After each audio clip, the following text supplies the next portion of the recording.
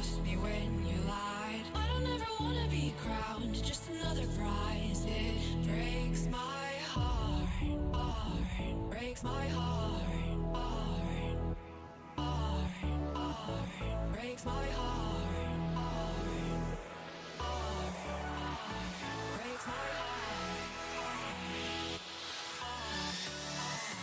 breaks my heart.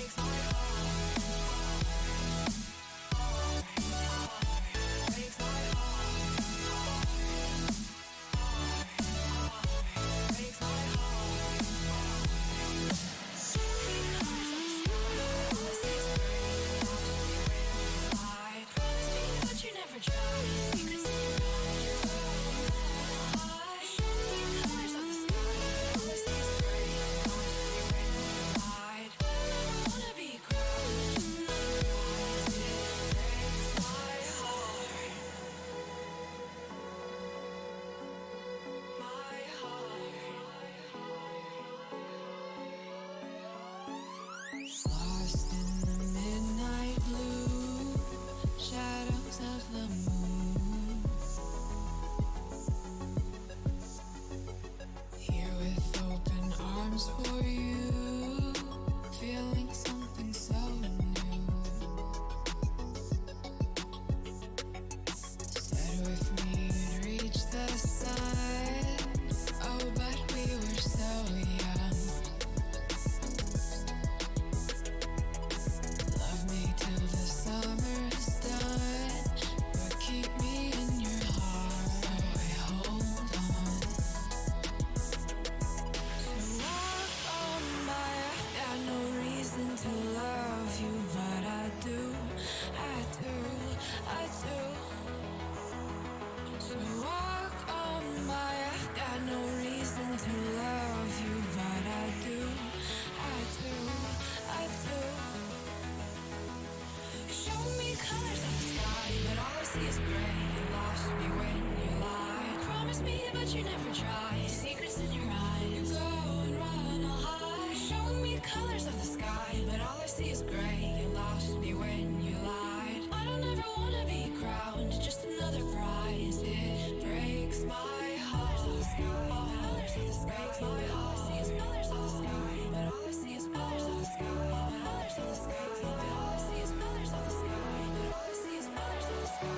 Colors of the sky, but all I see is colors of the sky. All I see is colors of the sky.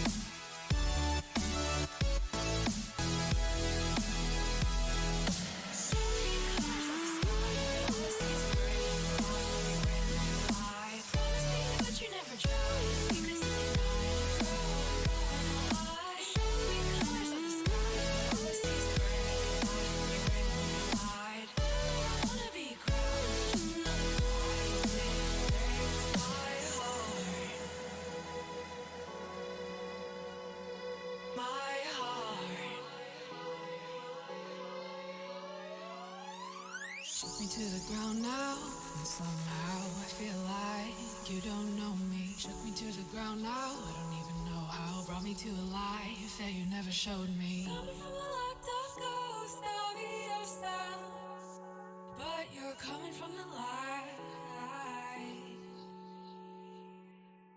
There's more to you than you ever thought there was. Yeah, you're coming from the light.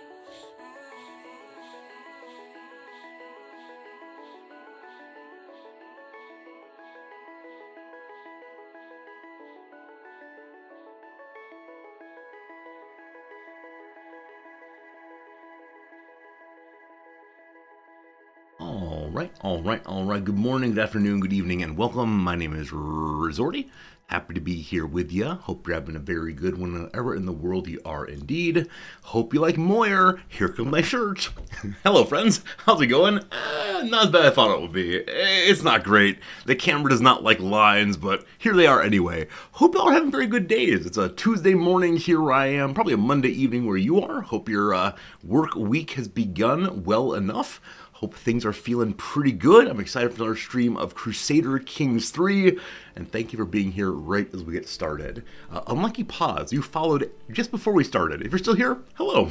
So, Grimmy, how's it going, my friend? It's good to see you. Yes, this Crusader Kings campaign is snowballing to ever greater objectives. It's true.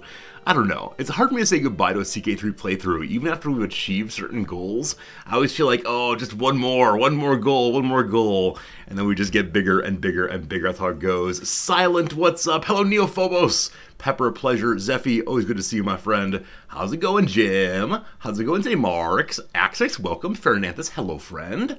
Silent, I may have said hi. I'm not sure I did already. Hello, Two Wolfman. Hello, everyone. I jumped around in chats. I'm sure I missed someone. If I missed you, I apologize. Nonetheless, I'm glad you're here. Sincerely. Grimmy, you just turned in a philosophy exam paper. I hope it went well. Fingers crossed. Hope you got the grade you wanted, whatever that happens to be.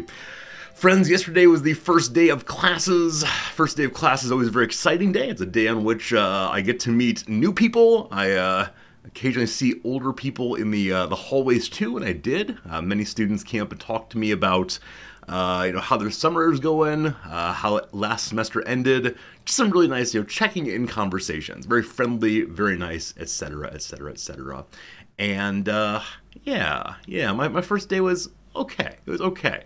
Definitely summer semester feels strange because the periods are about an extra 50% longer. And that is more time to try to think my way through and figure out how to include more ideas, but not too many ideas. And I gotta say, by the end of that class period, the students were flagging just a little bit. So it's fine. It's all fine. That said, they're standard students, so the variety of people in the room with different personalities. Some of them are very, look at me. Others are, oh God, please never look at me. And hopefully over the course of the semester, we can find ways to bring some of them out a little bit more, and others, settle down a little bit. This semester, I have some students from places I've never had students before. I have one Swedish student, and she spent the entire class period on her Snapchat and Instagram. We gotta work on that. I have a student from Pakistan. I've had students from India before, but never Pakistan. This semester I have one of those.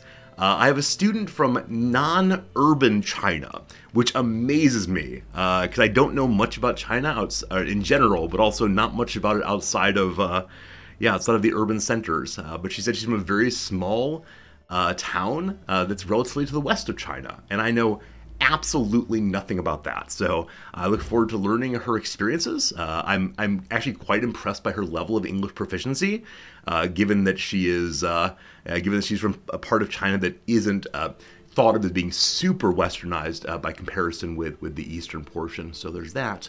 A bunch of Japanese students, a bunch of American students, some Canadians, one Hungarian fellow.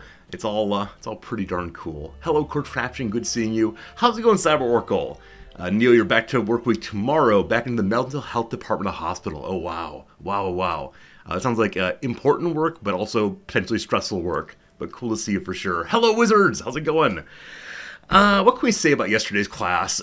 So, I made a very slight oopsie doopsie. Very, very slight oopsie doopsie that I do feel bad about. I want to start the story that way.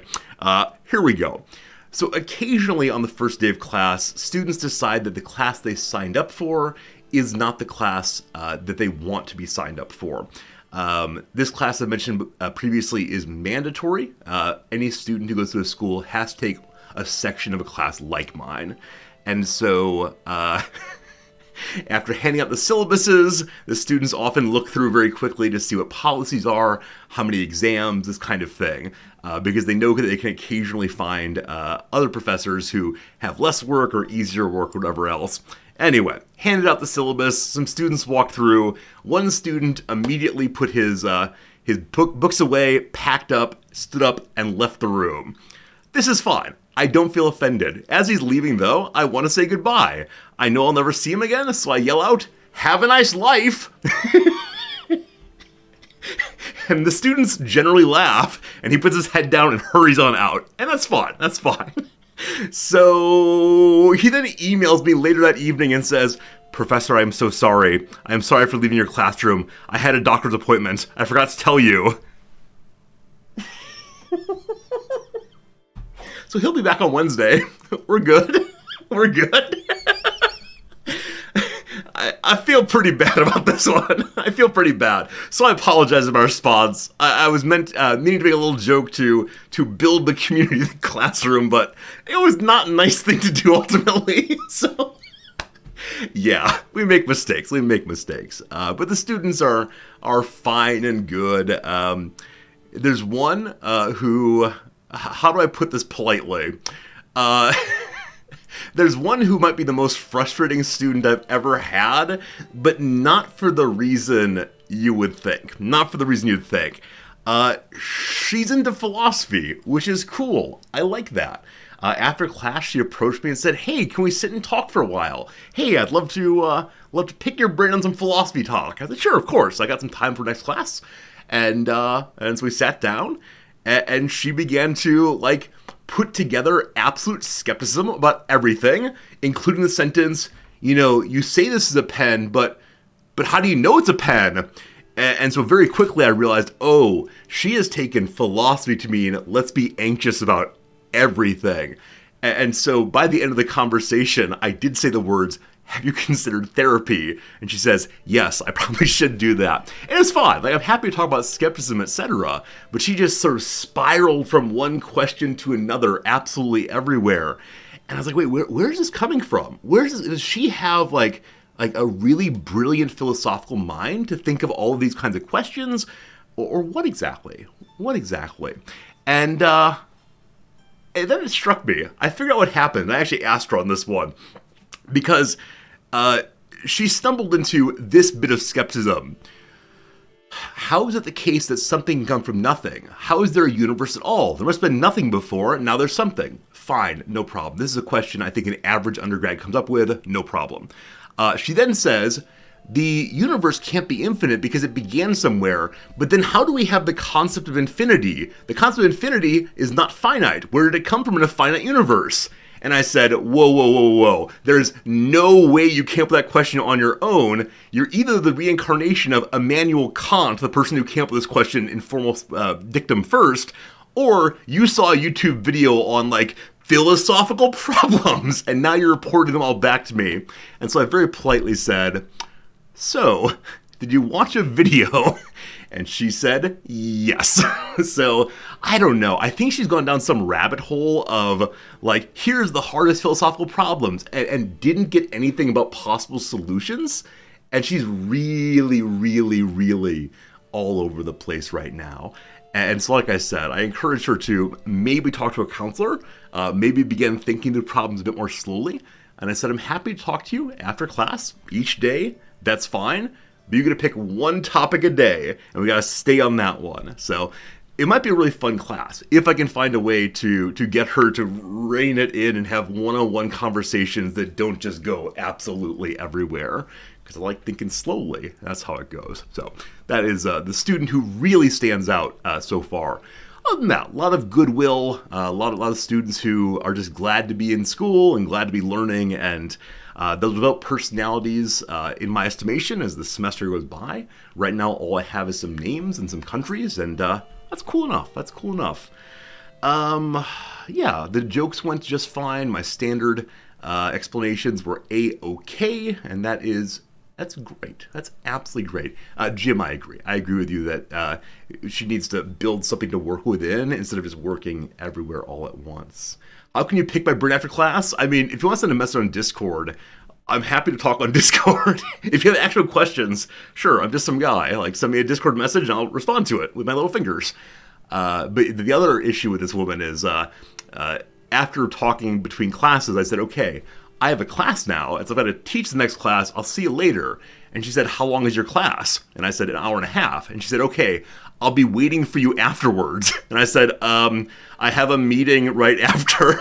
So it's going to be an issue if she wants to talk to me every possible moment, because I got a life, and I got a lot of students, and I enjoy talking to students, but not constantly. So we'll see how that goes. Yeah, class again tomorrow. I'll definitely tell you more about that once it goes. Did she ask where I live? Not yet. She did ask what my mother's maiden name is. I think she's very interested in genealogy. Yeah, it's fun though. It's fun though. Like I say, every new class is a whole new personality to develop, to build up, and it should be good. Should be good. Yeah. I think the only thing that really struck me yesterday is, though I had 2 classes, and I tell the exact same setup for one question in the class, the 2 classes were completely different in their response to it. It's a story I've told previously. It's a story about 2 friends, one of whom loans money to another, and then a robber shows up and demands all their money, and in the context of the robbery, the second friend pays back the first friend while the robbery is happening. The question, of course, is, did the second friend repay the first friend? It's a much longer story, but it's set up the exact same way. And in the first class, 80% of people said yes, they were repaid. In the second class, 80% of people said no, they were not repaid. And I cannot figure out why the class would be so radically different on this question, when I'm fairly sure I've told the story the exact same way each time. With that in mind, I think next semester I will... next semester I will record a video to play, which would be very strange if it's me standing in the classroom watching myself talking, but I must isolate the variables. That is what must happen here, so I can learn why students are so different. Also, as many of you know, I don't do the normal getting to know you questions of, what is your major, what did you do this summer, etc. Instead, I have some fun questions to get decent conversations going and to loosen it up a little bit.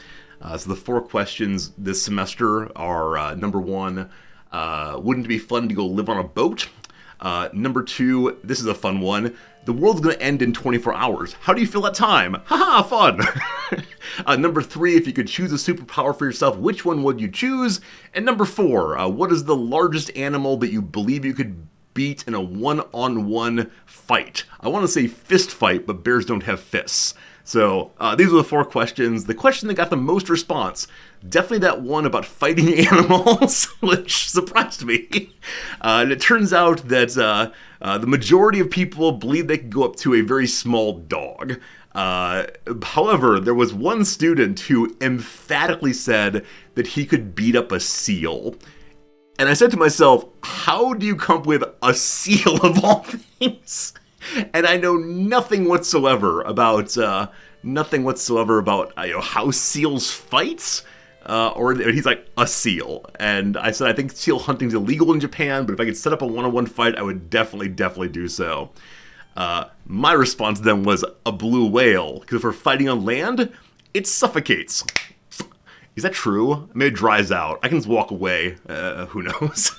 But yeah, it was fun to see them laugh and have some jokes and so on. And it was nice. It was nice. Most popular superpower, of course, is flying. Everybody wants to go flying, which is understandable. Blue whales breathe air. Okay, I would then take my fist and block the blowhole. That would do it then. But yeah, favorite superpower is flying. I always push back on this a little bit by saying, what if you could fly as high as you want to, but only move at the speed that you're walking? Some of the students are still on board with that because they just want the view from above, which is cool. Others say, if I can't get places quickly, no, no, no. I also modify it by saying you can go as fast as you want to go, but only 2 feet above the ground. And that one is universally disdained. They accept that it's a good party trick, but nothing past that. This semester, no one wanted to be invisible, not a single person. And there was some desire for telekinesis, the ability to have things move without you picking up and move them. And I did my standard joke here, which is I took my pen and I threw it onto a table and I said, "Hey, would you mind handing that to me?" And they did. My mind caused someone to move something for me. And the students groan, and they know full well they're in for a good semester. So, there you go. You want your healing power to be regenerative health. Oh, is this kind of like Wolverine, where you get wounded and then you come back real soon? Maybe. No immortality this semester. When I teach classes that include engagements like with is it important that humans die, and what's the relationship between meaning and finitude, and wouldn't it be great to live forever, students are emphatically no, it would get boring. And I don't know if there's a piece of media they've consumed, anime or a movie maybe, that has shown this, like all your friends die and you get very sad. But no, I have not had a student argue for immortality in probably more than a decade, actually. I always have to do the work on the side there. Of course, my favorite part is after they're very emphatically opposed to immortality, I then let the class go on for a while and say, oh gosh. By the way, is anyone here a Christian? And I played it very, very loose. And someone goes, oh yeah, sure. And I say, cool. Isn't part of the goal of Christianity eternal life, immortality? And they laugh and we move on. But I've made my point. Very good. Yeah, I think they think that just life here is not great forever and always. That's fine. As far as how people fill the time between knowing they die in 24 hours and actually disappearing, majority of people said, as you might expect, spend time with friends and family, which is very, very sweet.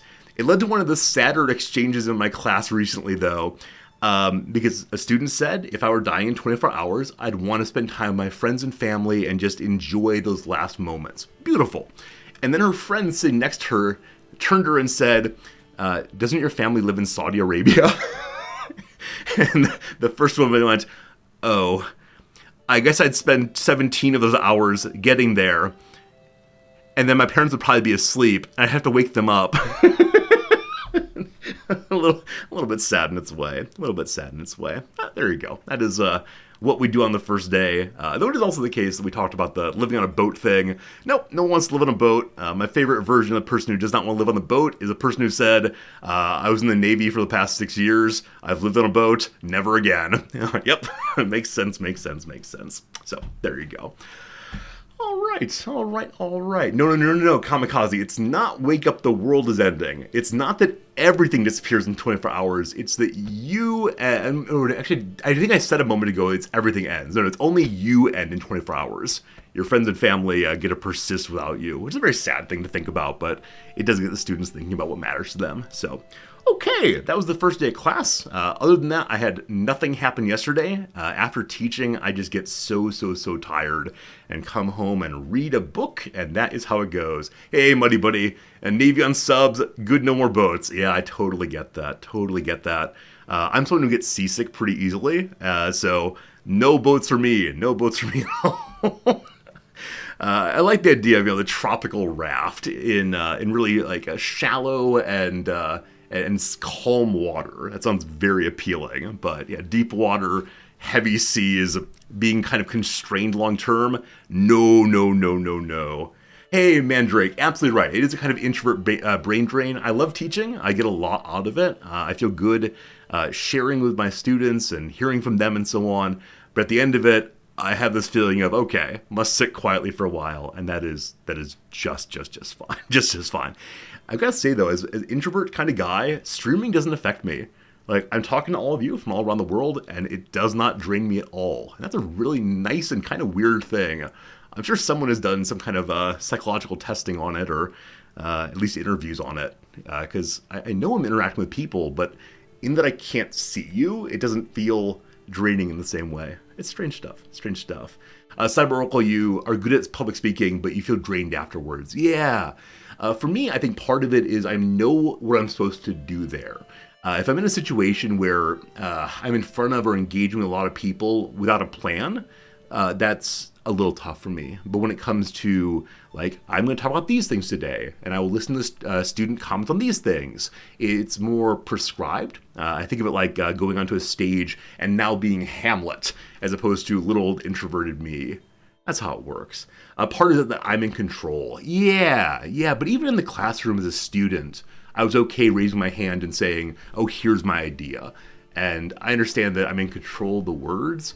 I really hope it's not just I'm in charge and so I don't worry about it. I don't know at all. How about you, Miffy? Have I gotten bored of philosophy I'm teaching every day? Honestly, no, because even though it's old hat for me in some way, it's new to the students, and I often find that students respond in unexpected ways, though I generally know how they're going to go. There's occasionally interesting surprises. I often ask them to respond to quotations or to central ideas with how this affects their life, or where they've seen this in the media or wherever else. And they always have different experiences, different reference points that are really, really cool and help me grow my own understanding of the text.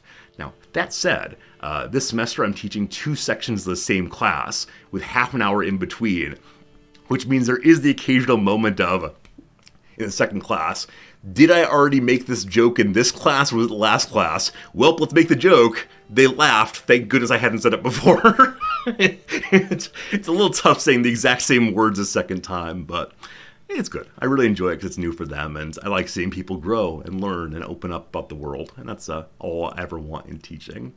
Have you ever watched the show The Good Place? Yeah, a little bit. I think that shows like The Good Place, popular books on philosophy, philosophical movies are awesome. When I first started as a professional philosopher, I had this feeling of no, leave the words and the fancy truths to us. But now I think anything that gets people thinking and talking about what matters, what's important, what they can believe, is so valuable, so valuable. And I hope that they'll take these popularizations and then, talk to people like me and look more deeply into the books behind the thoughts and grow past that. But no, I'm not someone who insists on disciplinary purity and so on. That's how it goes. All right. Today, friends, we're playing more Crusader Kings 3. A little game we've been playing for, a week and a half now. Really enjoying it. Our playthrough is going about as well as it could be going. We're achieving our goals and getting stuff figured out. And that's going to continue. Now, that said, a slight modification to today's stream. The last hour of today's stream is actually being sponsored by a newly updated game called Timberborn. Timberborn is a game that I played a little bit of when it first came out into early access, enjoyed it okay, but said, okay, this one needs some work, and then we'll come back to it. So at the end of stream today, in the last hour, probably when many of you are sleeping, we'll then be playing an hour or so of that. If it goes well, we may give it another try next week or so. Also, I'll mention here, when we change games, I'll be giving away a game key. That should be fun. We'll see.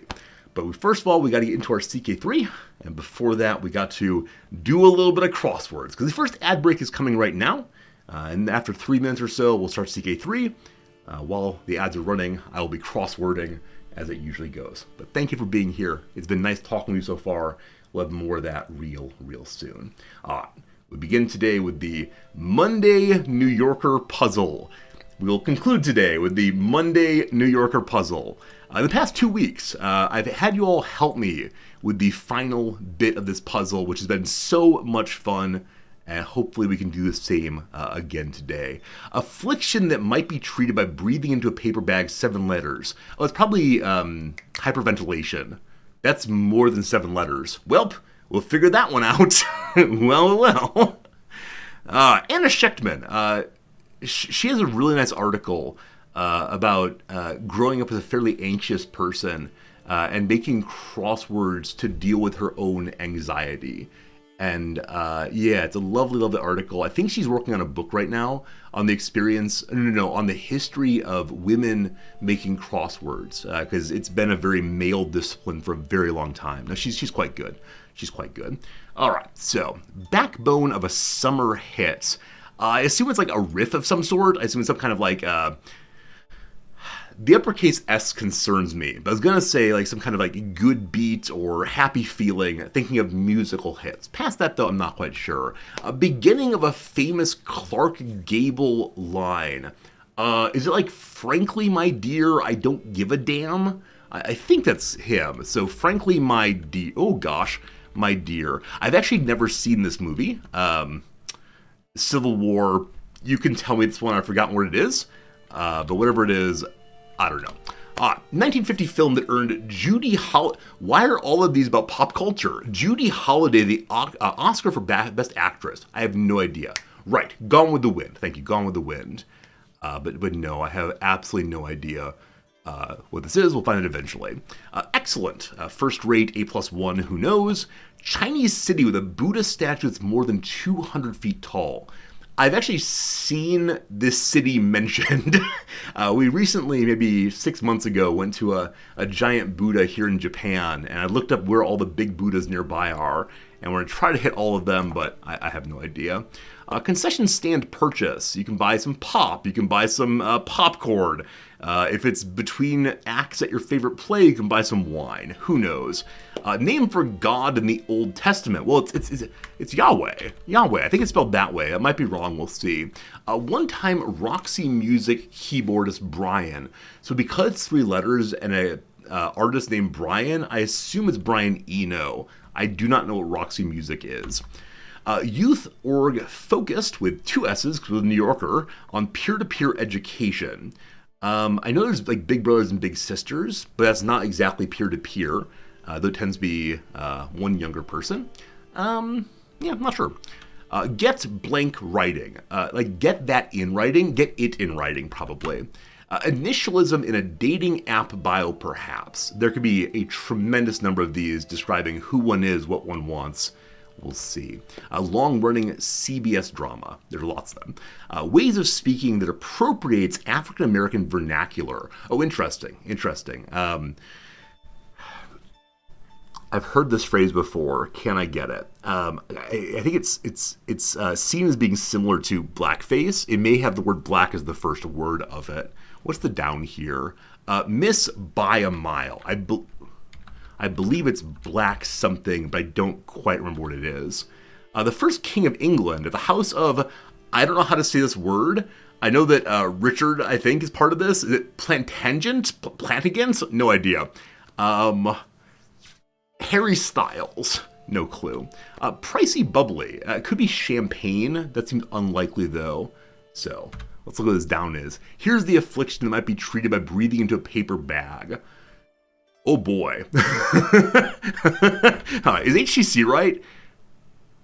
No. Okay, maybe it's a different name for God, because Advil and Aleve are over-the-counter drugs. The ad break's over, and so I'm going to run these 9 downs, and then we'll stop for now. Scurried could be ran something. It could also be... not sure. Blank time, quickly. Like double time for marching. I'm not sure. A Zoom alternative. Well, thank goodness for easy ones. That's a Skype.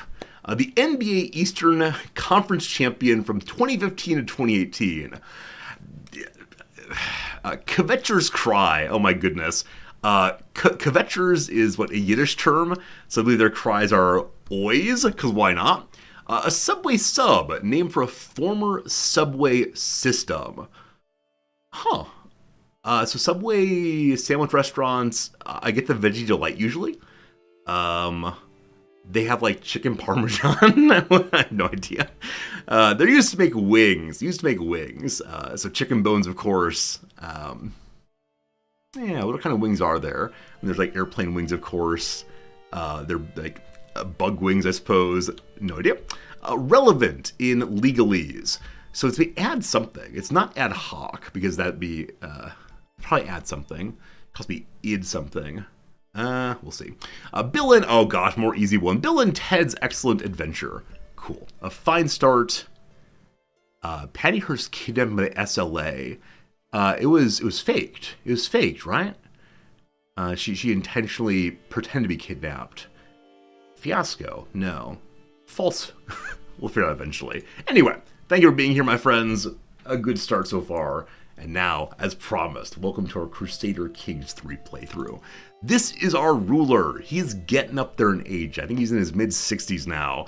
He has moved away from building the empire and is now instead working on building the technology, spending more and more time working on innovations. Now, with that said, our culture is very, very, very small. And so we need to work on building up our culture a little bit so we go a little bit faster on innovations. I'm actually curious how big the culture is now. I'll look at it in a moment. It should be spreading throughout the HRE gradually, but who knows? Who knows? You'll recall that the heir is not actually the biological child of our current ruler. That may be an issue. We'll see. All right. Welcome, one and all, to... Apparently we just had a war. Oh, yeah. We ended yesterday's stream by taking over these two little counties here in Spain. As you see, it is a kingdom. They're calling it a two-county kingdom. That kingdom could absolutely be destroyed pretty quickly if we wanted to, but maybe we'll use this kingdom claim to take over more territory. I am intending to insert us into Iberia, because there is an achievement for entering the Iberian conflict and resolving it without starting in Iberia. So that should be a good time sooner or later. We have one faction growing against us. It's peasants. It's one peasant group who is in Paris, and we will just ignore them for now. Other than that, what we're doing? We are actually touring. What are we going to? This is our taxation tour. This is the first ever taxation tour we've been on. We're on the second stop. There's going to be a lot of touring today. I hope you enjoy reading about people dancing and hidden assets and all the rest. Cool. Money is coming in like gangbusters. You see 162 per. Might be the case that we try to gobble up part of England today. Oh, the big thing is happening today. Today we do vassalize the Pope. And will that happen on this king's watch? Oh, you know what's unfortunate? We can't launch a war while the king's on the road, and we have no truce with the Pope. Because he's a new Pope. Old Pope appears to have died fairly recently. Alexander IV shall be joining us real soon. Though we have to be at home for it. So we could cancel the tour. We could refuse to visit anyone else. We're not that far away from home. We have... Yeah, we've gone up this way so far. About halfway through the tour, it looks like. We'll see. I look forward to incorporating him when we get back home. The latest work of my vassal, the King Roscelin, that is, the shy fellow of Sicily, has been dedicated to me. What does man hope to rest when tired? His work surrounding the happy retired. He rhymed tired and retired. I think it marks some points down. The rubric is not happy with that. 'Tis rare enough for men to admit that given chance they'd change quite a bit. Regrets are a good topic. That's a topic. Your poem's pretty good, my fair king. There's just one little thing. When you rhyme tired and retired, unfortunately your words do not inspire. Duh. Darn you, verb tense. Darn you. Alright, so we're gonna say thanks for trying. See you again soon. That'll be great. Okay. Other things going on. Got a bunch of tiles we can make. And the Duke Domislav, we can change his contract. He's part of our family. No reason to do that at all. Prison should be empty. Yeah. Nope. Prison is not empty. We picked up these people in the recent Spanish War, I suspect. King Louis of Navarra has decided he wants to be independent. This fellow we just incorporated. Seems very unlikely. This fellow here is nobody much. His liege does not want him back. He's a good Catholic man, so we'll just send him on his way. And then Andres here, a fine learning character, not so well traveled, not so good at fighting, 58 years old. Your liege does not want you back either, so we'll just send you as well. Hello to Munio. All these old men. I appreciate that. It's not young men fighting old men's wars. Instead, the old men are showing up to fight their own wars. That's lovely. Lastly, Egrio. Again, a lovely Basque fellow, but nobody we need, and so have a nice life. Acrobats acrobats jump in colorful attires. One of them opens his mouth to catch a ball, another one throws, and the public erupts into cheers. I didn't put a jacket on today. Oh no. Friends, do I need a jacket? I missed that part of the stream. The music soon follows. I've heard this song before. Perhaps. Many of them sound too similar. Even from the dais I can hear the peasants loudly singing along. All we are saying is give peas a chance. This place we are, #1 pea grower in the entire empire. And dance in the fields of woof woof woof. A figure decides to join in, stealing the juggling balls. Get that dog. So we do not have a dog ourselves. I'm hoping they'll be able to recruit this dog to the home team and take them home with us. Yes, #1, I can take the dog home with me. If we do that, we get stressed because we're ambitious, or I must sit where I am. I want to question this particular event outcome. Why is it stressful to set the ambition of having a dog? We accomplished it. All right. We got ourselves a pet dog. As I pet the pet dog in the head, he happily wags his tail. What name would suit him? Something historical? Something alluding to his brown fur? An important decision. As the dog rolls over to let me pet his stomach, I find myself distracted. But wait, I know! I will name him. My friends, what should we name the dog? Give me suggestions. I have ideas. I'd love to know yours. And while you're typing, I'll go ahead and get myself a jacket. Be right back.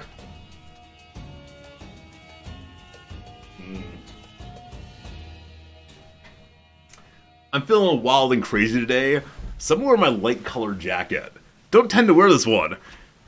Back when Barack Obama wore his tan suit one day. There you go. There you go. Light jacket, that works well. We should name the dog Start Over. Oh, you mean I need to put the jacket on and start the whole stream over? Yes, yes, yes.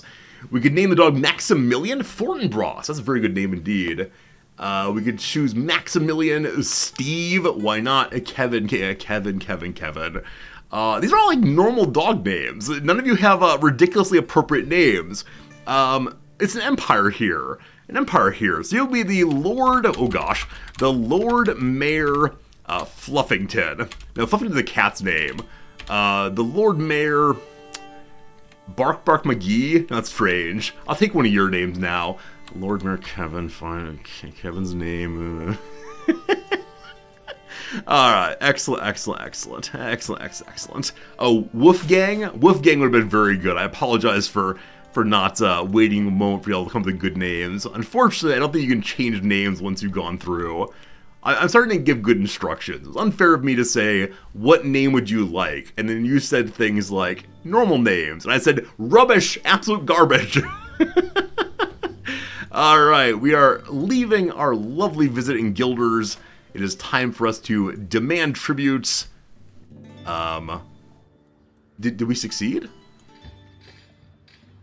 I don't know. Look at that! Here as I walk down the street of Guilders, my wife is pointing what seems to be known as the St. Matthew's Guild. We've met a lot of guilds so far, over and over again. A group of apprentices are knelt down in front of a workbench. They say kneeled down. I want to say knelt every time. I'm not sure why.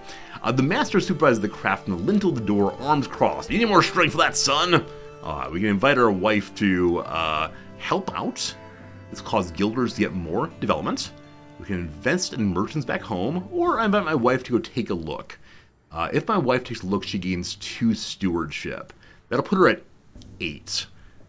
We don't have her focused on stewardship. She's helping with everything. So you know what? Sure. Take a look. Have a good time. she actually gained the better outcome, which I think had a 20% chance of happening. So she is now an architect, which gives what instead? That 2 stewardship and everything is so much cheaper. Cool, sounds good. The Duke of Helra has defied the authority of the crown and refused to submit to my demands. If we want to, we can imprison him. He's a good man. He's rightfully Dutch. I'll remember this. But we'll see. We'll see what comes from this. Our little tour continues, heading on down next to here, over at Oh Boy French. Angoulême. Sure, that's right. It's not right at all. And just like that, we're over 1,000 money again. So I'm going to go ahead and build up my men-at-arms. And then get to building more buildings as usual. Oh, man. Anytime I see a bastard pop up, I worry someone knows my son's secret. Secrets. Keep it quiet. Couture Sama, it's so good seeing you. I got the pronunciation right? My goodness, almost like a native French speaker here. Okay, unfortunately, all of our men-at-arms are at top size right now. We could turn our bowmen into crossbowmen instead. That seems fun. And then maybe we'll start replacing some of the foot soldiers with horse soldiers instead. Not sure. For now, though, the crossbows. And max that one out. Good. Lowering consequences. You over there! I hear a distant cry and turn to find a plow-holding peasant daring to speak to me. His breath is heavily agitated. I'm sorry, my lord, but rare is the chance I have to talk to you. I understand you must grow the realm, but the royal buildings have left us all without jobs. We can give him money. Instead of teaching him how to fish, we can just throw fish at him. I can invite him to come and work on my land. I'll give you what was taken from you. Do we believe in reparations in this family? I think we might. So we'd get a personal claim, or personal hook against him. Because I want to do justice, apparently the just thing to do is to give him work. The peasants come into our capital. Development grows quickly for the next 10 years. Awesome. Welcome to my lands. Get back to farming. And then, a serf and his emperor. I enter a local tavern, weary from travel and thirsting for some boozahol. My quiet contemplation is disturbed by the sound of a slamming fist on splintering wood. That miserable sycophant! We shouldn't even be calling that fool our emperor. We should be calling him a loathsome fool. Fool. I try to keep my profile low, but it appears my emperorly manner and the personality of my garments has given me away. I must think of something to do before the situation escalates. So, one peasant asked for us to give him a job. This one dares to insult us. So I could insist, I'm not the emperor. I could insist, we'll lower your taxes. Of course not. Or I could demand that he say it to my face, and I punch him in the nose. So we're taking a prowess chance here. We cannot be killed. We might get wounded. Let's see. Hello to you, Fulk. He is dead. He has been indeadened. Very, very good. My spy master apparently is looking for secrets somewhere. He's trying to find secrets on Steiermark here because they have incredibly low chance of, or incredibly low taxes rather. We need a way to change their taxes. A hook would do it. And we're happy to report that the Archbishop has converted another county. There's still a little bit of Nestorianism here. And then out in the east, the Scourge of Orthodoxy has arrived. We'll continue driving the heretics out first. Beating up on peasants. I thought I had people to do that for us. Also, having changed the men-at-arm group, we have to restation them. This is the new thing in most recent DLC. So, the place where they should go is here, which gives the plus 48 to their damage. That should be awesome. And then, beware the highwaymen. My procession continues when it comes to an abrupt stop on Aranad's command. Stop, you fools! It's said this road is infested with bandits and scoundrels of low character. We must divert. The route he proposes is longer, but it's also safer. I like this. I like this event because it feels like it does the same kind of work as the, oh no, there are ants in the road. We don't want to walk over the ants without being about the ants. So yes, I love the idea of we occasionally go different ways because of other obstacles than just tiny little bugs. So we take the safe route. If we do this, we go a little slower, but we lose some stress, or we must deliver justice. Apparently the bandits here are pretty strong. And so my leader, Arnaud, he's actually very bad at fighting. So he will be unable to mete out justice. So, safe route is better for now. Cool. Holy cow, we have 46,000 peasants. I wonder if I'm kind of the strongest power around. I suspect I might be. How's the Emperor doing down here? Byzantines have 11,000. Yeah. Who else looking pretty big? I mean, no one is. No one is, of course. Yeah, I think we may be independently doing pretty well. We're trekking through Saint-Junien. Our caravan has stopped at a clearing bordered by tall grass.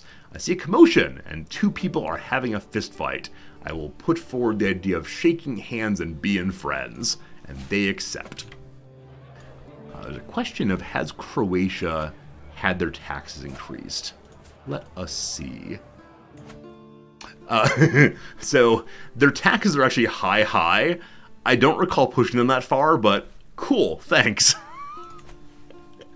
Hey, Steven, good seeing you, my friend. Alright, we've arrived at our next stop. At this one, we're having a little dinner. Our stress is pretty low, so we're not concerned about changing our focus. Now, that said, we've already capped out our taxation tour.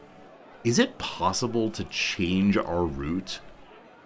We had the best success you can possibly have.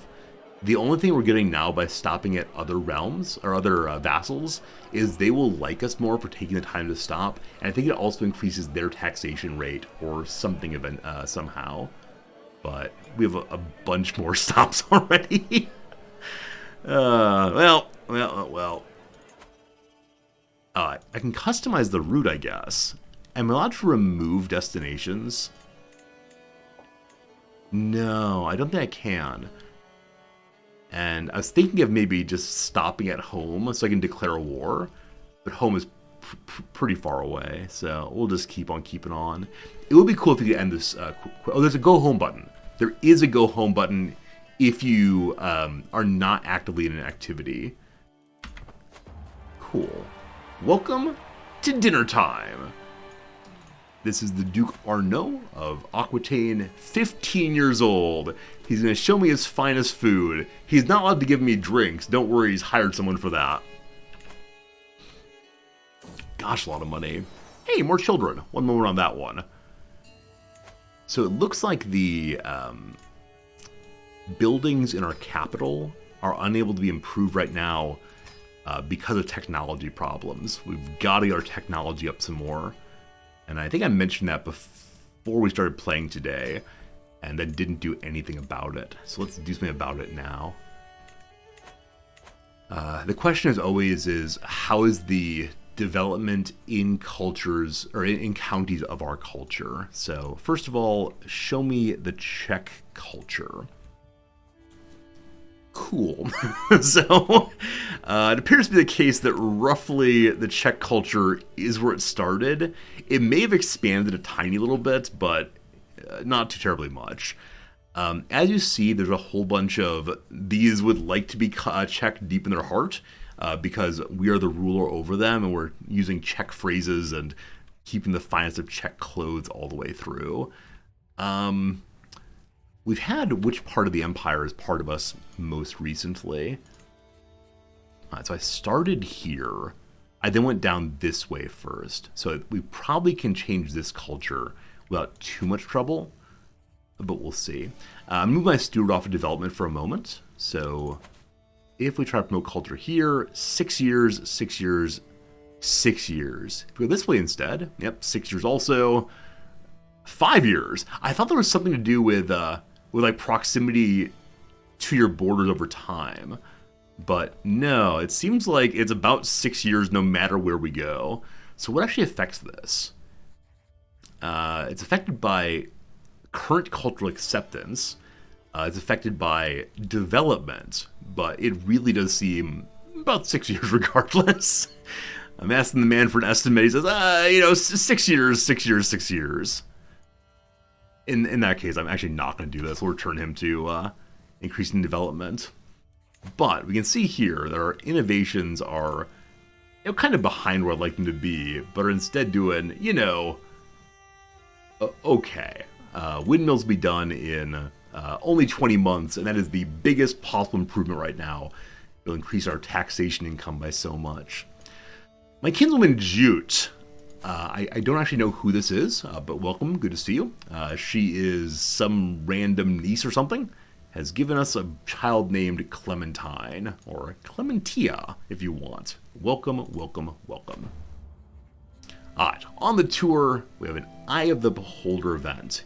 Eves, some random man here, has wonderful ideas about stewardship. He laments are not possible to implement at his own duke's court. It'd be a shame to see talent like this go to waste. He must join us. So, we can ask the duke, we can disappear the man of the night, or say it's ridiculous to steal people. He's a big dum-dum, so maybe his original and interesting ideas about finance are actually him just making up stupid ideas and we're not smart enough to know. I see though he's a poet, and it's always great having more poets hanging out, so let's disappear into the night. There was 71% chance of this happening. It failed! Oh no, they noticed me trying to steal him. Before that, though, a little courtly exchange. Constance here is approaching me, claiming being given the Duke's permission to join his court in place of my own. So this is some random lady from Kent. She would be useful for pushing claims in England. But if she wants to go, she's welcome to go. The Duke addresses me directly. "Melige, I've been contemplating the matter," this is how 15-year-olds talk, "and have come to the conclusion that Eve shall gladly join your most gracious court." Hey, thanks. Hey, thanks. So random dumb person's joined us. Good. Things are happening in the royal courts. We're not allowed to interact with them because we're so far away. The King Meinhard has formed the Rhinelander hybrid culture between the French and the Franconians. Wow! The Rhineland grows stronger. This evening I'm set next to Borrell. Hello, Borrell. As he sighs into his plate with longing. "Truly, I grow tired of life here and long to elevate my station in life. My talents are wasted." Wow. Everyone wants to leave this duke's court. Do we believe he might be abusing them? Someone has to call the police. He wants to come to Praha with me, where he can show what he's worth. I could say, of course you may come.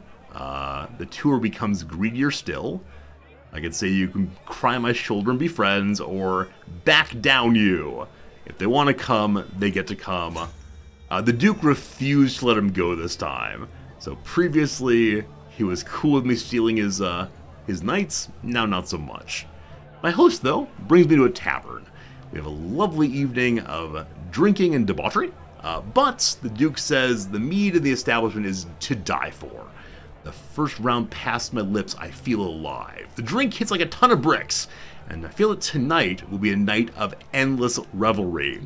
You will recall, friends, we have problem alcoholism in our family here. Last two emperors died of drunkenness. So I could say, let's drink until we die. Why would... Oh, you lose all the stress. You lose more than the full level of stress if you do this one. Yeah, for a moment I was not sure why anyone would ever choose this other than ha ha ha. Because it's negative in all possible outcomes, but you do lose the stress. Do it? It's only 1% chance of dying, but I don't want any of those things. Drunkard's terrible. We could show some restraint, have a drink. The Duke does not appreciate our restraint, we lose some stress. Or, you've outdone yourself, Arnell. We say it's a great time, lose a little stress, but don't drink too much. That's fine. It's the RP choice? I mean, it is insofar as our family has trouble with alcohol, so we have trouble with alcohol. We're trying to overcome that. We're trying to overcome that. Okay, fine. Alright. 5 years of drunkenness. 5 years of drunkenness. There you go. You get your RP. If I died, it was your fault. I love it. Luckily, the succession is secure right now. We are A-okay, alright. Everyone is making merry at my dinner, and I tell another of my legendary jokes to much laughter, applause, and coughing. I look over and see someone is not laughing, except in a very, very strange way.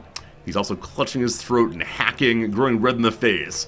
Maybe my joke was a bit too funny. I shall save him. I am your king. I think we succeeded. Not quite sure. Hujito, thank you for the follow. I appreciate it. Diamond Sun, thank you. Droll Blooder, all you new followers. Apparently choosing the option where my ruler might instantaneously die is what gets the follows these days. It's time for us to leave. Once again, we ask for tribute. He accepts. Hello. I emerged from my slumber after another peaceful night, staying with the Duke Arnaud. As I regain my consciousness, I feel something heavy beside me that wasn't there before. You recall that last time this happened, we found ourselves a bottle of, a large jug of wine. This time, it's the familiar touch of a woman gliding her fingers inquisitively across my breast. Oh my. This gift is certainly unexpected, but is it really a pleasant thing to wake up to? I'm going to say no, I believe. I think we're saying no here. I believe we're a chaste and decent man, patient, calm, ambitious, happily married, 64 years old. No. So we could lose some stress and, lay with her. No weird children, thank you. Or get ye out of my sight. Get thee to a nunnery, I believe is the phrase there. I get up and slam...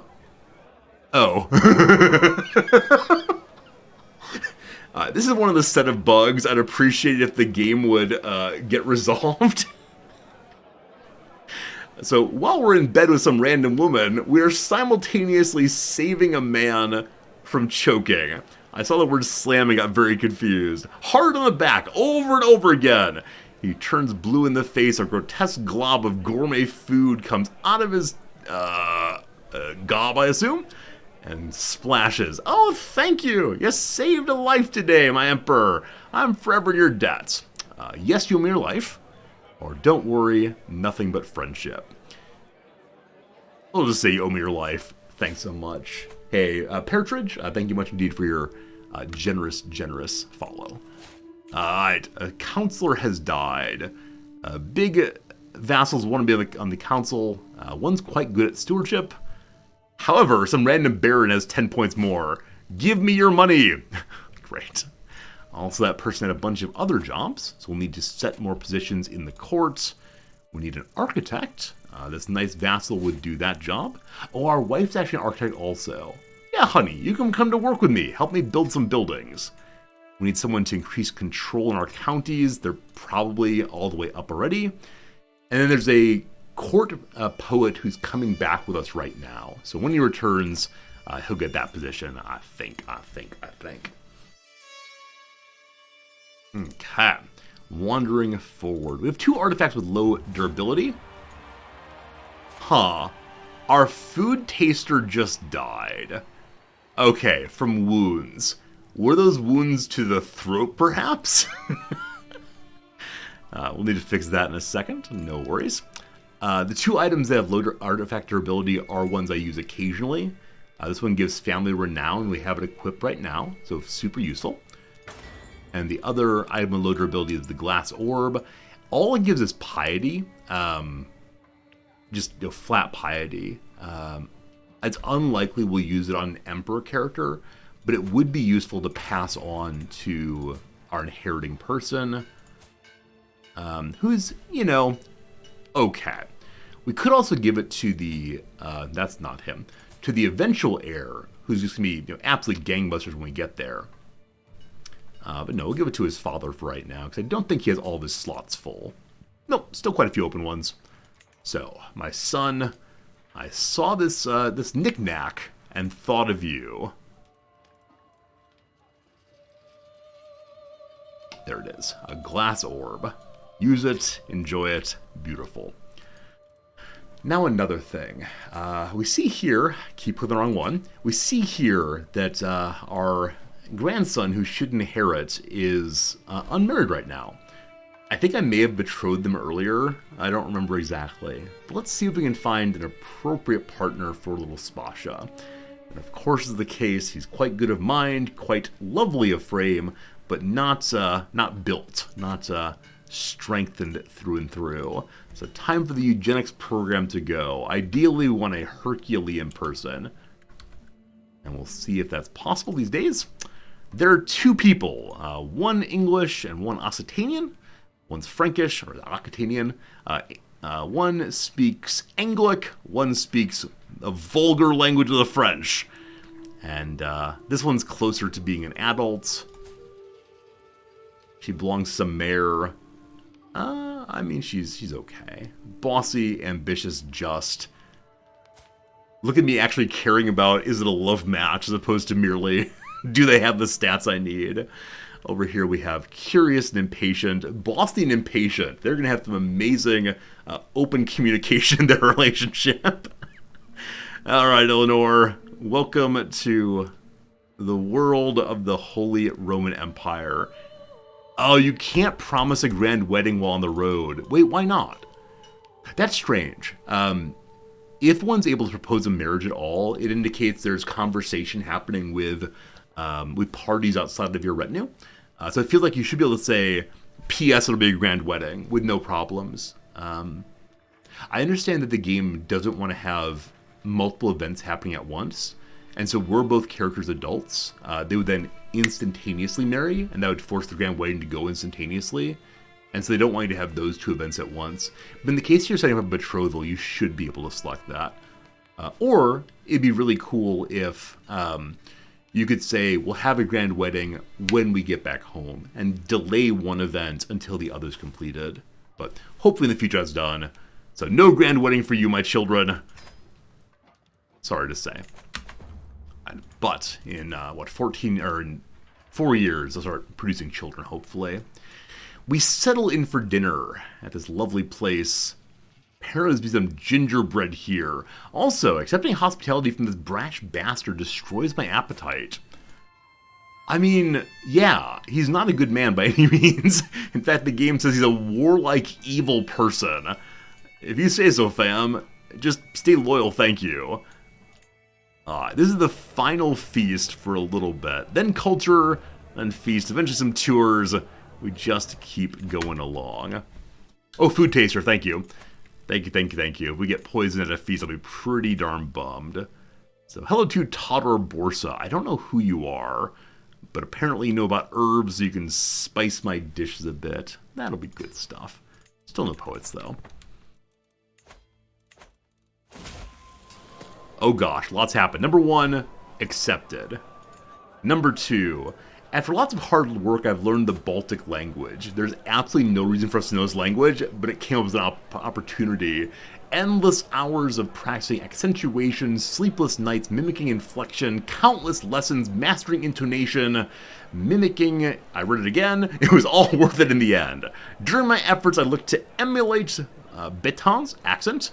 I'm sure she'd be impressed with my results. I've told this story before, but my professor, or one of my professors from grad school, moved to Japan, and before he came to Japan, he learned a fair bit of Japanese.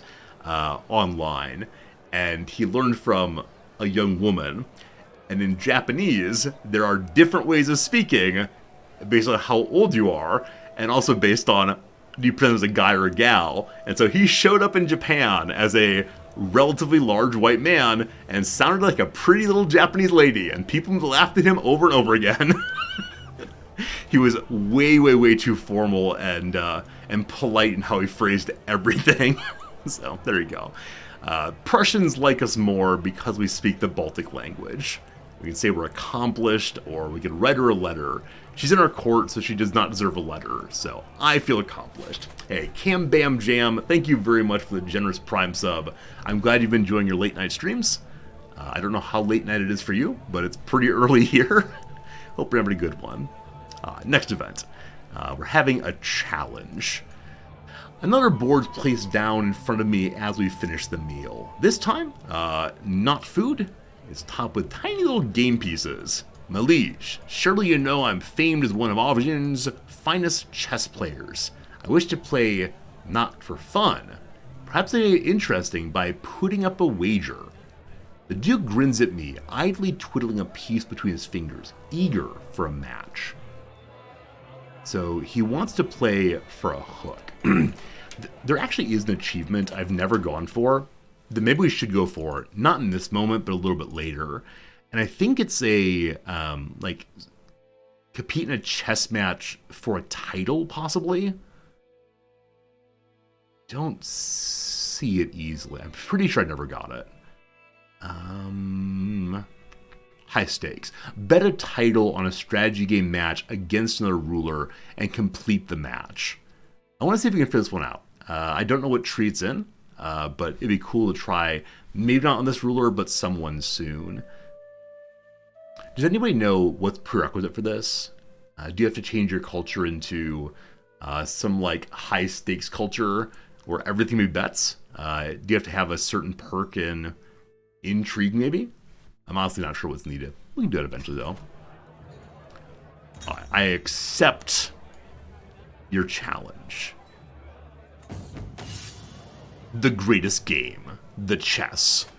This one is martiality, sneakiness, or big learning. As you will see, big learning is what we're best at. That's countered by martiality. He's a 12. Let's do it.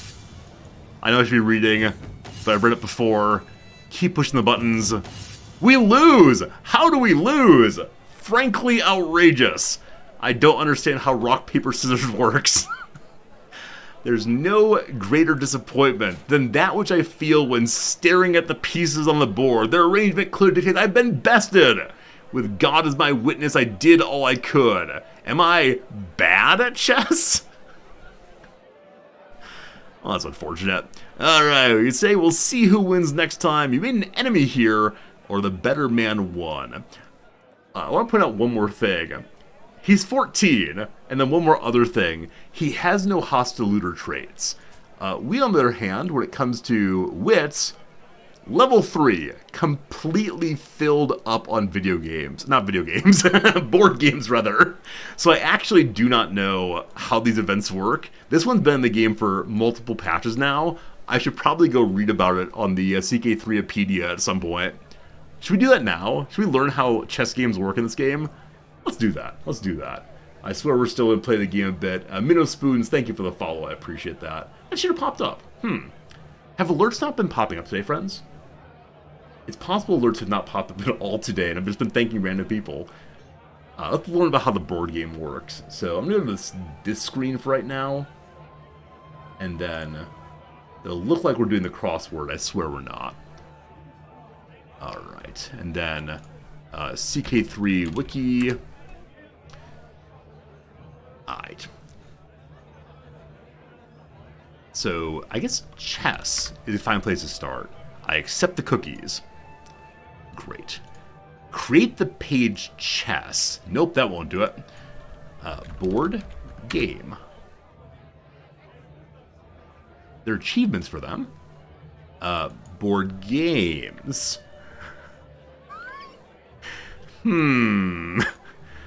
I know there's another board game that starts with like HT or something. I can't pronounce it though. Also, sorry for the white background here. Is it mechanics maybe? Maybe no one knows how they're played. Let's check mechanics and see if there's anything about games inside of this one. Characters, realm, warfare, faith, meta, maybe. Yeah, I know about the countering. The thing that surprises me is our learning, which we used, was 43. It's countered by Marshall. His is 12. So I would imagine that learning...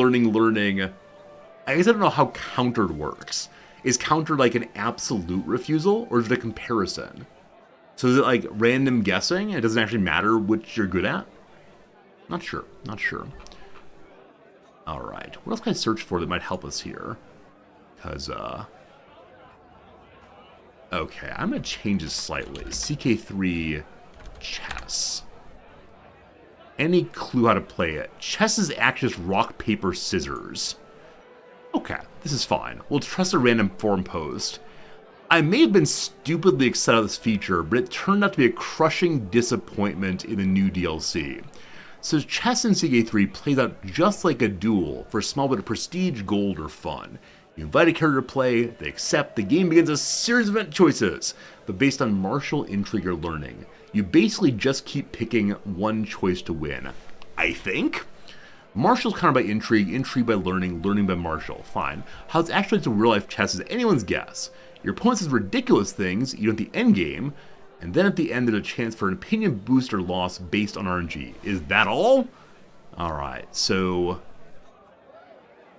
did you expect to be full-blown chess in CK3? Yeah, alright, so there appears to be no comparison between people's stats. So if you have a 99 in learning, it still gets countered by a 1 in martial. Very well, we've learned an important lesson. Now, while we're thinking about things other than actually playing the game, I want to see real quick if I'm actually not popping up alerts today. So give me 1 second to pull this up and push a button. Alright, do you see this right here? It should be a follow message. Nope. Nope. So recently Twitch put out their own native alert function, like stream alerts. I wonder if they've begun making other alert programs not working anymore, so that people are able to, or encouraged to use the Twitch native one instead. Huh. It's all set up correctly. Let me try one more real quick. How about this earlier subscription? Yeah, not up at all. Weird. Stream Elements had issues today. They post on Twitter. Mithras, thank you. I do use Stream Elements, so... in that case, I'll say thank you, but you're not going to see your pretty little pictures of my appreciation. Hey, Dogberry, while you're troubleshooting, you should mention you didn't get any ads during last ad break. I have nothing, I'm sorry. Absolutely no idea. Mino Spoons, thanks for the follow a bit ago. Anyway, apparently we're bad at chess, or bad at randomly selecting this, that, and the other thing. We'll try again next time. That's fine. Alright, so you got a hook on us for, daring to win at chess. Also, he's got the very best. I think the very best is finishing one entire line. And so we finish wit, and that will do it. We now need to hold a tournament and get more foot points and bow points and horse points before our poor old ruler dies. Fingers crossed on that one. When we get home, we need to do vassalize the Pope. We also need to throw a grand tournament, hopefully. And as I said, after this event, we're just going home. Alright, we knew it was coming, and here it is. Some French peasant wants lower taxes. Of course not. Now, I'm going to make a guess right now. I believe it's one county in revolt, and that one county will have one army of no more than 3,000 peasant troops. Let's see. Hey! Off by two. Good old CK. Alright. I'm surprised the local police can't stop it. Someone bring me Inspector Javert at once. War waits for no man. I can manage things from here. We'll continue the tour. Yeah, it's true. I was within 2, but I did go over. So I don't win the prices right at all. I don't get that fancy vacation or a new boat. Welcome, good morning. A servant comes forward and has a secret for me. Now, a secret as a 14-year-old boy kind of surprises me. And, let's see here. Show me your taxes. Yeah, I'd like no secret. So I'm able to, change his taxes. Tell me what you know. The Duke found out. This is not going well, this visit. He found out I was spying on him. I lost to him at chess. We're still positive opinion, but I've been a pretty bad guest so far. However, we're having an performance this evening. I sit at a feast table, eagerly awaiting my entertainment. The Duke comes forward in unflattering makeup and shoddy dress.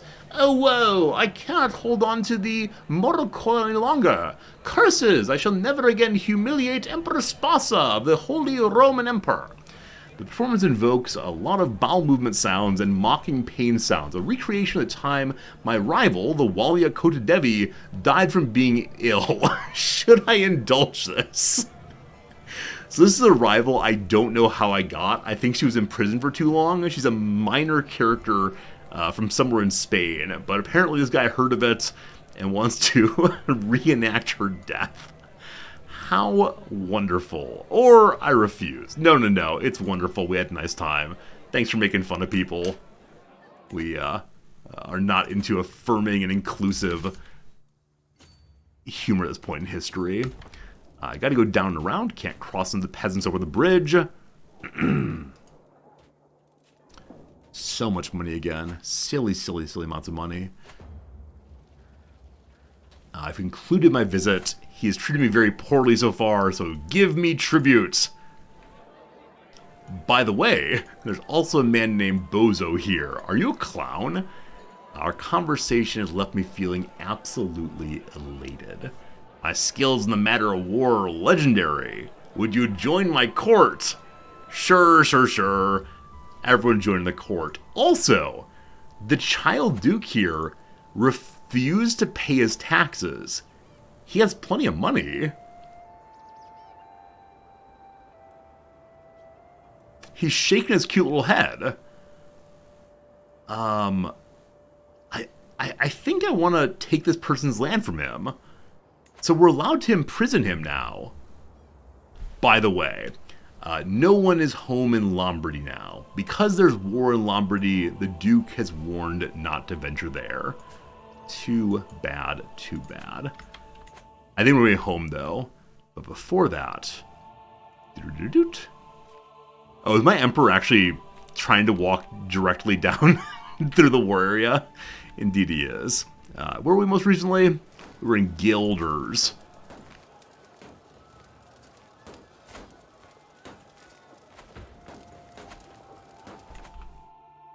No, Guilders was the last stop. Sorry, we were here instead. Where's the child? Bring me the child. Wait, where the heck was I? Or somewhere along this line. Maybe we're still standing in the place where we just were. Nope. Who is the child who treated me so rudely? Was he actually not the Duke?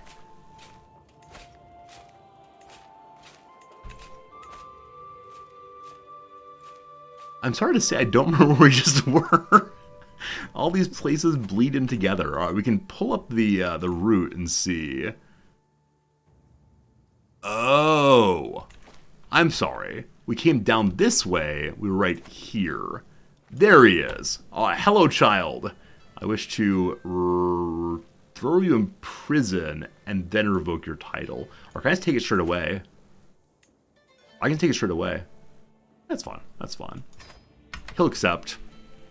It was not a nice visit. How dare you? He didn't even attempt to revolt on that one, so that's good. And then, may I send my little king home now?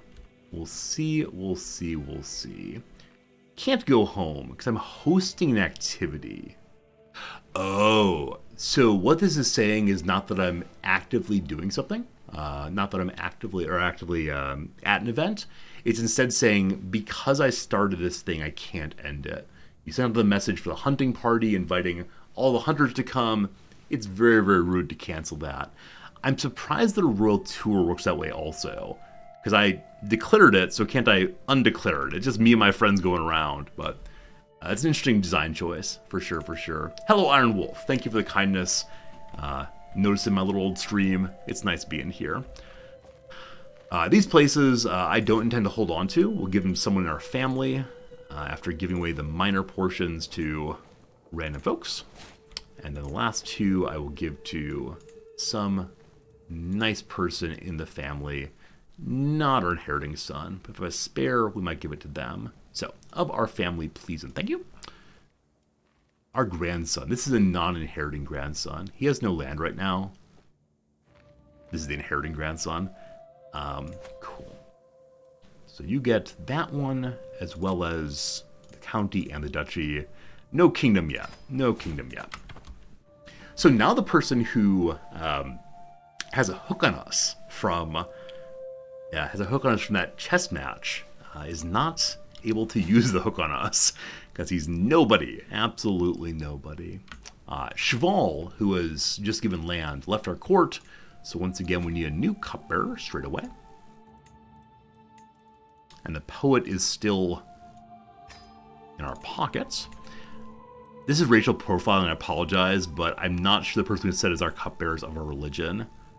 He might be, but I have a brief worry. Hello. Yep. Sounds right. Alright. I'm sorry, my friend. I need you to please join our family. Hey, Iron Wolf. Want to start the save? Yep. After the DLC started, not too long ago, maybe 2 weeks ago.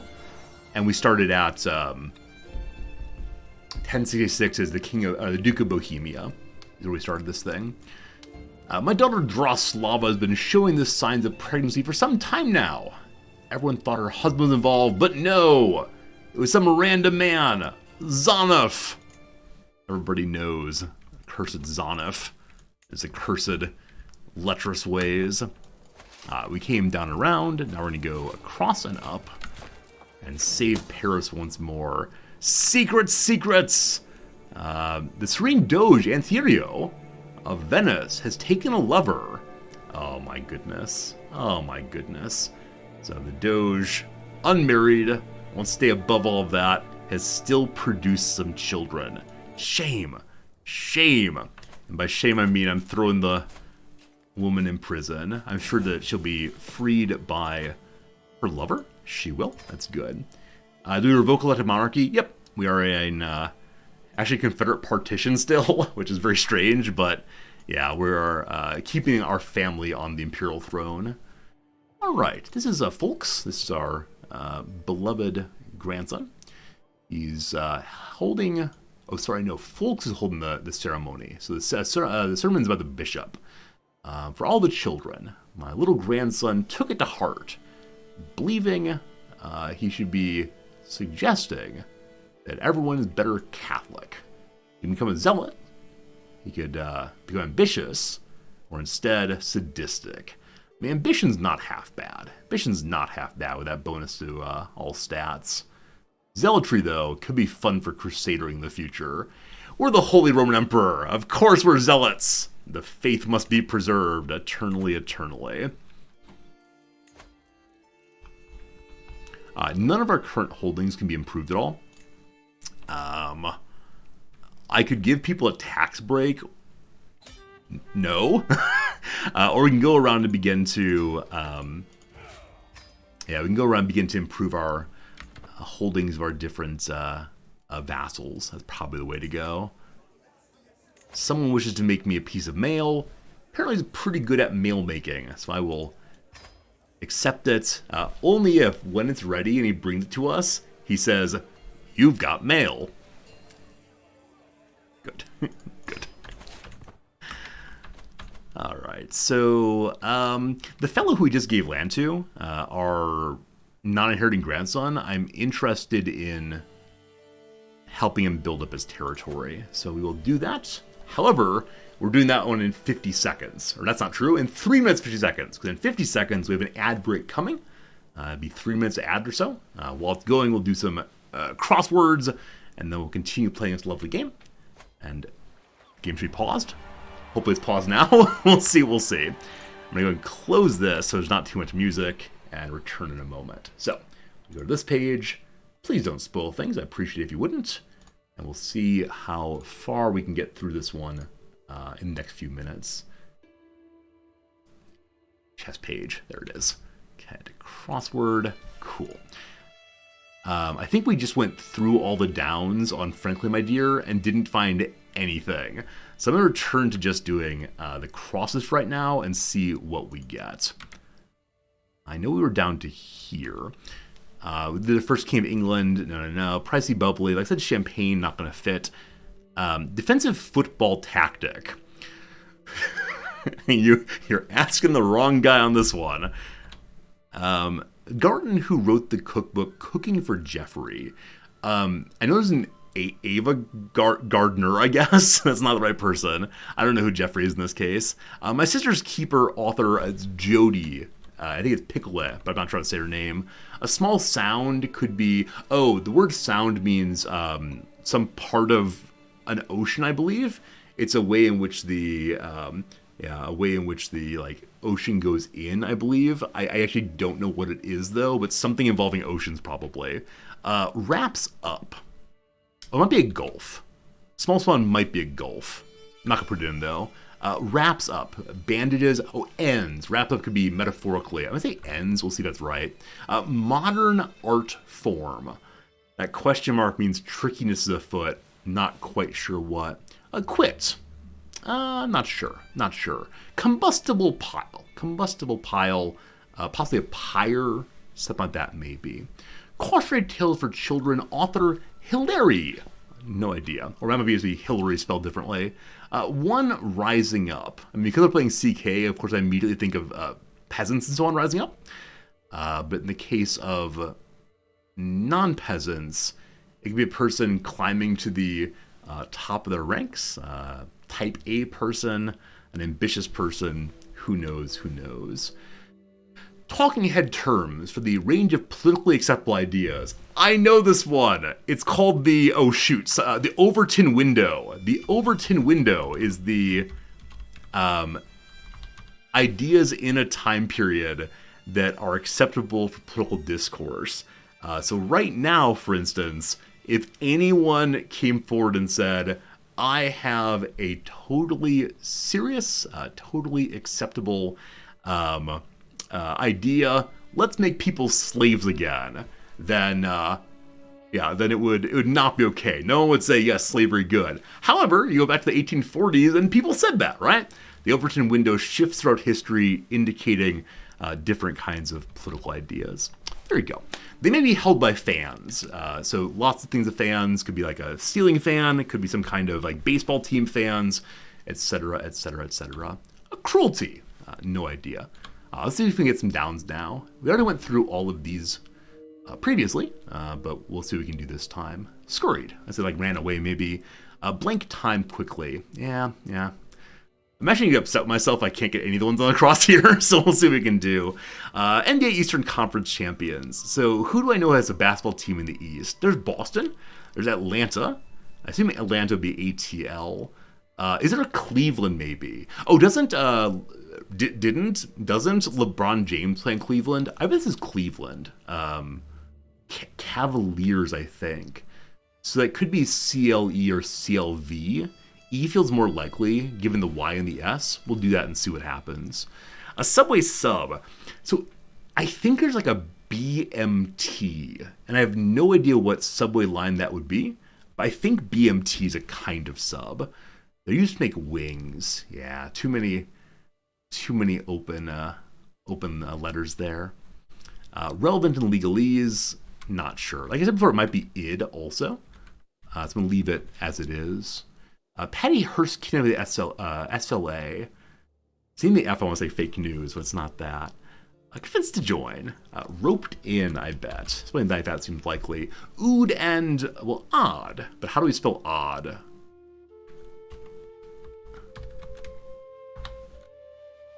I'm gonna say ahead. No.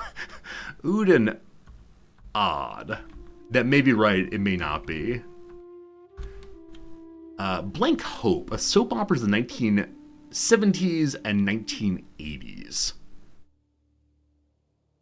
Yeah, unfortunately, I don't know TV from then.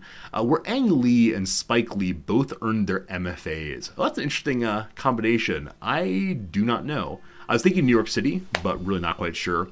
All right, my friends. Did another few minutes. Thanks for watching the ads if you did so. Thanks for hanging out with me during crossword time if you did that too. Whichever way, we'll do more in a little bit. Happy 6901, if you're still here, good to have you with us as we return to our Crusader Kings fun. That's right, fun. How are we doing today? D. Naplin, thank you for the follow. It's been good having you here a bit. Tomarock, thank you for the follow also during the last little bit.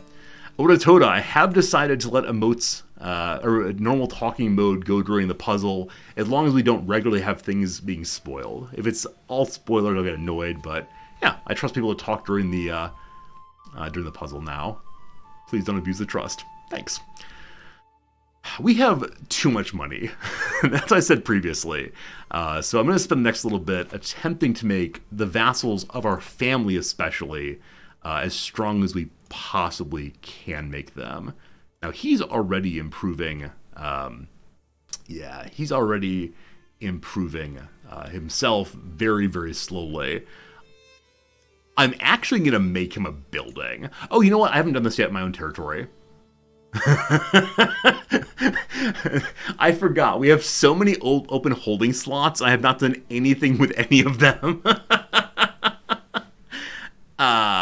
Good. I should probably do that first. Here, you'll have a city that will help you. Am I using my steward to improve construction speed? As right now, he's raising development in good old Perry over that. Alright, it is time to attempt to build some holdings. That's a better way to do it. You have actually no open slots. Good old Praha there, but we can go through and help the vassals anyway. Temple upgrade. Can you believe it? This is actually my favorite part of the playthrough usually. Like, on the one hand, it means we have way too much money, etc. My favorite part, though, is that we're able to, show our imperial generosity by building up not just our things, but also, the holdings of our people, showing that we're a generous king. I like it a lot. And with that, we've re-impoverished ourselves, so we'll make one improvement in France, and then we wait a bit again. Low county control in France over here. The reason for that is that we had a peasant uprising recently. Go ahead and fix that, because we do hold that personally. And how many months left on windmills? 1 year to go. One more year to go. Cultural taxation. The people of Pisa gather around me. A thought comes to mind. All these people, all wanting to see a spectacle for free. What a waste. Maybe we should run 3 minutes of ads to have the people pay some money. If I stand by the entrance, I'm sure I could demand a small toll for this. After all, it's in my honor. Why on earth would the emperor himself say, "It's nice to see you, give me money"? Don't we have a man for that? I could say, "You owe me this." So the Pisans will give us 300 pieces of gold for the honor of meeting me. If we do that, the people of Pisa won't like us much, or cause a good impression and don't mess with this.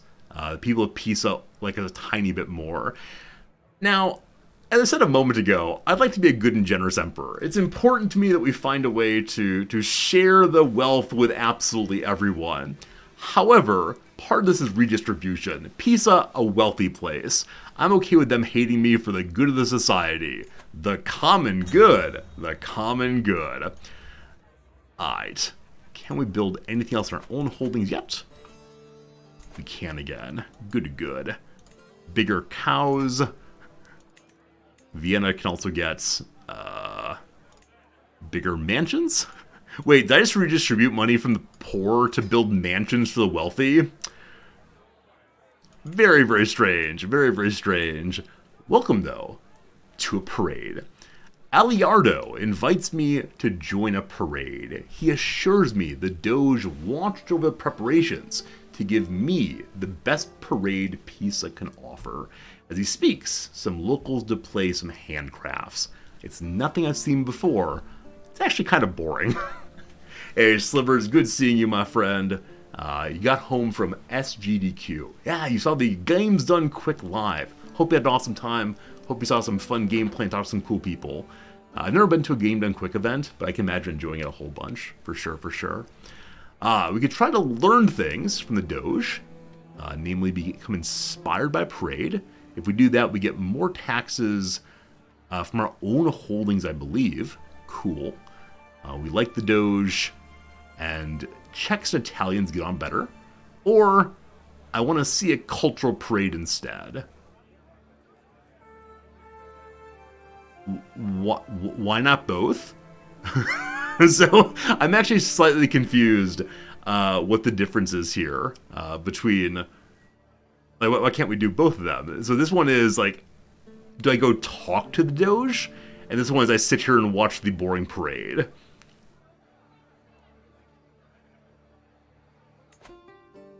Okay, maybe it's like we try to find the best in the boring parade and then take that knowledge back home with us. That's how I'm going to read that one for right now. We'll see, we'll see. Okay. As far as big decisions go right now, I am intending to move us over into having all the Slav territory. Murder! The Countess Mechtild has attempted to have Count Pilgrim, not Billy, Count Pilgrim attempt to be murdered. You cruel, dishonorable lady. At the age of 71, justice is coming for you, I suspect. Speaking of integrating Slavic lands, before our current queen dies, I'm intending to push a claim for her on Hungary. And then I need to make sure...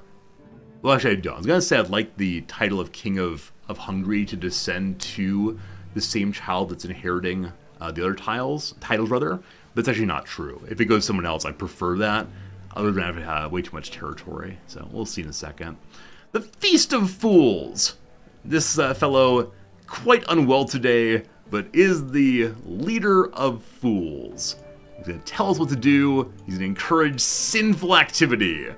So I can say, let's see what happens, making the Italians like us even more for taking part in their sinful ways. What sinful things do the Italians do? I don't know. Claim that pizza shouldn't be really thick. Sin! Or we disallow blasphemy because we are into the Lord. Once upon a time we were into the Lord, we had so much piety, and I was ready to consecrate the bloodline. And unfortunately, the Carlings got there first, and only one bloodline may be consecrated per game, and I intend to eliminate the Carlings someday because of that. Nonetheless, we love a lovely time. Tell us of your sins. Praha, no improvements, so we'll go through and boost the little town spots instead. Not that I hold a grudge or anything. I might hold a little tiny grudge, possibly. The streets hang with tapestries. We have the smell of the fresh cooked venison. Pisa shines beautifully at this time of year. August, apparently, a big summer festival. A bonfire has been lit in the center of town to celebrate the victory of the brightest of stars. Me! Oh, they mean literally stars, ascending to the heaven above. Amid the reveling and the drinking, a local starts a song that all join in. Sing it with me, team! You know the lyrics. Summer has arrived, loudly sing pigeon. The seed is growing, the meadow is blooming, sing pigeon. That's how it goes. I'm your emperor, that's how it goes. Okay. We can say we had a nice time, and more cultural acceptance, or instead, let us forget what just happened by having a drink. If we do that, we gain less stress. Now, because we're playing as an ambitious king, he does gain stress more easily. Also, I'm going to continue referring to the king for the rest of the playthrough. I don't know why I do this. He's clearly an emperor, but anytime we're playing as an emperor, I just say king. Maybe the word emperor is too long. Anyway, our king... will say it was a nice time. I'd like to make the Italians like us and not want to break off. We finish our visit. We now ask for money. This is the third refusal of money so far. Huh. I wonder what causes that. Yeah, is it the case that the vassal personality determines it? Is it how much money I already have? He realizes that I'm wealthy and he is poor. Anyway, he refuses to give me all his money. That's okay. That's okay. I'm okay with you keeping your almost no money for now. But then, at the council meeting, there is the most important of our vassals arriving, the Lord Mayor Kevin. As me and my counselors are gathering for a meeting, my dog, the Lord Mayor Kevin, approach as me with begging eyes and a drooping tail. He does not like being left alone, but this is an important meeting. I won't even look at the choices. The Lord Mayor Kevin comes along. Nobody liked that. I'm sorry, Empress Spasa, says the Prince Archbishop. I have to disagree with what you just... Grrr. The Lord Mayor Kevin offers his opinion on the matter. The Prince Archbishop jerks back, looking from the dog to me and back. On second thought, a great idea. Also, my goodness. The Prince Archbishop has made it to almost age 80. He's now known as the Elder. He's lived for many, many years. Many more than one might expect. Now, there's one reading of that that's perfectly normal, namely people don't tend to live this long. However, does it mean he has a deep, dark secret? He's a vampire? Good boy, puppy dog. Good boy. Now, what are we doing with our very old man right now? He's currently driving out heresy inside the Empire. That's good. That's good stuff. Great Row Hide is going bad. I would love to see if this is something that's hanging on the wall. Like if it would have an indicator here of you are using this or you are not using this. Because I actually don't know if I'm using that one. Because it's green, I can destroy it if I'm not. So let us see. So none of the artifacts on the walls here have their durability marker up. So I think it's one I'm not actually using. Durability. Durability. Other side of things. Yeah, we're not using it all, so we go ahead and break it and get some cash money. The Arm of St. George, I should probably give someone. Oh, you know what? After we've incorporated the papacy, which is coming pretty soon, I'm going to give the Arm of St. George back to the Pope, from whom I stole it not too terribly long ago. Good. I just need to get home so we can do that. Can't wait. Hey! We managed to finish another learning perk. I'm feeling like it's time to move to medicine. I'm feeling like it might be time to try to survive just a little while longer. Though, we can increase our learning by 2, which helps our technology more quickly.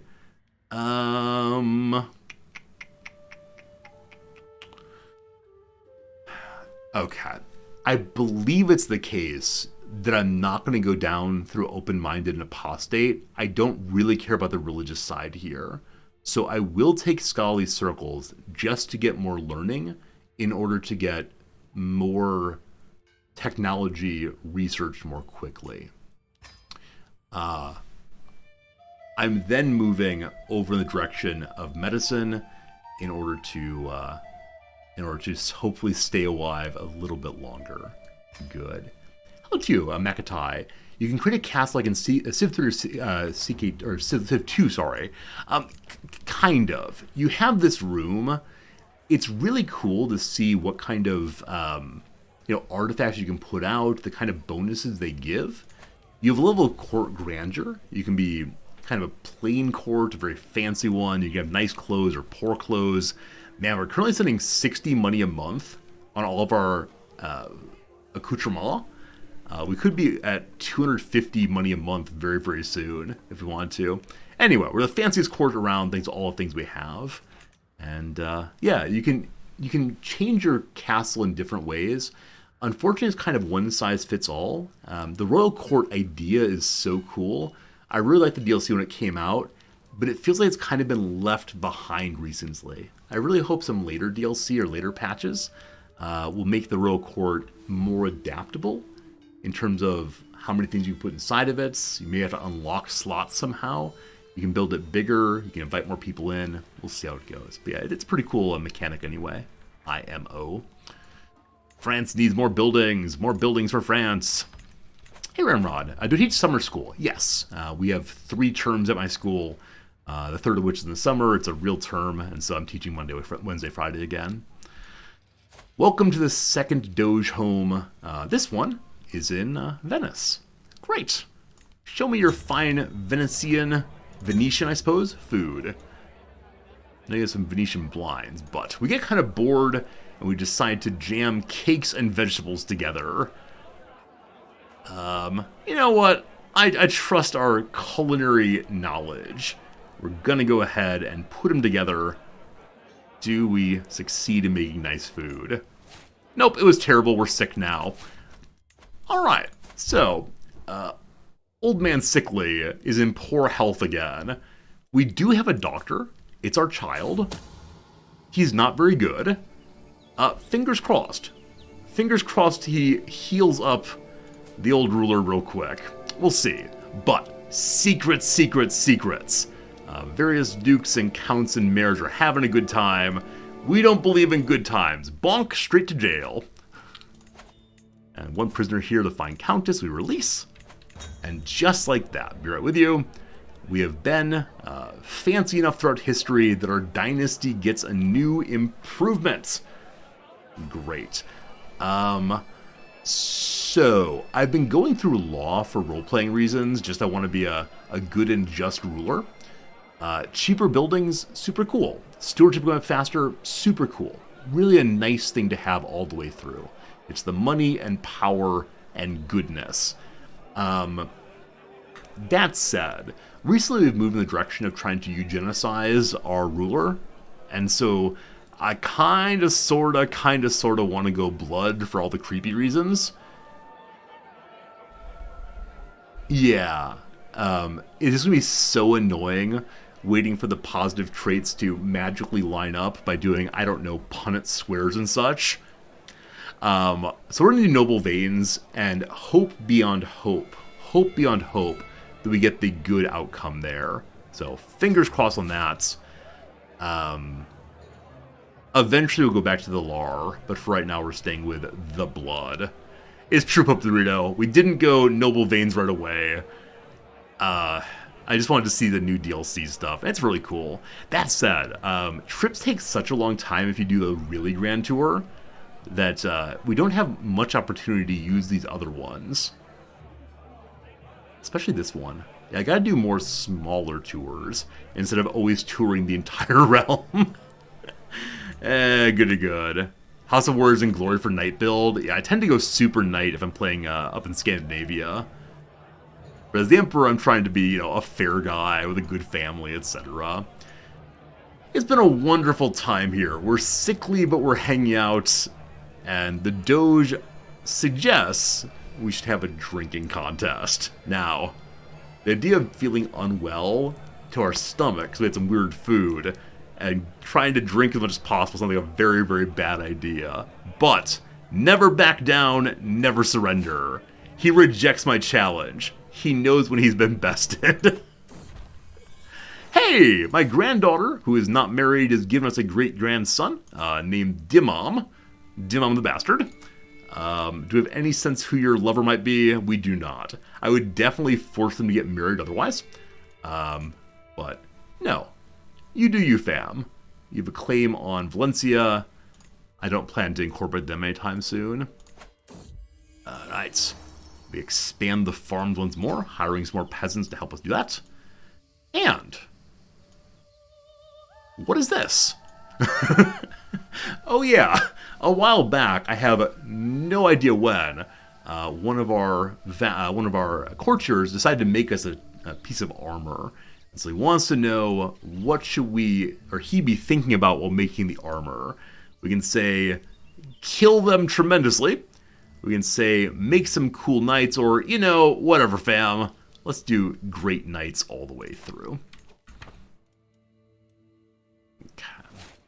Another dead food taster. Again, died in his sleep.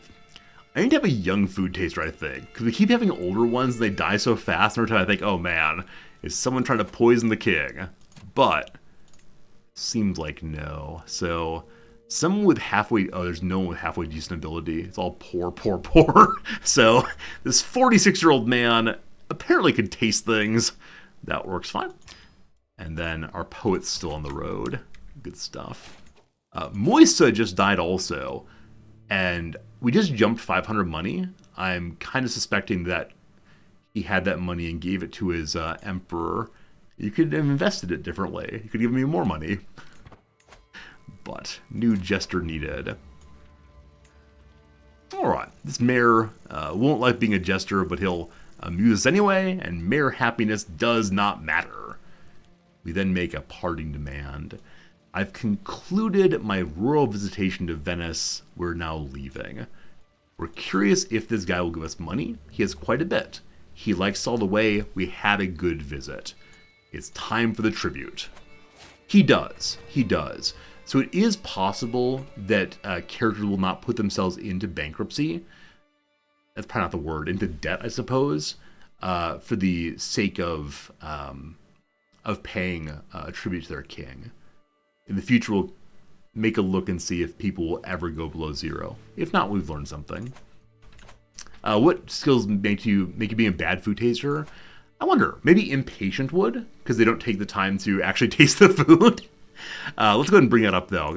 I have no idea. I'd love to learn that. So, food taster, food taster, food taster. The people who are poor here, trusting. Trusting might be part of it. Oh, you want to go ahead and clean off the king's goblet? Don't mind if you do. He's also callous and fickle. Maybe. This person is just and gregarious. Sure, sure, sure. Pour anything else you want in. I'd love to have a second drink.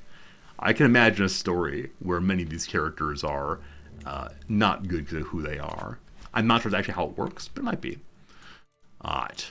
Our Silver Town is now fully upgraded. We can do nothing else there until we get windmills in how much time? 5 months. Okay, I'm not going to build here until windmill o'clock. And let's continue going through building stuff up. Man, have I already improved everywhere?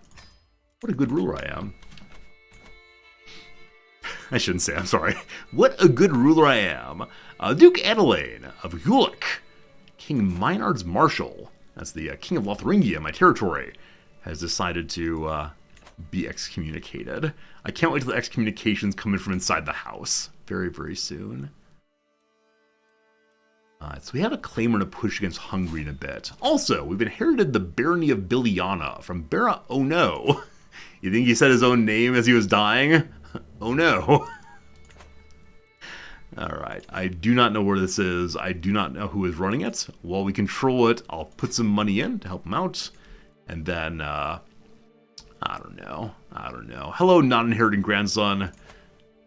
You can at least take that territory for yourself. Need a new steward. As I said before, we get prestige for having large vassals on the council, but past that, we don't need it. So, this random countess, you take over. Thanks. Hey, Scout, how's it going, my friend? Hope you're having a good day. It's the Holy Roman Empire. Thank you. It also has some holes in it right now. Be with you in a second. Hello, England. Your family has previously been allies with us. You're also currently involved in a war against Scotland to force a succession. The heir is a son of the same family. I was wondering if maybe England had managed to get themselves in the line of succession up in Alba. Also, you'll notice in the succession line that some of the people have Elgin in their names. I grew up in Elgin, in Illinois, named after Elgin in Scotland. I mention it every time we look at it. That's how it goes. But is it the case that we can find a claimant to help out here? Hey, Happy, how's it going? What's the objective for the run? Do I stop when I hit it? Let me answer the second question first. So I almost always start a playthrough by saying there's an achievement I would like to get on the achievement tree. And that achievement this time was the, divine something. No, that's not true. True royalty? I can't remember what it's called. It's one where you start as the Duke of Bohemia and become King of Bohemia and rule the HRE simultaneously. And we got that on the second or third day of the playthrough. I understand the desire then to stop and say, I'm going to go do some other achievement and work on that. I tend to just kind of screw around after that point and just get a little bigger, get more ground, etc. I don't like when the game becomes totally just take over land. So I then pick a different achievement to go for. So right now, I've never done the achievement for insert yourself into the Iberian conflict and resolve it. So there's 2 achievements I can go for with that. One is insert yourself and complete it. There are, of course, 3 ways to complete it. I've only done one of them. And that one was the let's all be friends forever one. Friendship is magic. This time I'll probably do military ending, but we'll see. And so my playthroughs at this point in the life of the game tend to be around achievements. And there are lots I don't have, lots I have done, and that's what we're doing. I'm hoping to also knock out more tour and tournament ones. These bottom 3 here all have to do with tournaments and hunting and so on. We could probably get the hostile looter trait finished on... Yeah, hostile looter trait finished on this King's Life, hopefully. But that's how I play this game usually. I understand how people play lots of different ways. Because if you get too big, it might get too easy. But thank you, Happy, for the good question. Here we go. We arrive in a small village to see a commotion in the town square. A poor, unfortunate soul surrounded by furious villagers. She looks bleak, she looks hopeless, she's a dishonorable villain. Our personality detector suggests that one. My emperor, the villagers say my action made a sinner of me. She has 0 piety at the age of 42. The evidence might be circumstantial, but a peasant spoke to me, a sin in itself. The execution's just, or the evidence is frivolous. Yeah, as I said previously, the actual choice here does not matter from the side of control. All that matters is that the emperor gives his word. And by showing the imperial dictate, by insisting that it is right and good the person dies or lives, the people are impressed. All that matters is we want to keep this person alive. You're a villain. It's a just execution. Off you go, off you go, off you go. I wish that event had a little more subtlety, that you could look at the evidence and maybe make your own judgments about the degree to which they should be seen as guilty, but we'll see. I was doing this before I answered that question, namely looking at England claimants, and this is not part of my goal in any sense. I just want to kick them out of Normandy, and so as part of that, I'll just take over all of England if I can. So, a bunch of children, some random old people. Hello, Prince Math. Prince Math? His man's name is Math. Does anyone know if his name was a short form of the name Mather? Or is this a name that means something in Older English? But he's a very ugly person who's a little bit swollen. Sounds like my math classes. Oh, maybe like Matthew. Oh, that's interesting. Interesting. I don't know. I know Matthew's a biblical name, so it'd be prior to any Saxon fun. Like Matthias. Okay, cool. Here's brother algebra. No calculus on the throne, though.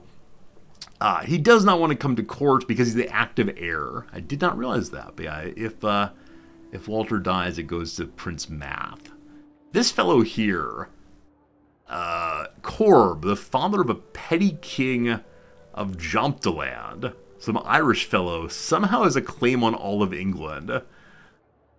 You were married to a prince of England, it descended that way. Hello, friend. You interested in being king? Just for a moment, it'd be fun. All right.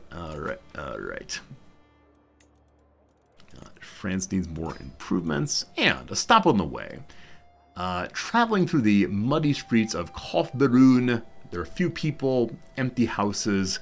It's kind of like the medium-sized cities or small-sized cities of the Midwest in the U.S. There was once beautiful cities, now they're kind of empty and sad because everyone moved away. This mayor, though, invites us into his home. Now, every single time we've been invited into a poor mayor's home, he's attempted to steal our money. Zealous coward. Will you steal my money?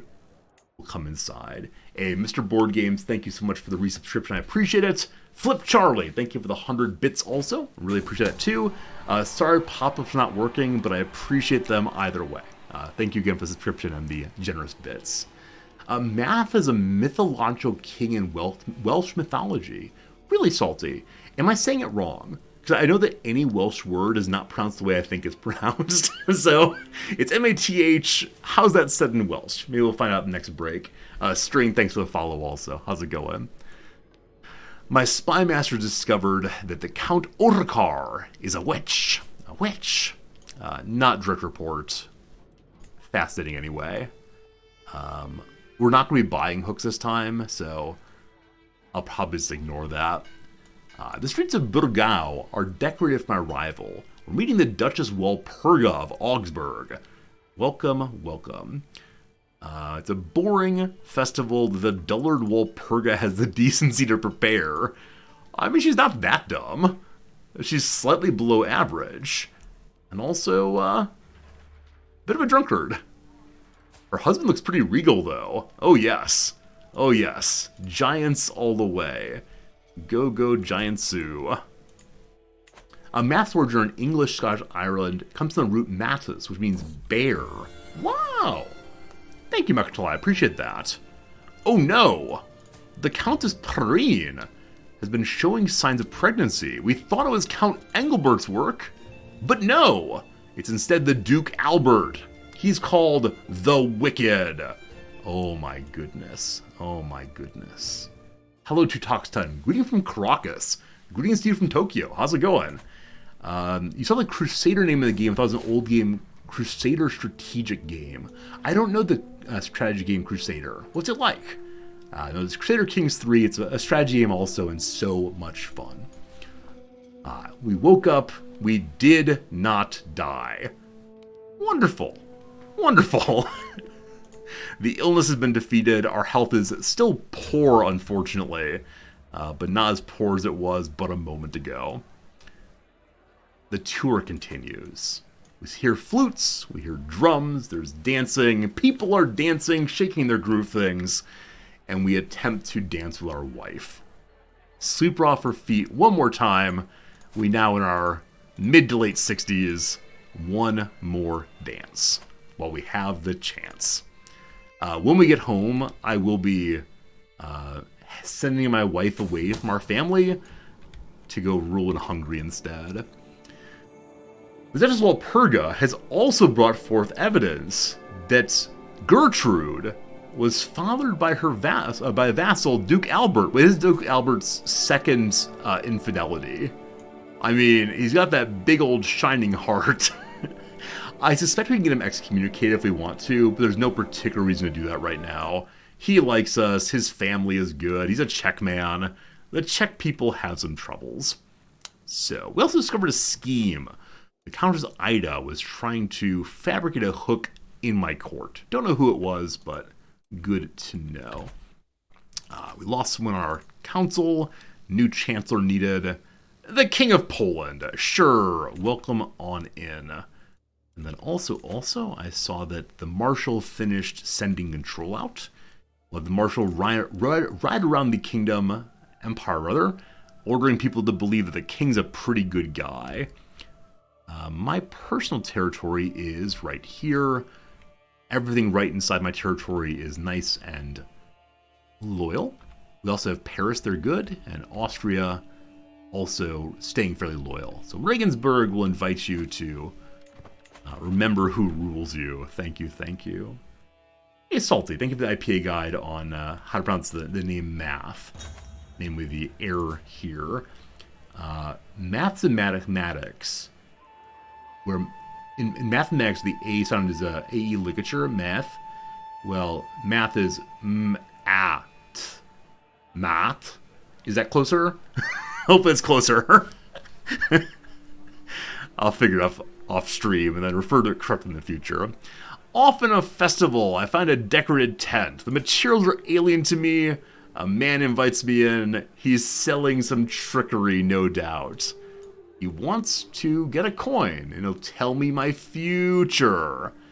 We're going to be superstitious, which makes stress come faster and go faster, too.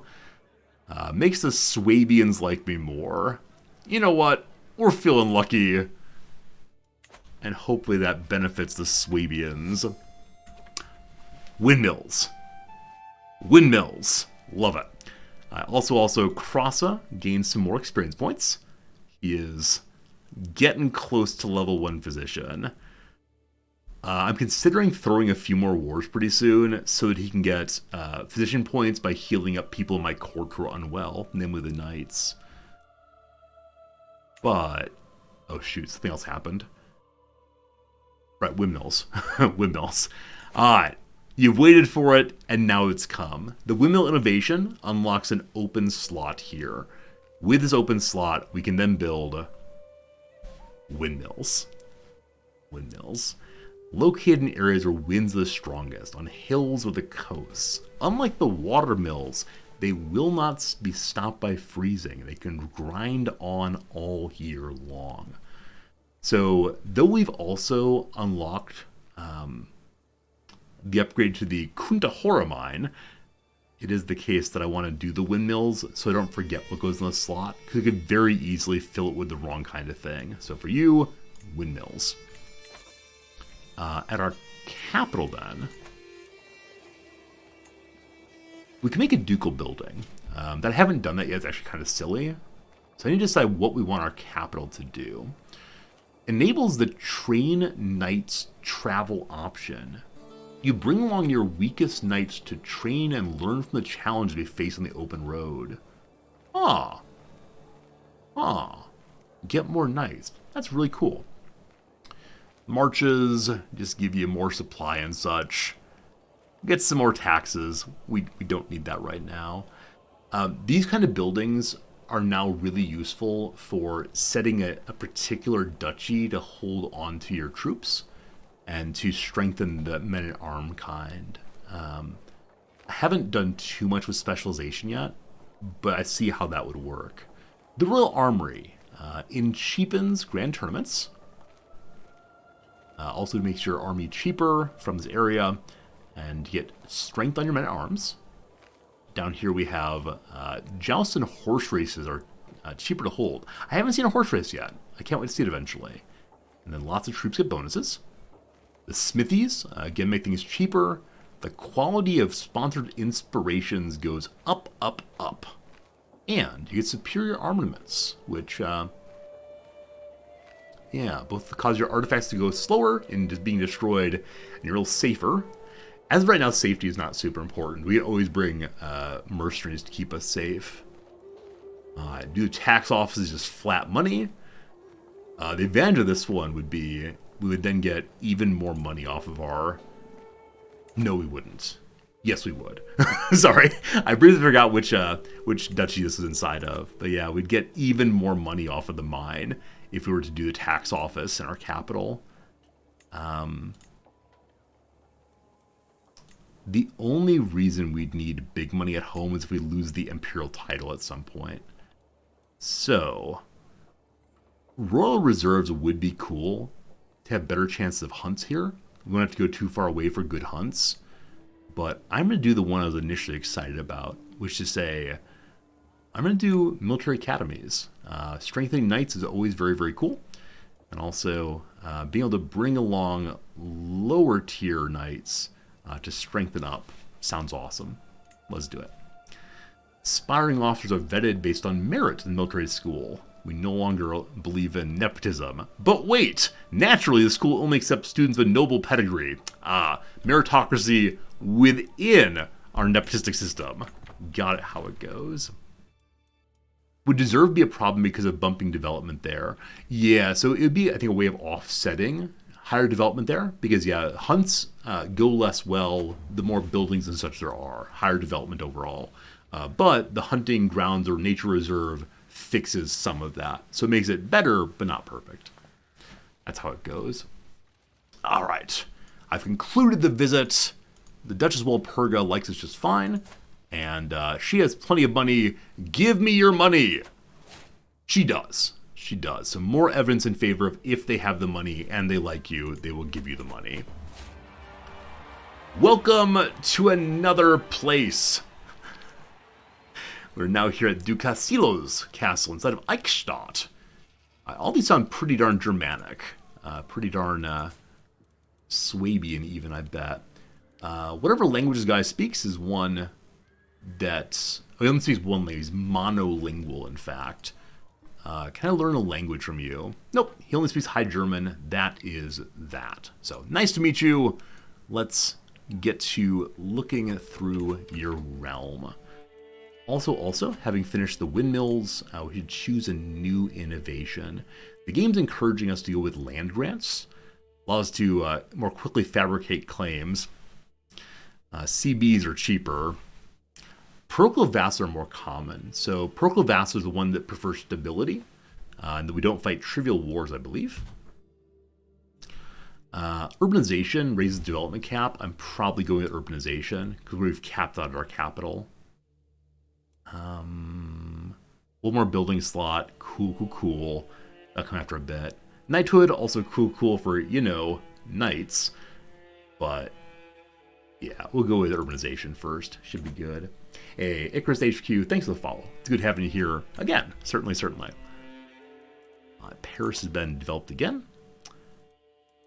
Get you one more of these. Paris does not have its bonus building slot because Paris is not Czech. It's instead Gallic culture. And the Gallic culture has not yet learned about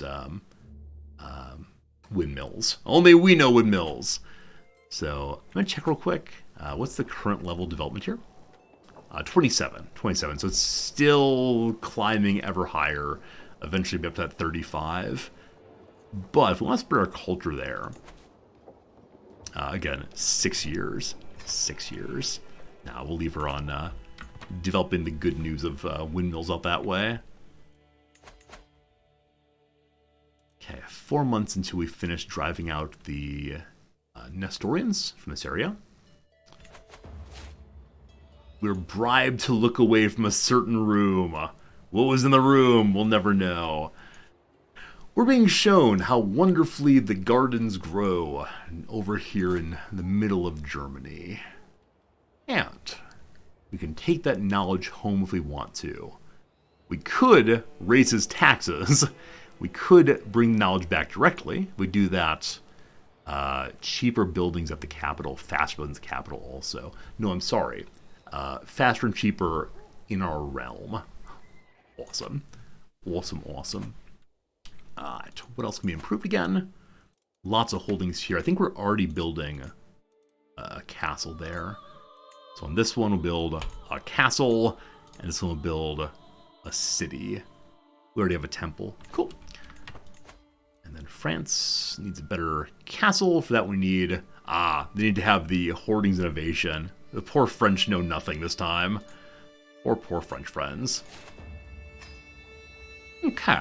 Duke Tassilio has been a gracious host, showing me this and that. He has another room he doesn't want me to look into. This time, we look. It's a hidden pantry full of foreign spices, seasoned meat, honey, and salt. Oh, so expensive, that tasty salt. So, will you give me your things, or we'll have to engage in some assault to get them? We ask him to share, which would mean we demand that he shares. We order the guards take all that food, or I look away. I'll take my bit, thank you. Zipper, thanks for the follow. Here in the barony, we find a place of opulence and excess, with a bloated duke as ruler. Everywhere I look, I know one thing.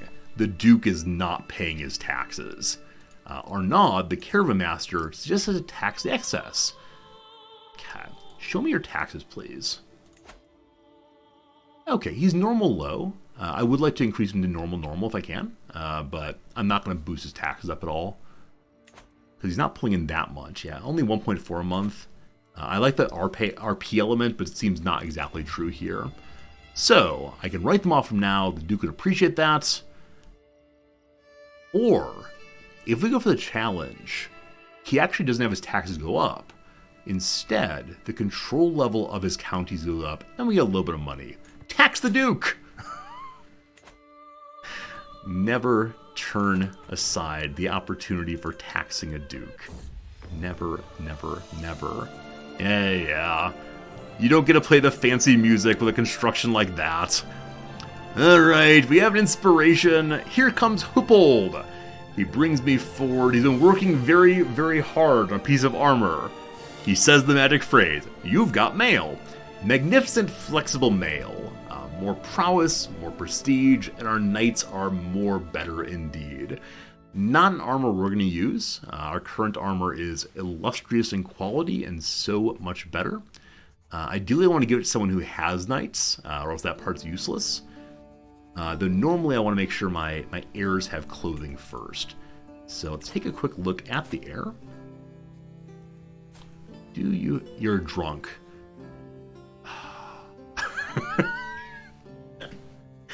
Alright, friends.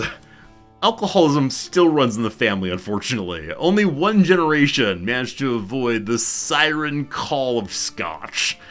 Oh, it's sad. Alright, so our inheritor has no armor. I will go ahead and give him this, even though he has no knights directly. And that'd be okay. Or give it to his brother. You mean his brother's actually our son? Good little kid there. Or was it, or this one? Yeah. That's our grandson. Went down too far, sorry. Again, grandson. Oh, I keep clicking on the father, like, why are the children wrong children? No, it's this brother here, who's still alive, but barely. Oh, the Emperor's brother. Does the Emperor have siblings? No, the Emperor's siblings are all unfortunately dead. Yeah, the only one remaining. He's not too long for the world, but a sad story. That drunkenness continues in the family. But, nonetheless, I will gift to him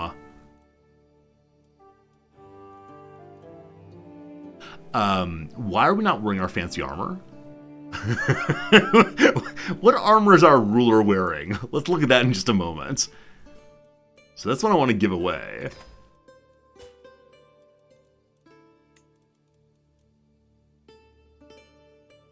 We were given this as a gift a while back. Do you automatically equip gifts? I mean, I know you like put on the one size too small loud Christmas flare that Grandma knit for you when she comes to visit. I understand you have to respect the gifts, but no. No, clearly not. Yeah, I gotta pay attention to that. Which items the game forces a character to wear moment to moment. Alright, and then we continue down the inheritance line. And this fellow, little 13-year-old fellow that he is, I'm going to give him the other extra armor we have. The other extra armor we have. Again, little prestige improvement. That's the important thing there. Scandalous priest. The Archbishop of Friuli is a wicked and vengeful man. So vengeful. Shame! Shame! He's a rival to me. We really shamed him. He's not that good at intrigue, but we'll keep an eye on him. See what he does. Alright, the Barony of Eichstadt. Also opulent. Also, the Duke here is bloated. So a second time where we believe we need more taxes. I mean, the Duke still likes us a lot, even though I've demanded money over and over again. So, give me more money! Hey, thanks. Now, we've demanded money from him twice already. Do we go for it a third time? Sure. Just like that, we moved 150 money out of the Duke's territory and into our coffers. Neat.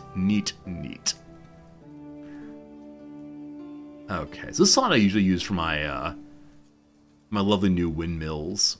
This place, though, I think I want to strengthen men-at-arm damage if I can. I think the people who are here are heavy soldiers, though I'm not certain on that.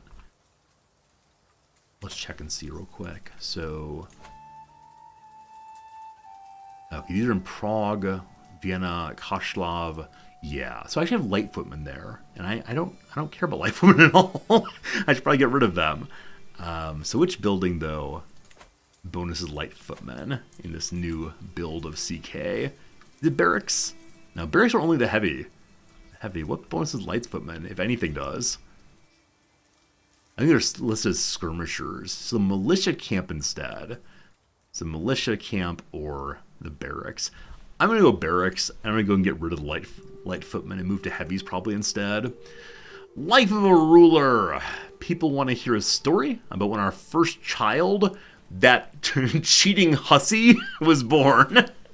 Or instead, we vassalized the Doge of Venice. Yeah, we said, come here, dog, sit. Good boy. And it was indeed a fine, fine day in our memory. Getting closer to another random county we're stopping in. And then we go home. It's taken the better part of a year to make the tour, but we are arriving here once more. Our bishop finished converting our county, so let's see what else we got to do. Didn't we just stop Nestorianism there? When I see this, I imagine there may be a Nestorian on the throne. Hello. Hello. I know I've converted you once before. Huh. Yeah, this is the very strange part of my little empire. We have some Mongols, because there's a Nestorian heresy here, and the only Nestorians other than here were way out in Mongolville, and so they made a marriage of Nestorians. It's weird. So Queno is run by Mongol people. Hi, you want to convert again? So I can't ask them to convert again because we already did so once rather. We can only ask to get another 12 years. I'm nearly certain this person converted before. Maybe not. Maybe not. How about you, boss? Will you convert? I can't ask him to convert. He's not inside my court. Famous Alpine heretic Mongols. History's weird, man. All these people we forget about. Why was I not taught this in my college history classes? I want to know the secrets. The secrets! We've arrived in for yet another dinner. The final dinner of our trip. And then we get to go home. Finally, finally, finally. Okay. More secrets found. Another disputed heritage. Not a big deal. Pardon me 1 second.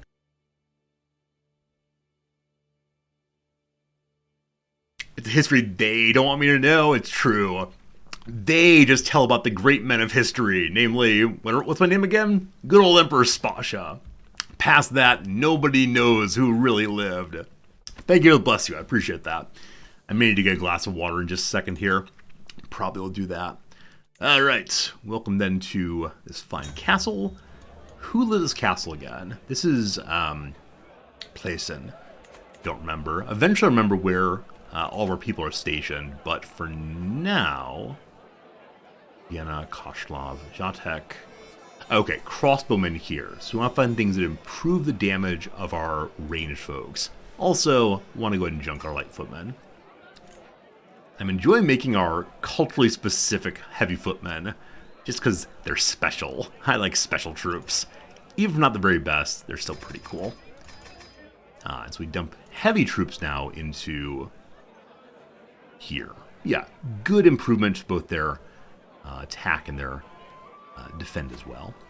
Nice. And then at Pleasant, we want to improve ranged folks. So, ranged folks are not improved by hunting lodges. Okay, so actually, whatever they improve by, I've already built.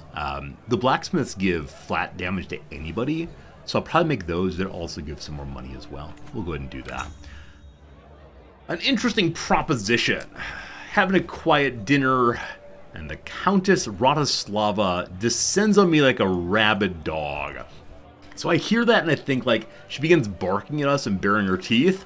I think she's baring other parts. Hey, she's encouraging adultery with us. She's so bored. She dislikes the old man. I'm so sorry. I'm so sorry. Get off me. I won't tell, but you owe me a secret. Sure, we'll do that. My goodness. My friends, we have a little bit of an ad break coming up straight away. I'm going to go get a glass of water real quick. The ads will run for about 3 minutes. While they're running, I'll get my water, we'll do some crossword, we'll then come back after the 3-minute break and play some more CK3. So thanks for being here. Once an hour, read some ads. Hope you don't mind too much. That's how it goes. Back in 1 second.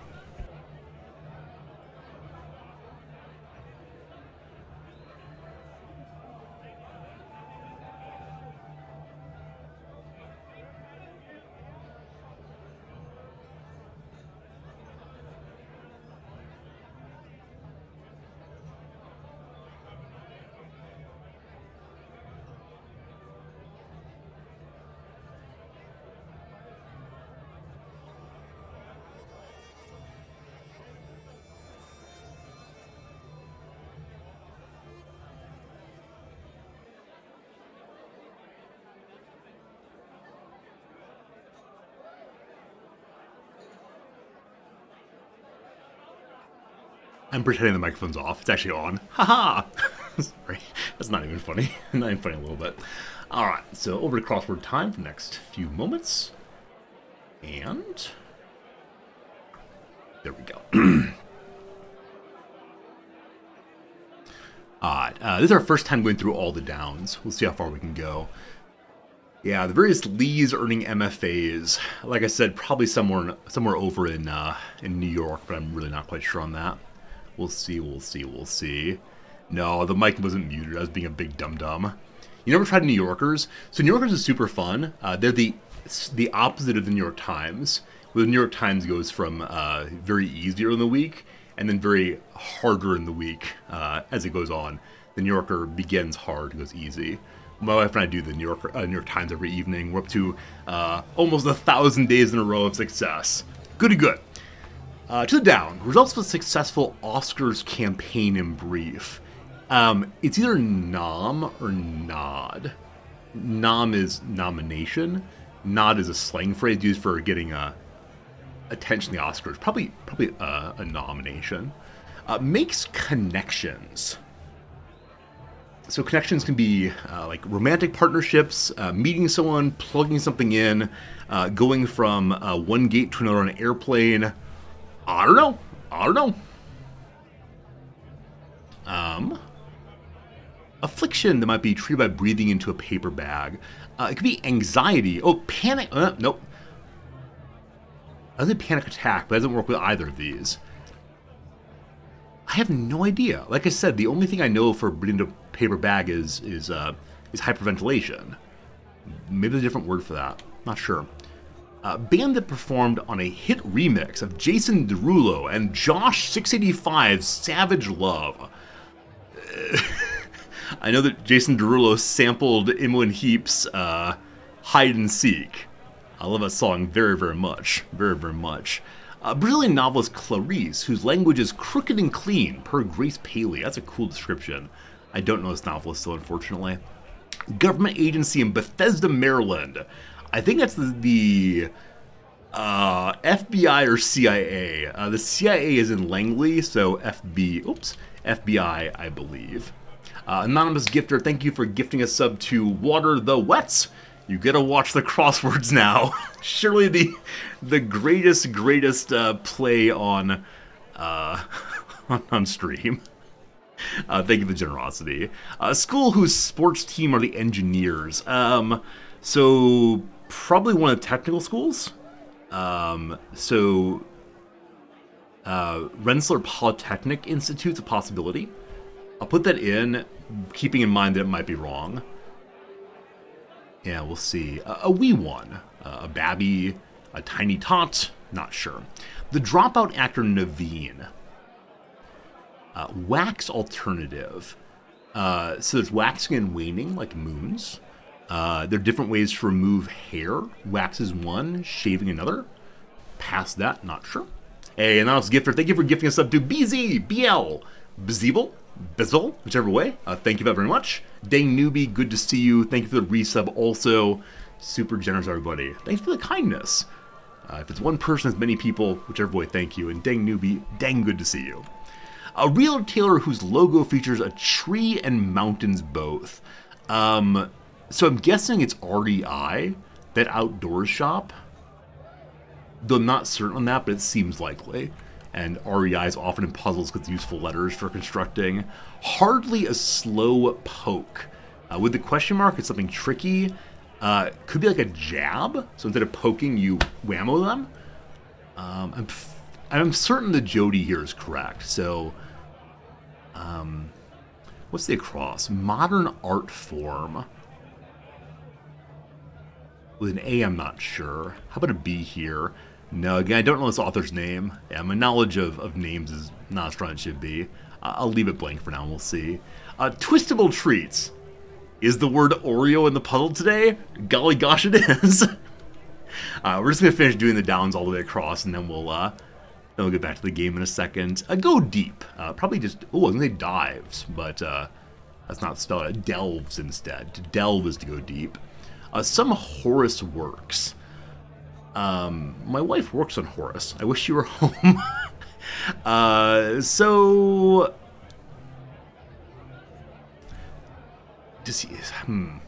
It's not coming to mind, whatever it is. We'll get it before too long, though. Backs scientifically. So the word proves comes to mind, provides evidence for. Cites? Is a citation for? Yeah, I'm not sure. Not sure. Instant. Instant. All at once, a moment. Instant can mean of importance also. Jacob's first wife. Welcome to my childhood Christianity being useful. Leah is his first wife. Signs. Signs. So this can mean both like make a signal. It could be a poster on the wall. It could be, like ASL. It could be hints. Not sure. Come blank. Come-ons. Come-ons for sure. And then utmost. One's best effort, etc. Not sure. Gain. Gain. Win, possibly? And that's all the crosses for now. Alright, thank you for hanging out. Do appreciate it. We're making slow progress. I'm feeling like we're gonna get the C whatever next time pretty much straight away. Fingers crossed on that. I always wonder how many of you know the answers. Like, Resort, to get the answer. Resort, it's this answer. Yeah, we'll get them eventually. For now, though, back to the game for another hour or so, and then return to the fun. Again, thank you for all the new subscriptions over the past 3 minutes. Thanks for watching the ads if you do. If you block the ads, that's cool too. Whatever you do, thanks for being here. Alright, well, having our lovely dinner, we see that our rival, the Prince Archbishop Adelgar, has arrived to spoil my appetite. His mere presence is bringing my blood to a boil.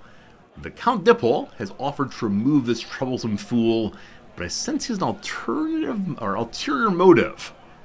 I don't know. He's my rival, but at the same time, he's an older guy like me. Let's put aside those kinds of things. So, I've endured worse, I will do it again.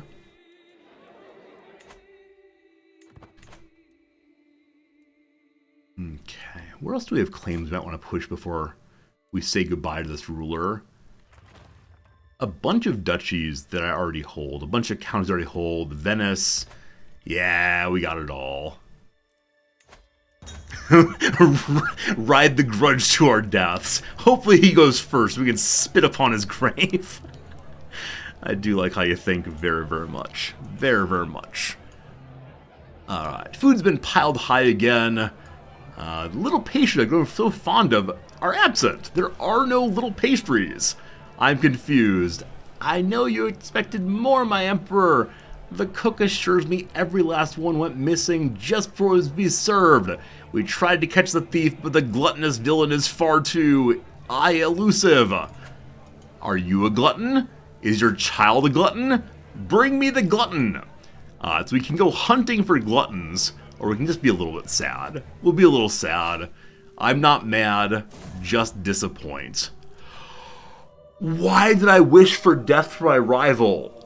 The Empress dies, and with her my claim on Hungary. It descends to her children, though, I believe. Cool. That's very sad, though. The King and Queen have been alive for a very, very long time. They've been married since the age of 16. Our ruler was absolutely faithful all the way through. She was not, but he was. Oh, is that not true? Okay, it is true. I thought she had a prior spouse, but no, it's just her. To take you for granted? I should have said more. I'm sorry. Have some peace. Now, we've had multiple stressful events in pretty quick order, so we gotta find ways to lower stress presently. One way of doing that is gonna be... video game? Video game? There we go. One way of doing that is going to be moving over to recreation instead of all the rest. Hey, Evil Blood Dude, you liked the stream, you answered already. How was my first day of classes yesterday? It was fun. A normal first day. Students from all around the world, getting to know, getting to spend time with, and yeah, looking forward to spending some time with these students throughout the semester. I'm hoping, as always, they open up a little bit more, but they laughed at the appropriate times, not at the appropriate times, and they took notes. That's all I ever want on day one. But thanks for asking. Alright, we gotta find a queen. I mean, actually, factually, I'm not sure we need a queen right now. Should we be single into our final years? Like, dude's pretty amazing on his own. I guess we could hire someone to help us research. We could hire not a queen, but a study buddy.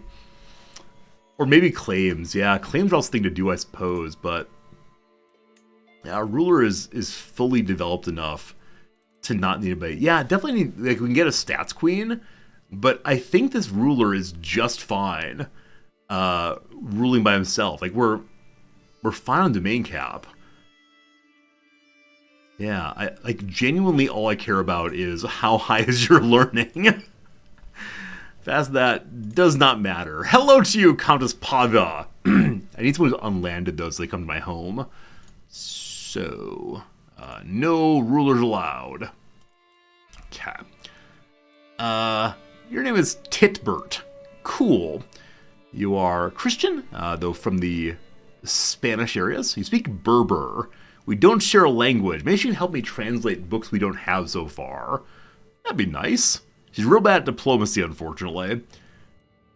It is a bit of a drop here, though, fairly quickly.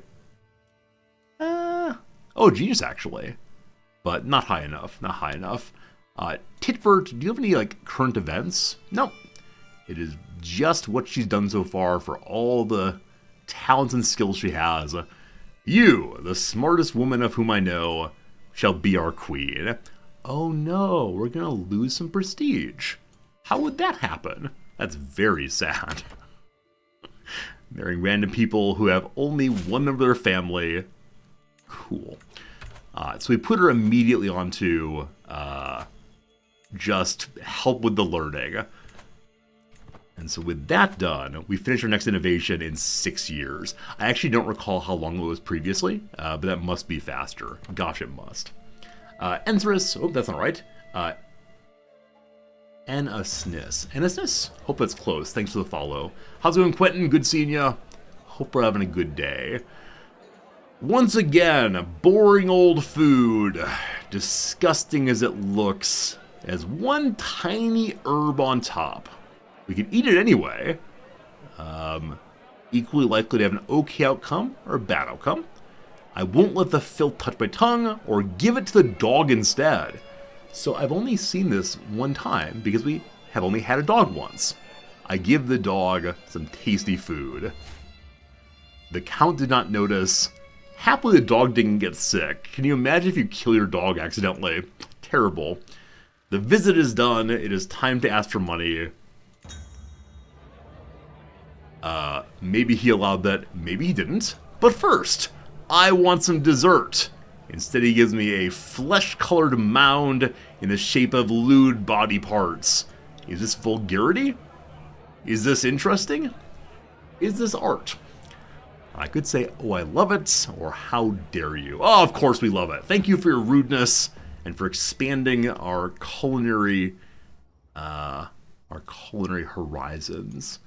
Okay, so we have a new piece of evidence against the claim that if they love you all the way and they have available money, they will give it to you.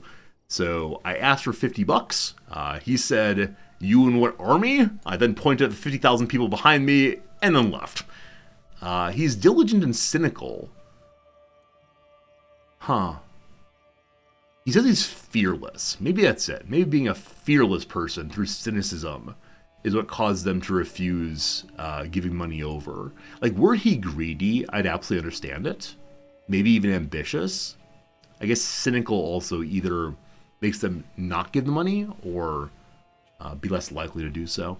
We'll figure it out eventually. I won't forget, though. We can now imprison him, but he was a nice host anyway.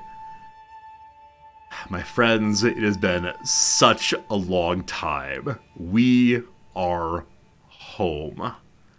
Alright, we had a magnificent tour, higher taxes, probably till the ruler dies. Everyone appreciates our visit. Thanks. Now, having come home, It is time for the most important part of the entire playthrough. My friends, I give you the Pope. The Pope says he answers only to the Lord. All other Christian rulers answer to him. I can't trust this.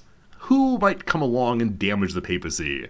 Maybe those Muslims will come from the south and decide they want Rome. Maybe there's some Viking enclave left this year who will come cause problems.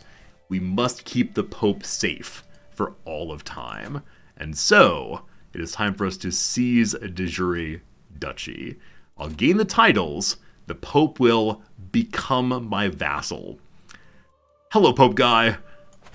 Gotta keep you safe. It's for your own good. You'll understand someday. When you're older, it'll make sense. Cool. How many troops do you have?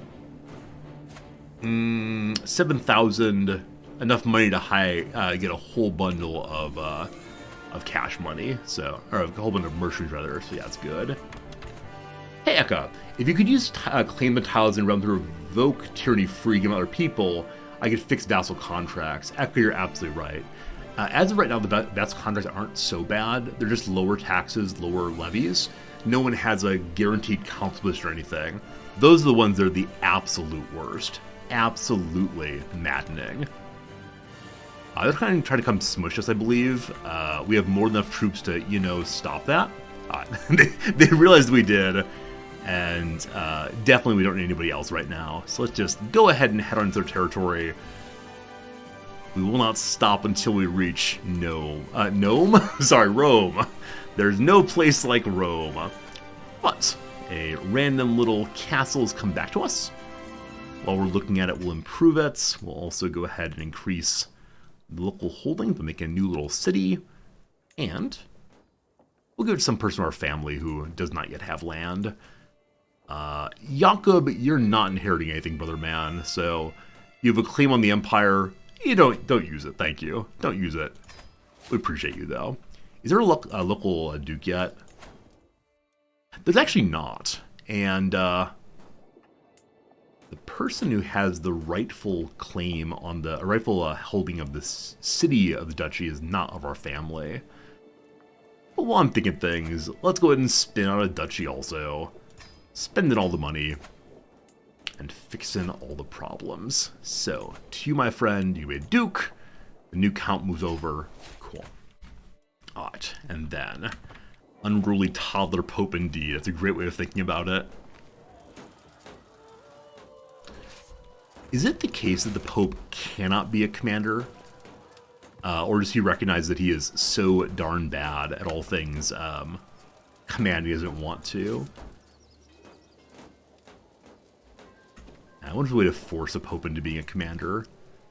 It'd be very sad if he got captured on the battlefield, but also kind of cool to imagine a leader of men in their spirituality going forward, saying, "You fight for me and for the cross." It's good. I'm walking the Lord Mayor Kevin when I suddenly see my Chancellor King Witsos approaching with a beautiful brown dog. The Lord Mayor Kevin and the other dog take off. Is it time for puppies? 101 Kevins? I'm sure they'll be just fine. Uh-oh, we're getting old. Can't see a thing. Despite our 62 in learning. So, the small symbols, very confusing. If only we had a stone of glass to see. So we can invite our Archbishop to read for us. With this we get 300 learning. We spend a bit of money and learn how to read, aided by glass, or instead sell all the books. Nope, bring me the stones, thank you. With that, more learning, more good. As promised, we're now working our way down whole of body. We're not going to get there, but we'll go as fast as we can to know thyself. So this is a slight warning, when we're going to die. That's some good stuff. The Count Jacopo has decided to be excommunicated. He's in our vassal tree, but someone we do not know of whom we do not know. My Chancellor the King Vosos and I find the two dogs after a while. They're not making baby Kevins. They're making a bloody mess. Call your mud off! When I finally get the Lord Mayor Kevin to back off, the king leaves without so much a backward glance. Are you alright, Lord Mayor Kevin?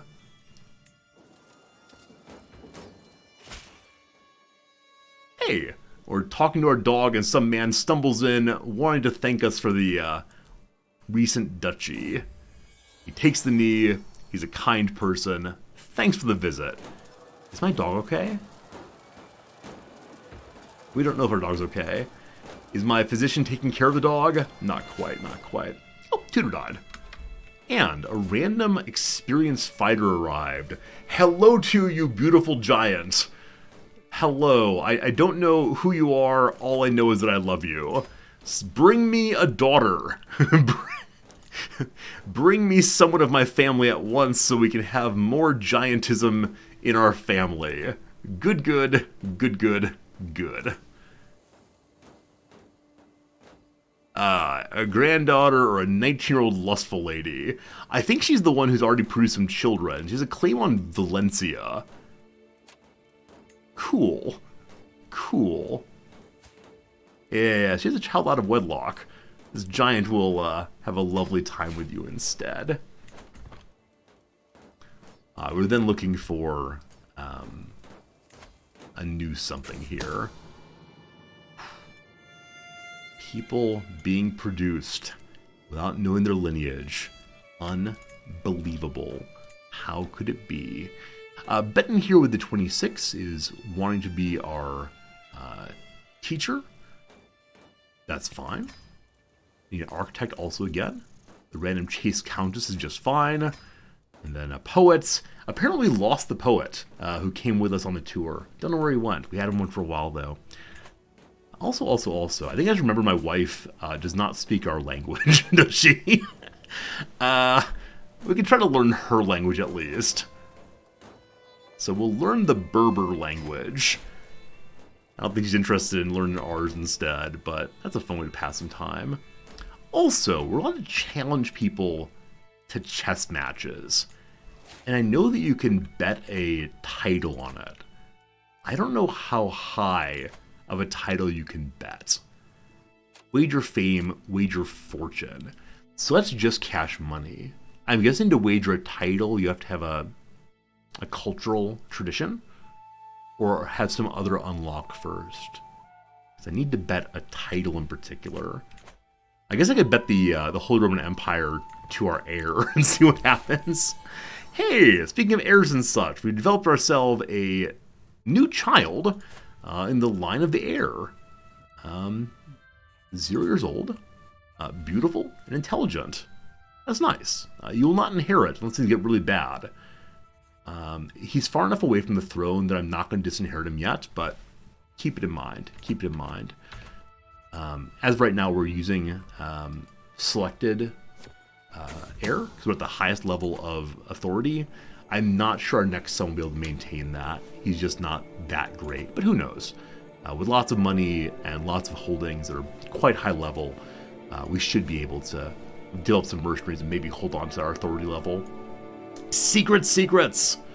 Lots of people engaging in infidelity. How sad is that? We're rushing into the mountains. Generally discourages kind of thing, but we get there before the siege ends. The siege is what, like 1 day left? It's going just fine. And we're now taking Rome as well. The big question, of course, is will we capture the Pope? Everyone's favorite thing to do. Mysteries of the Scriptures. Spasha, our inheriting grandson, and his little friend Jan have taken a copy of the Scriptures from the study and brought them into the playroom. Spasha tried to realize it, feeling the call of Protestantism in his heart, but quickly realized words are left for priests. He seems completely content with the current inability to understand the meaning of the book. So, we could say contentedness is cool, thanks. I believe it's the case that contentedness is seen as not a positive thing for rulers of our culture. I don't remember exactly which one it is, but I think contentedness is a problem. Or respect those words. They hold wisdom and meaning. Instead, we put humility forward. It is not a virtue to our faith, but it's not the worst thing to be. Okay, so is his father arrogant? No, ambitious only. Humble dislikes arrogant, is okay with ambitious though. So okay. Part of his zealousness will also be humility. Impatient, but humble anyway. Cool. A grandson was thrown into the old Huskau. I do not know who this child is. we have too many grandchildren. I'm considering pushing the let's look at the family tree page just to see what comes of it. But no, this grandson, very, very sad. We have lots of spare grandchildren right now. Quentin, thanks for the follow. I appreciate it. Paul Harvey, welcome in. Everybody, thanks for being here with us. Hope you're having a very good day so far. A message from the Archbishop who earlier declared himself our rival because he publicly said what everyone knew, namely, he's a vengeful, vengeful man. He wants us to start fresh. You're still a sinner. You're still a sinner. We can mock him further or just get over it. We have no time for grudges. He's not excommunicated. He's still coming to heaven with us, so let's get on good terms with him and with the Lord before the end of our days. Invitation to a tournament. Invitation to a tournament. I meant to throw a grand tournament when we get home. How far away is this one? 3 months. Traveling in poor health, not my strongest decision ever. Let's do it anyway. Also, we're higher on stress than I'd like to be, so a feast would be really useful for that, but we go forth to tourney. There's a joust and a melee and a duel. Okay. In the hostile looter, we still need foot and bow and horse. So we'll get the foot and the horse there. We will not get bow, unfortunately. But sure, let's give it our best shot. It is down to the south, it looks like. That's just fine. And now I'm able to bring... Oh, the military school is not built yet, unfortunately. When it's fully built, we're allowed to bring knights along to train them. How long until it's done? About 4 months. About 4 months. If we want to go to the tournament, we have to leave within 3 months. Alright, we'll just go this time. And we need one kind of guard to limit the danger. This ruler has already increased his stats in wandering all the way, so we don't really need dangers anymore for anything. So we'll bring along some forest guides. Well, fine. And I haven't seen if we have a better caravan master in a long time. He is excellent.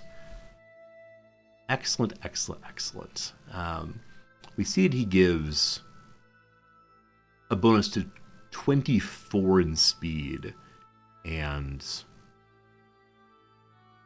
16 in safety. So 24 and 16.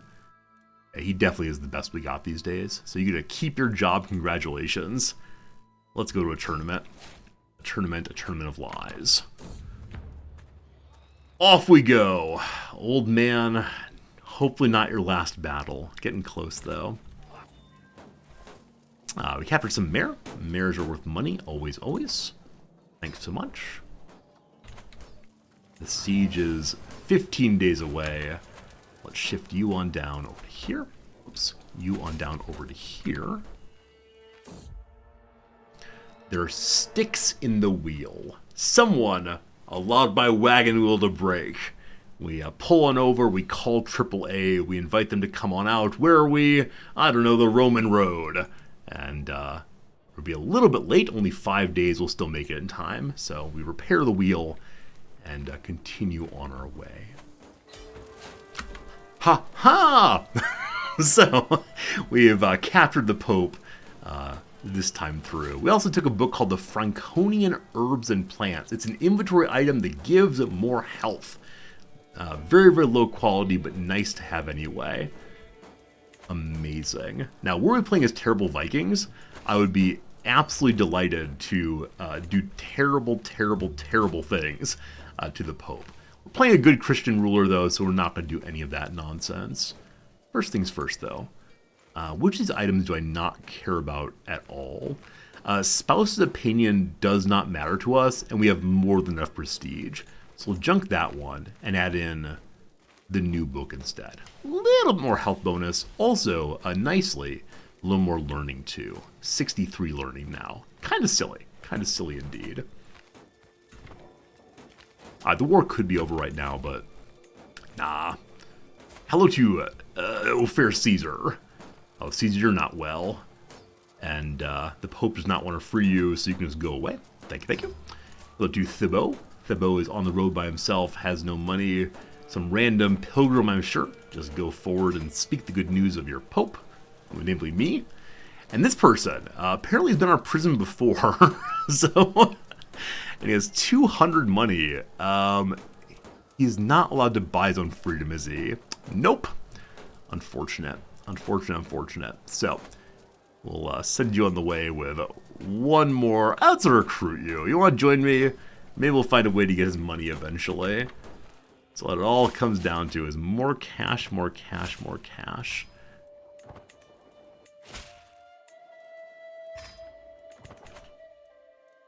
Alright.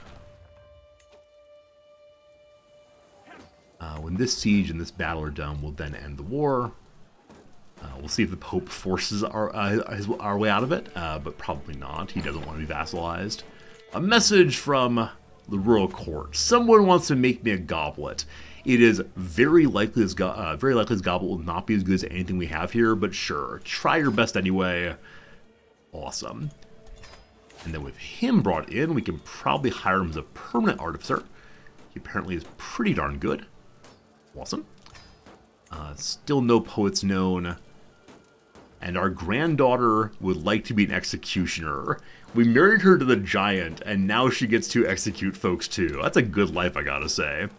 Really, really nice.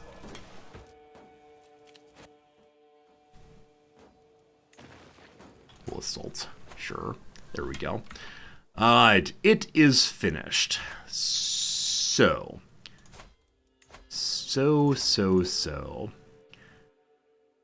Very soon, the Pope's gonna be pretty angry with me for having vassalized him. I'm probably gonna give him back some of his titles just to make him a little happier. If I give him his titles back, namely Spoleto and Ancona or whatever, he'll settle down some. I may even let him have the Anointed Kingdom long term. So I don't know. So we can ransom him for, I think, what, 200? Yeah. Which is a building. We can also just free him, and he'll like us a little bit more. 200 is, at full production, less than a month and a half. So I'll be a nice guy. I'm just going to free the Pope. Alright, we then end the war, and just like that, the Pope refers to us as his liege. He gets to be in charge of all matters spiritual. Now I truly get to be in charge of all matters temporal. There is no independent papacy anymore. One of the fun goals of the playthrough has been accomplished. Hooray! I can steal Rome from him. We could do so. We can move the papacy to a very funny place. We'll see eventually. I've arrived at the tournament here in Mantua! It is the case that interesting things are happening in the Empire, but all we care about is right here. I can't wait for it to start. I see that I have not asked to join any of these. So, I will joust, I will melee, I will duel, I will ceremony. And what's our chance of getting in? We're not qualifying, even though we're pretty darn good at foot soldiering. We wish to triumph for sure. And, yeah, I guess go to the tourney grounds first and try to train a little bit. I prepare for the match. 2 countesses give us lovely little handkerchiefs. Handkerchiefs that give an increase to fertility, actually, so we'll pass them on to our grandson. But at this moment, though, I have nothing to do but focus on the match. Now we will definitely qualify. Definitely, they say. Bring me the grandson. I wish to give to you Grandpa's special handkerchief. Bonus fertility. Good. And I don't know if they stack if you have 2 of them, but just in case they do. Contestants circle the lists on horseback. Valets or valets holding their arms aloft as the herald announces the contest commencement. Squires scurry to and fro, bedecking their lieges' colors, carrying equipment and supplies to their bouts ahead. The joust qualifiers have come to an end. It's clear who we put forward. Me! Hopefully me. Alright, so... Cool. Cool. Apparently I will not be winning this joust. These things happen. The Emperor Spasha of the HRE has found peace in Christ's embrace at the age 67. He died of old age. Although quite famous for his sharp intellect, he could not outsmart death. Next up, the Emperor Krasha has ascended to the throne. Golly gosh, he's beautiful. And he's declared he wants to be the Emperor of West Slavia. That's not true, you weirdo. Stop being weird. His appearance will have foreign dignitaries groveling at his feet. Yeah, we're definitely becoming Emperor again in a moment of the HRE. Purple bad. Purple bad. Alright. Alright. Death number 2. Shh. Secrets. Alright, let's go ahead and take a look at what's happened in this playthrough so far. No titles lost, A+, yes. If you've not been here for the playthrough, here is what goes. Duke Vladislav, our starting Duke, died early of injuries sustained in tournaments. Bad times. No, that's not true, sorry. Duke Vladislav died early of illnesses caught along the road. Bad times.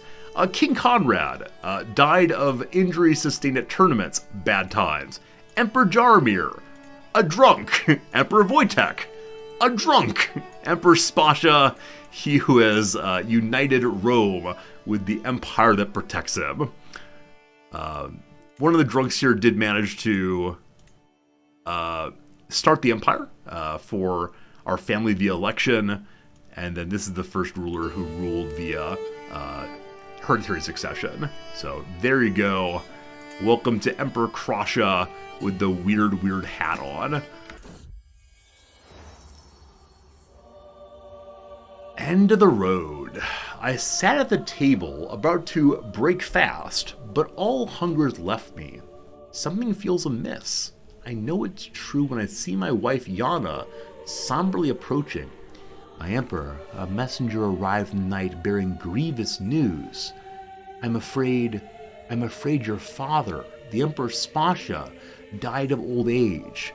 He was in Mantua when he perished. My sincere condolences, my lord. What do you mean, why am I already wearing the imperial clothes? I don't understand why you would ask that question. Father dead? No, it's just dress-up time. Very sad he died far away. And then, the Hronislav Kobelik was apparently making an item for Krasha, and because we've left, I actually don't know what this event is, because Krasha never ruled anything. Yeah, so not fully clear what its inspiration is. Okay, got some things to deal with. Like I said before, we are ready for this, but not really. Because I was planning to have the king get a tiny bit older, of course, and save up a little bit more money. As you see, we're not doing so good on that right now. We'll get there soon, though. How cool, number one, that the Emperor can maintain 8 out of 8. I was worried that the next ruler would have to step down on that, but that is just fine. All right, first things first, we should change our main title back to the rightful empire. Back to white again. Good. Number 2. We can set a regent. We can become a Bavarian Czech person. That's weird. Number 2, let's go our way through all of our items. So, in-ray hats, bring me the Reichskrone. In-ray weapons, bring me the mace. In-ray armor, the fancy purple stuff. And then Okay, we gotta think for a moment about what will help us with short reign, etc., etc. So Ugo's Folly has been the standard item for a very long time. Piety, prestige increase are nice. Also, big people on the council, bonus prestige. At this point, our council will be almost entirely large vassals to keep them cool. On the other hand, we could go Magnificent Regalia. This makes people in our family like us more. We do have one large vassal who's part of our family, but no, we're fine. So yeah, Ugo's Folly, it is. And then the items here. And I'm just going to remove all of them and then think through which we want. Okay. Attraction's useful for anyone who might be our vassal and might find us a little suspect. I don't think of anything that helps directly with keeping the vassal in line. We don't. So we will go ahead and do a chess piece just for that renown increase. It's huge on a character like this. A lot of various fertility items. I always keep the antlers on as they help us hold stress at bay. Yeah, but for right now we have some like really questionable items. we have nothing terribly special at this point, so I need to work on getting some better items fairly soon. And I guess we're just going to go with the glass orb right now to get our piety up so the Pope likes us more. Lots of items to pass on. We'll do that in a little bit. Okay, with that done, 2 of the throne room. Oh, did it do it again? All right, friends, this is, I think, a bug, and I don't know why it happens. It's the worst thing in the world. So, you'll recall, when the last emperor died, his throne room's grandeur was the highest in the world. At 10, fully capped, we're number 1, we're number 1. Last time I had an emperor die, our royal court grandeur dropped to 3. It took like 20 years to get back up again, and it was horrible. Let's see.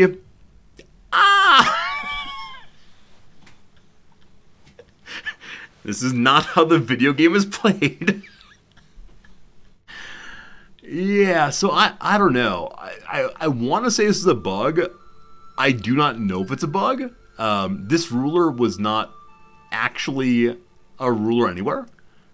He didn't have his own throne. He's just taking over directly his father's.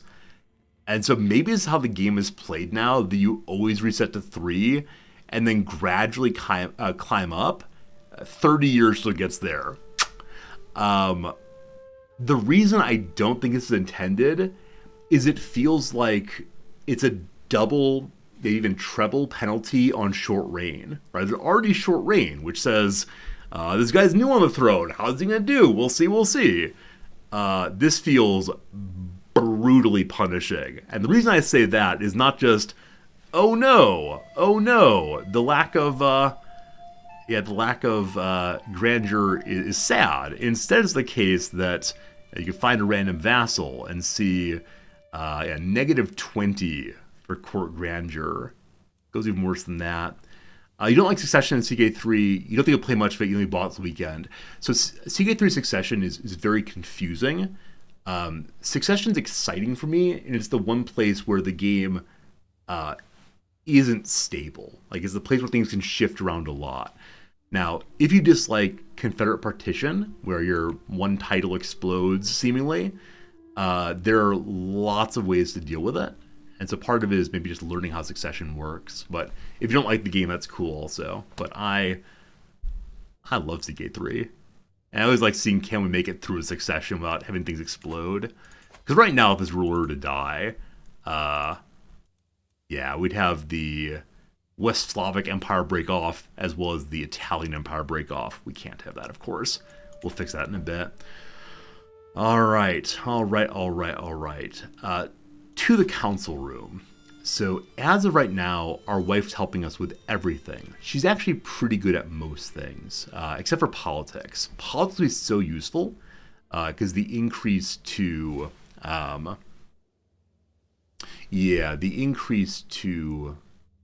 politics would cause, or diplomacy would cause all the vassals like a slightly more. But we're gonna stay at everything for the moment. We may go chivalry if a war's coming. The Pope is now our personal priest. I love that so much, but he does not like me very much. Why is that? How could that ever be? Yeah. So here's the place where the penalty is, in my view, inexcusable. You'll see we have that -20 core grandeur down. We also have -40. So every person in the realm, possibly even in the world, has a flat -60 to us on top of the short range penalty. That's insane. That's insane. Oh, good catch. I did not put my short range item out yet. We have an item we use for speeding up short range penalty. It only lowers it by a quarter, but a quarter is better than nothing. All the items here are the correct items still. Lovely, lovely, lovely. Back to the council room. Let's figure this one out. So, Chancellor. The Prince Archbishop of Salzburg apparently has gotten fairly large recently. He is good at basically everything. 25 in stewardship. So, of the large vassals we see, these 4 of them, I'm going to go ahead and make him chief diplomat, because the fellow below is good enough at stewardship right now. Cool. So you are steward, good. Do we have a marshal who's quite good? The Duke Waldo. The Duke Waldo is just fine. Now, as you see, our other large vassal, unfortunately, is not good at anything. He likes us okay, though. So insofar as he likes us okay, once he's on the council, he'll like us plus 40 at least, and that should keep him from stabbing us. He's shy, not great for spy masters, but it's okay for right now. It's okay for right now. Cat likes a lot, no problems. So largest vassals are mostly on the council. Cool. We got some artifacts. Gifted from our son. So our son immediately gave us the fertility items. I don't know what Grandpa was talking about. Yeah. Understood. Hello, child. I wish to probably give you those fertility items back in a year or two. We'll see.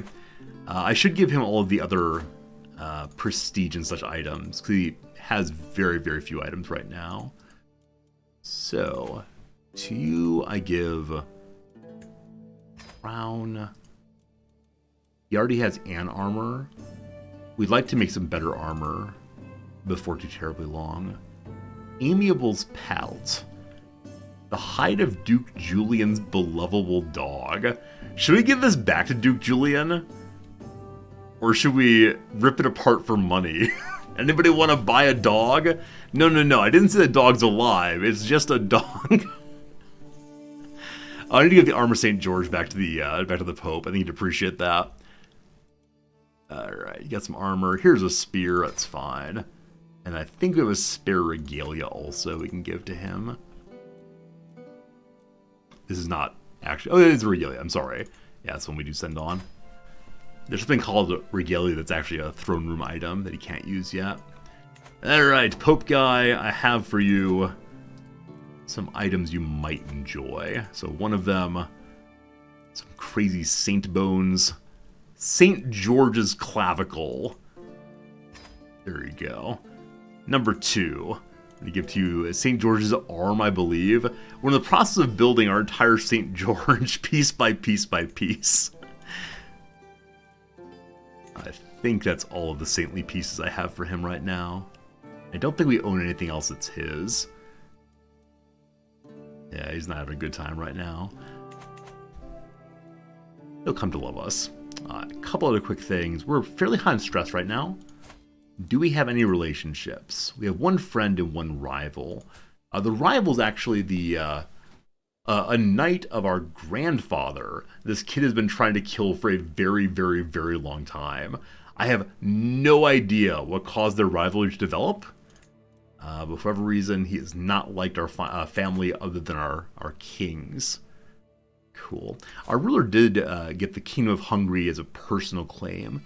We will push that at some point fairly soon, I do believe.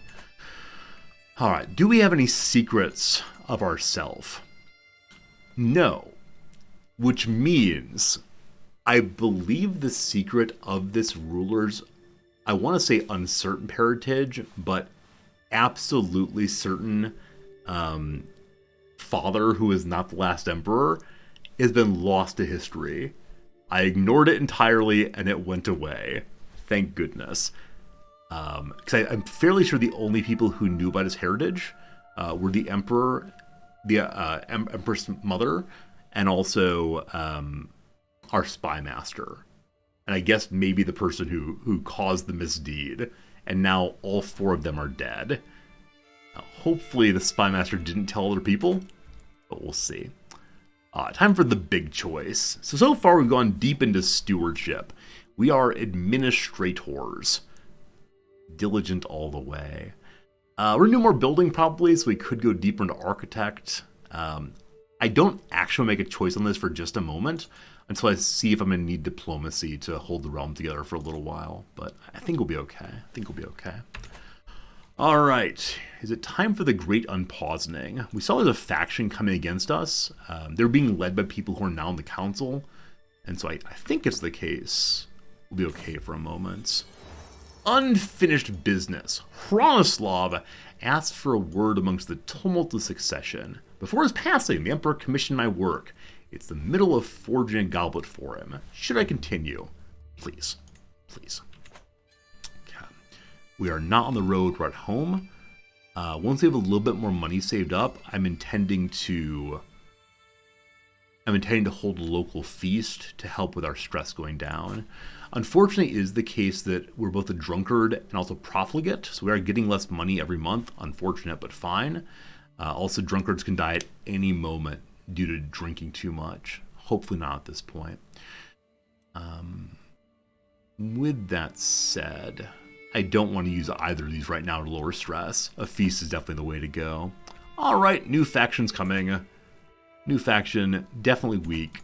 Are we actually going to maintain absolute crown authority through succession? I don't want to say it's impossible like me failing English, but we'll see. Alright, people want libertas. Hello to you. Duke Erman III Strong Arm is someone who's not liking us very much. Court grandeur, big issue. Unpreferred heir. Yeah, so this person's what kind of person? He is does not show his vassal type here. Oh, he's pious. So he didn't enjoy Krasha becoming the emperor. I don't know why. Like, he's an okay religious person. He has no sinful traits. Yeah, not sure. Horizon Lights, thanks for the follow. Appreciate that. Welcome to channel. Also at this point, we have mostly unmarried children. 3 out of 4 ain't bad. And so we'll be using those to disrupt these factions against us. So Duke Erman of Cartania. Show me your contract first. You're low. I'm considering letting you revolt so I can fix your contract. But no. Keep his name in mind, for he must change his contract soon. You have a lovely daughter. Unfortunately, she's already married, and all of your children died in childbirth. In childhood, rather. Drowned, sickly. That's a very, very sad story. I'm sorry. Good luck with your future. Here, have some money to feel better about yourself. 63 is enough to get him over 80. He will leave the faction then. Next up, the Duke Erman of Tuscany. You'll recall that his emperor father visited recently. You have 2 lovely children. Hello, boy. Disputed heritage. I believe disputed heritage can still give alliances. Let's make sure that's the case before we actually set up the marriage here.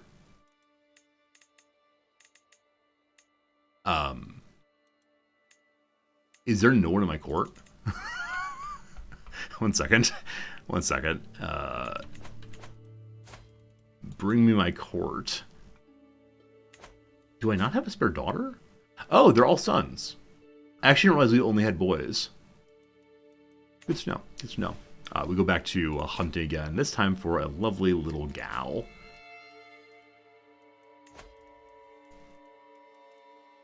Okay, so Neither of these sons will inherit, or all three of these sons will not inherit. This one's most likely to be useful. So I'm going to go ahead and set it up with these two instead.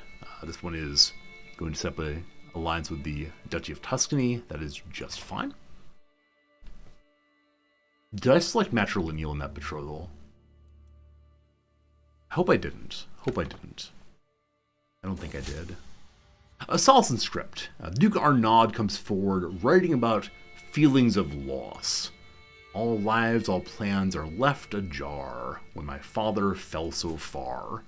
That's actually kinda nice. Usually I make a joke about put your dukes up to the Duke, but no, thank you. It's a very, very nice poem in memory of our great Emperor Father. And so I will have a cry, feel a little bit better, and get our stress down a tiny bit too. It was non-matrilineal marriage, good. And so he leaves also. The faction size is falling. Faction size, you should be leaving. He should, I think next month he does so. And then Duke Waldo decided he wants to be on the throne as well. Duke Waldo is not here. The game's frozen up, unfortunately. There's just 1 second while it comes around again. Yeah, I found since it's the most recent DLC, the game is locking more often. But now we're good again. Yeah, it's just himself. But everybody wants to be on the Imperial throne. Another big person left, but Duke Rogier is here now. Your youngest child, age 12. Wow! I knew he was not totally normal genetically, but he is spindly, possessed, and has cancer at the age 12. What have you done against the Lord? What on earth? The other children, at 18 years old, looking nice and white due to albinism. But no, it is the case this person's family's all married off, so we step down again. The Duchess Ermagerd, and she also has a lovely daughter. We'll set up one more alliance, and that unfortunately is all the alliances I can do for right now. So that will knock out a few more people. We may have to fight this. Now, if we have to fight this, I'll actually want to add some alliances outside, but I can't ally with Hungary. Okay, I'm feeling like I'm going to be able to stop this independently of any traits, so I'm just going to go into stewardship and get that money all the way through. Sweet, sweet dollar bills. Now with that done, we need to go back into our royal court one more time. And hello, who are you? The past few days, the neighbor Count Philippe has decided to visit my court and give everyone money. I can give away money too, even more money, making 2 random courtiers like me more. Unfortunately, neither of them is a vassal who's involved in a hostile faction. I can throw Philippe out, or I can say it's fine that he's spending the money here. If we say it's fine to spend the money, we get 3 court grandeur instantaneously. That is useful for hopefully raising our grandeur. We're getting close to 4. We're getting close to 4. Oh, goodness. One of these days we'll get there. All right, claim on Nottinghamshire. Do you want to be the marshal, the sheriff of Nottinghamshire? Maybe so. Also, a fine, crazy commander comes along. We'll keep sanity as a requirement for the job. Friends, we have an ad break coming in 45 seconds. Been another hour of playing, so we'll do a quick little 3 minutes of crosswording, and then back to the game once more. Thanks for being here. I appreciate it immensely. Pushed all the wrong buttons there. It's always nice hanging out with you folks, especially on a day when I can stream a little bit longer. You don't have to go teach right away. Probably have 1 more hour of CK3. Then we'll change over to a small sponsored stream of Timberborn. And Timberborn, I'll be giving a key away from it when we start. It's a really cool game. A game where you get to create the world differently and move water around. It's all very cool. Alright, so Backbone of a Summer Hit. Yeah. Is it disco something? Okay, so it's not disco something because DN would make, or DA actually might work. Oh, it's DN instead. Quickly, into time? I don't know. Backbone of Summer hit. I wonder if there's a song called Backbone of Summer. I really don't know what the song is. Oh, Disco Beat, I bet. I bet it's Disco Beat, and maybe Summer is a band that writes disco. I have no idea. Absolutely no idea. What's Ted's over here? Bill and Ted's Adventure. Yeah. Bizil, I'd really appreciate if you wouldn't give answers at this point. I try to solve it myself, but eventually I'll try to figure it out. So we'll see. Okay. 1950 film that earned Judy Holliday the Oscar for Best Actress. Something Yesterday seems very likely. And Ood and Odd is spelled with 2 A's apparently. Very well. Yeah, the reason I prefer people not to give tips is because people will just Google the answers and put in every answer then, and that's just no fun for anybody, so. Alright. Sorry Yesterday. Only Yesterday. Who knows? We'll find it eventually. Excellent. Tip top, probably, seems likely. Chinese city with a Buddha statue that's real tall. Shen, Xin, something like that. Down this way, they're used to make wings. Something for wings. So I know eyeglasses of a certain era have like wings here. Not sure. Yeah, gotta go back to emote only maybe. Maybe. Relevant in legalese. Huh. Should I know I'm not a lawyer? Maybe Ryan's Hope? Rihanna's Hope? For a soap opera? Not sure. Concession stand purchase. I don't know. What do people buy at fairs? They buy soda pop and French fries. I don't know.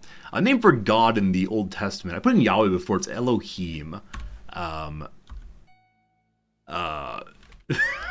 Some vowel. Youth organization focused on peer-to-peer education. Don't know that one. Initialism in dating app bio. I've not been on a dating app in a very long time. So, I don't know. It's like, what, in search of something? It's, I'm this kind of person. Oh, it's probably BDSM. BDSM seems very likely. It's what you're into. I'm going to say it's Ryan's Hope, though I really don't know if that's true. It could be, Rianne's Hope or... But Ryan's Hope seems likely for a 1970s American soap opera. Long-running CBS drama, probably CSI. Way of speaking appropriate to African-American vernacular. Vernacular. Vernacular. Yeah, I feel pretty good about the black part of this, but... Yeah, I'm not sure what it'd be. We'll see. The first English king of the House Plantagenet. It's Henry, maybe 8th? Maybe 8th is fine. Can you say I'm correct if I am? Sure. What am I correct about? Am I correct about BDSM? Okay, you couldn't be 8th. 8th is not possible because that'd be 3. So, I don't know. Henry IV? Henry V? Oh, interesting. With the L above, a V is very unlikely. So I'm going to say it's something with an I. And then here, makes connection. We'll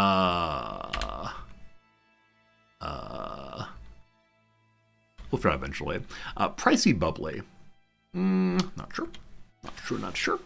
Defensive football tactic.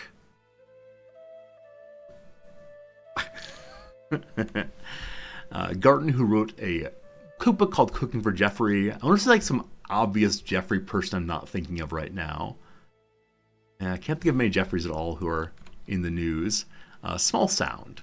I said before it sounded like a body of water thing, but is it a cape? Is it a gulf? Unsure. Modern art form. Modern art. So, R or or. Oh! Art. Thou art great. It's R, in fact. Love it. Quit. Not sure right now. Combustible pile. I said pyre earlier, so let's see. Yeah, so it's actually epodes. My wife works on those. And pyre is a combustible pile. So I think slowpoke might be jab. So instead of poking, you hit fast. Ow. We'll see. One rising up. I mean, elevator, one's arms, raising the roof, etc. They may be held by fans. Season tickets seems very likely. Cruelty. Harshness. Cool. All right. We made some nice additions there. That's be the next ad break. My friends will probably go ahead and have you all help me at the next ad break in 1 hour's time. Maybe. We'll see. For now, though, making some progress. Gosh, Mondays are fun. Cool. You heard that poke? Yeah. I went a little bit hard for the sake of amusing you all, and all I did is injured myself. So, we're dealing with a faction rebellion right now. The thing to do, of course, is just to save as much money as possible, because I am not able to get them all out of this thing. Let's see. If I send you cash money, you go plus 63. I give him a nice item also that might help a little bit more. I could lower his taxes or, lower crown authority. But I'm unwilling to do either of those things right now, so we're good. We get invited to a hunt. It's only 2 months away, but you don't like me. I don't trust you. That's how this thing goes. We could hold the court, which might increase our court grandeur a little bit. Oh, speaking of which, before we do any of that, does everyone have a job? Oh my goodness. New emperor. Everyone gets fired. So, something that'll hurry us along on court grandeur is, giving people jobs in the courts. We have no one with any meaningful abilities in doctoring, so I will put out the call, fetch me a physician, if you please. Next up then, our antiquarian. There's no one good at... So, is it possible that everyone in our family is actually at this activity? Like, all the people who went with the last emperor to the tournament have disappeared and will never return. Because we definitely, in the last emperor's territory, or last emperor's life, had people in every single one of these jobs. And now nothing. And that's definitely an issue. And there appear to be only 3 people hanging out here. Huh. I hope these people come back. I hope they come back very soon. Because we just don't have many people. I believe that characters who are on the council or on the employment list, while they like you more, can still revolt. Okay, I don't remember how much they come to like you if you give them a job. It's not going to be enough to get them to positive 80, certainly. Oh gosh, everyone hates us. But you're excellent. Yeah, only plus 20. And here, have some money. Plus 21, and go in the right direction. I should have swayed immediately, but I completely forgot. And so I don't think I have time to sway before this goes. Are you even in this faction? You are in this faction. Alright. Hoping for one big sway that pops fast. We'll see. And then also, I'm going to move my wife over to court politics to give a tiny bit more diplomacy. It doesn't really matter, but that'll be most useful right now. Oh, the other person to sway would be the Pope, so we can get that sweet papal income and so on. But... it's not showing how much I'm not getting. Maybe the Pope doesn't give us money. Not sure. Our Chancellor's not in domestic affairs. Thank you for noticing that. I forgot. No one's settled on the thing they should be settled on actually at all. Whoops. Whoops. Steward guy, I'm going to stay on money right now. Levies in a bit. For now, commanders is fine. Okay. What was I doing? Right, looking through who should get various jobs. Caravan Master, not the best we could do. Yeah, so I need to do ones that can belong to vassals. as opposed to being ones that go instead to people in the court. So is Steiermark part of this faction against me? His little green flag, if so. No, he's not. At least Steiermark is currently loyal. Cool. Can you modify the Pope's contract?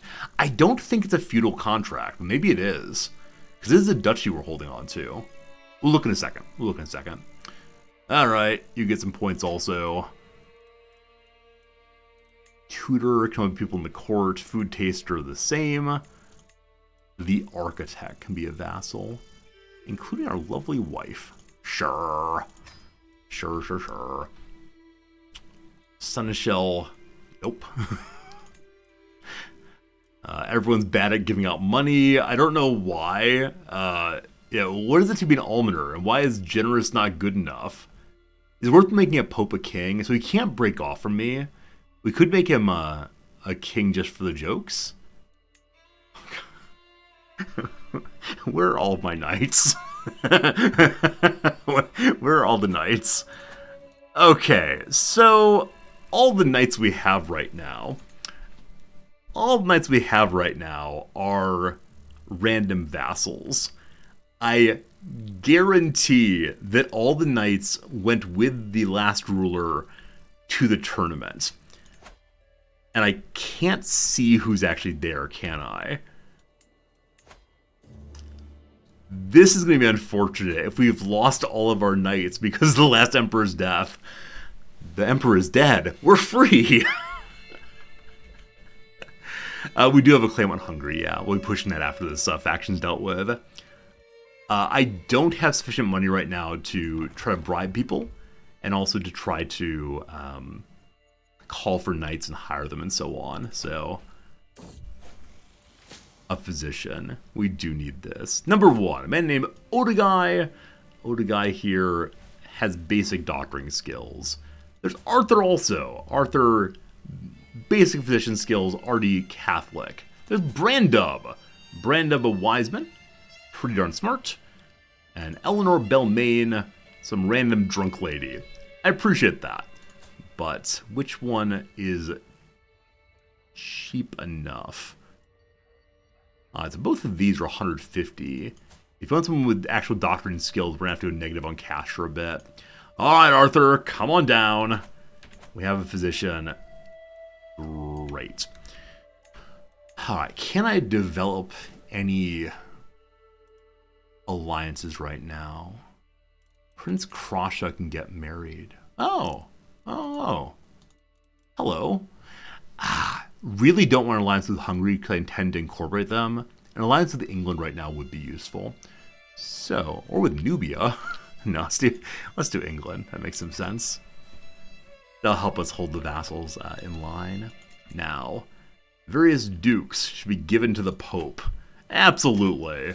You're not just a Pope guy.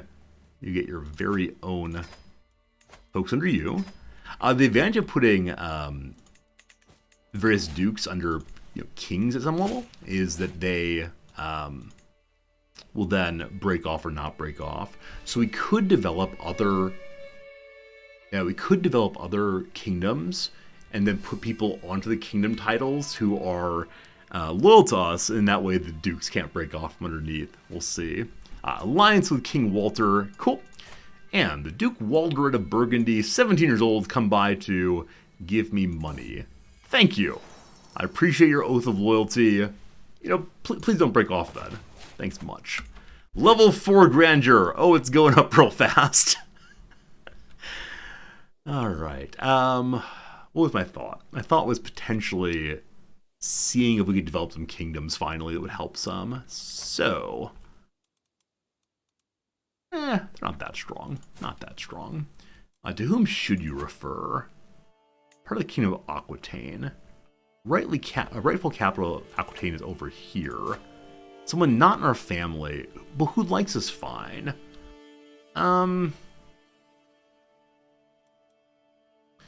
Yeah, it seems that most of the dukes in this thing...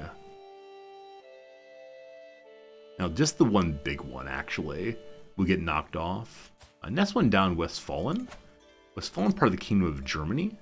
I sure would like to be Germany myself at some point, so I'm not going to do that one. We then had Vinois. Vinois is also French. It's down in Burgundy. If we look into Burgundy's duchies, is it the case that any/many of them are in this faction? So she certainly is. Second one, third one. These two would not be able to be in the faction if we made one of them a king. I can also go ahead and imprison one of them right now. We'll see. So what's the rightful king title here? This one here. And the person there is actually not part of the faction against us. And she'll be very, very happy if we give her a kingdom. So let's go ahead and do that. Hey, we want money. One moment. Money's coming in soon. Hey, Klaus, how's it going? Can't get Byzantine Empire. So the Byzantine Emperor has looked very, very weak the past few times we've looked. Yeah, he is definitely a little bit weaker. Give the Uri Kingdom of Rome to the Pope? We could do that. Yeah, it already exists. The Kingdom of Romagna already exists. I intend eventually to develop the whole Empire of Rome, and then maybe I'll give it to the Pope to end the playthrough. Maybe. I need 300 cash. Anybody else have money for old Resorty? We now have someone who can begin to become knights. So one baron showed up wanting to be a knight, and he apparently can run one of the current accolades. Is Ray gets up to you inherit the papacy? No, it's not possible to play as a theocrat in this game, unfortunately. You can hold the territory, but you can't hold you can't hold the title of pope. So sure, if you have a reformation and turn the pope title into a temporal title, then yes, you can, but not the papacy proper. The Catholic papacy can't be played, at this point at least. Okay, this guy becomes our bow and whip. That is the title of the person who helps us raise more levies quickly.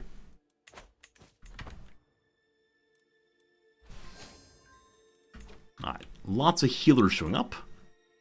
And a fine commander too. I need to use the money I have for stopping the faction. Are people in the prison? Nope, unfortunately not. Alright, I give to you the Kingdom of Burgundy.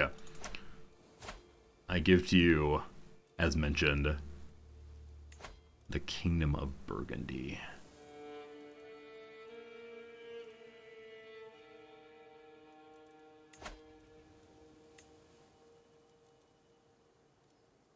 Isn't it part of the Empire of France?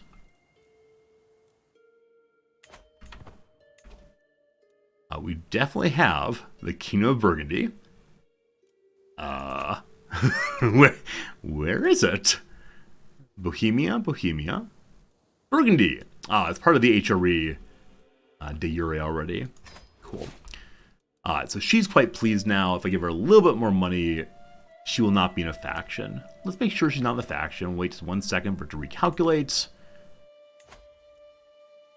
And no, she's not. So, are her dukes still allowed to be in factions? I thought they couldn't. I was wrong about that. I was absolutely wrong about that. So no, it is the case they're able to...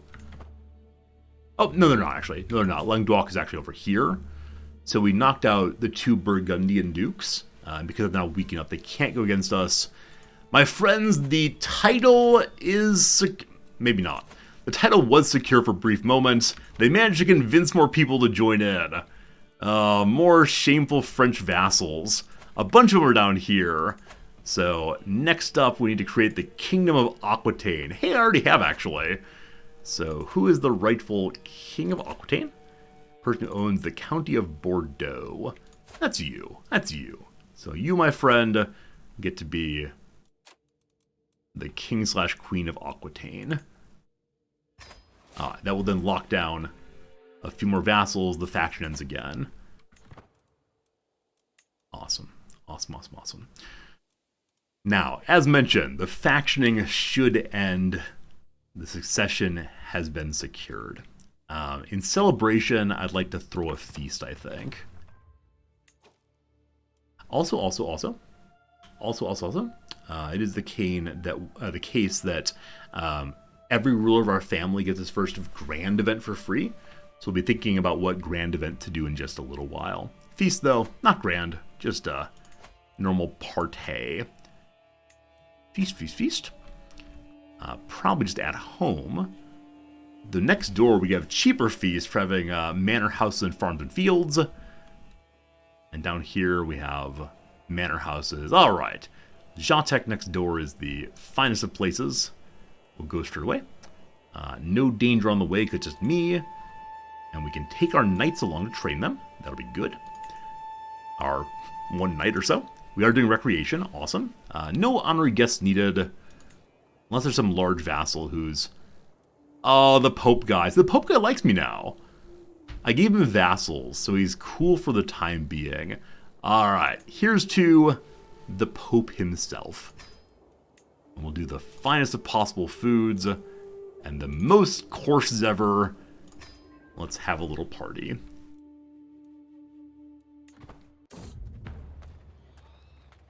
And our worst knights join the entourage. Now, I don't know if they only improve the entourage when we... Yeah, they're only improving the entourage when we actually do activities. No, he got +1 prowess just for coming along. That's awesome. It's awesome. Hey, Diggle. Aquitaine is how you say Aquitaine? Aquitaine? Now, is that a French pronunciation, or... I'm fairly sure I've had history classes in which my instructor said Aquitaine. Now, maybe we're all just dumb Americans. I'm happy to admit that. So, Aquitaine, though. I would never pronounce it that way, but as I mentioned before, my French is non-existent. The servants, they run about bringing in some decorations. Some guests will come soon. Oh, there's veal cutlets. Here comes the Pope. Riding on his little horse, his little busby cut off on top. Great. I'm going to hold off just a little while longer before we head on into Hungary. I want to make sure that we are ready for that war and don't upset the vassals too much. So we can do some more building as we wait. Beautiful Prague gets... I think Beautiful Prague just gets the windmill thing. More money, thanks. Plitzen? I think maybe the same. Quite a few troops live there. A vassal is shown up at the feast wounded. No! No! Our wife can go back to helping with absolutely everything because the rebellion has been quelled. Also, the Pope likes us now as long as he doesn't forget about us giving duchies. And so he's giving us 40 money a month just for being a good and loyal Christian, as we are. I look forward to replacing my spy master soon with someone who's better at spy mastering, but for these early years, we're okay. Okay. Right, I was wanting to look and see what kind of troops do I have stationed at Plzeň there. I think we may have looked once before, but I don't exactly recall. Prague, Vienna.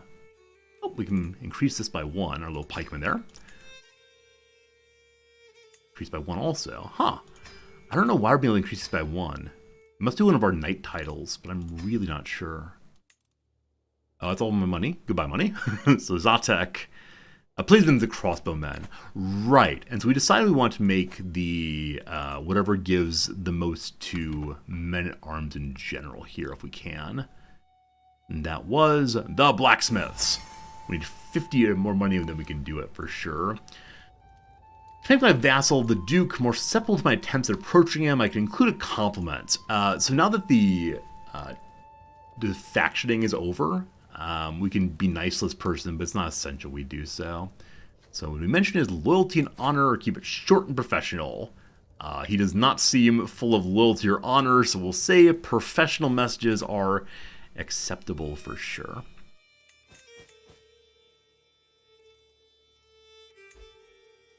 If we want to, we can try to push from some alliances. The King of Hungary would allow an alliance. Sorry, but no. Sorry, but no. Vladislava, the Queen of Valencia, decided to speak Iberian Vulgar. The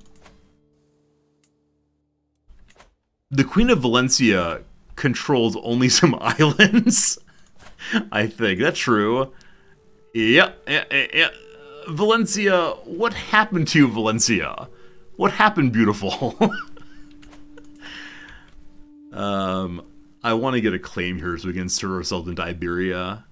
I don't know how much longer the conflict's gonna go, because it is the case that it's looking more and more Christian. We'll see. Gotta go down there before they resolve it on their own. We don't have enough money to improve the blacksmithery here. Nice. Koshlav. Can we improve anything here with more money? Or we cap this one out again? Yeah, I think it's all capped out until more innovation. We actually improve our mine. To go from, 5 money a month up to 7 money a month instead. And the stacking. That's cool. How long till our feast begins? 14 days. And then it shows up. The sway succeeded. We don't need to do any more of that right now. So. Our ally, the King Walter of England, not a great friend. He is currently pushing a claim on the Kingdom of Alba. I'm surprised he's doing that without being an emperor, because that will spin off Scotland as independent still. Maybe he intends to bring them together, so we're going to just sway him for the time being. After the feast is done, we're going to go ahead and use that free grand something.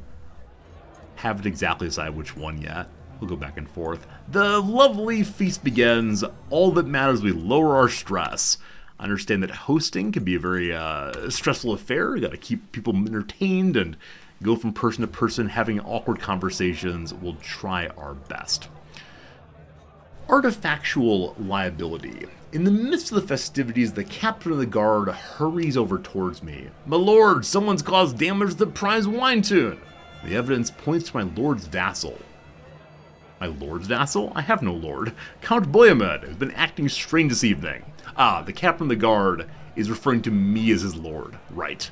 He glances at this man here, who has arrived being sick, and also with a sick mustache. And I can't bring him up, unfortunately. And there's no place where his name's underlined, so I can go to the county, I suppose. That will do it. Alright, what shall we do with them? The captain has scratched on his cheek and his raiment is disheveled. This seems quite suspicious. Huh. So it might be the case this is not really the captain of my guard. We can detain him. We can bring him to me. We can take a look at the captain. Or never like that piece anyway. I see what's happening here. I don't have very high intrigue myself. What's happening here, though, is I believe we know more than we let on. The captain himself may have fallen into the tune. So we dismiss the captain and get a new one. Hey, friend Klaus, thank you for the resubscription. I appreciate it. It's Memorial Day. Oh, it is. I'm sorry, I actually forgot. To those of you who recognize Memorial Day, I hope it is giving you the time to think that you want. We don't really do that over here, but thanks for being part of the community. I hope you had a good day off. If you had a good day off. Klaus says, though it's Memorial Day, I forgot to go to the cemetery. That was a grave mistake. Klaus, thank you for the excellent joke. Appropriate indeed. Oh, you. We sit and have a nice little chit-chat with Aaron de Moros, Catholic of Angevin. Okay, cool. My caravan leader goes on and on about tax levels. And that was how we salvaged that mess. Are you sure I'm not boring you? No, go on, or let's be friends. We'll have the interesting conversation, gain some stats for the next 10 years. Excellent joke, Klaus. Excellent joke. The great table, seating all of the upper nobility, gave a loud crack, and a moment later it gave in under the weight of all the gold and all the food and all the gold-plated food and food-plated gold and all the rest. My most distinguished guests and I had to be fitted in among the lower nobility. I ended up close to the Countess Ona. Count Everard took it poorly, however, and told everyone it was a grave injustice to be seated with lords and ladies barely better than commoners. Acting quite the opposite, the Prince Archbishop Siegert displayed grace and humility among his lessers. Owen and I spoke all evening. We say it should not be the last time that we join them down below. Princes and paupers together, what a great night. We made a friend in Countess Ona. She's 58, that will be a problem. But then, I see my sister and friend, the Queen of Hungary. How are they married? They're standard married.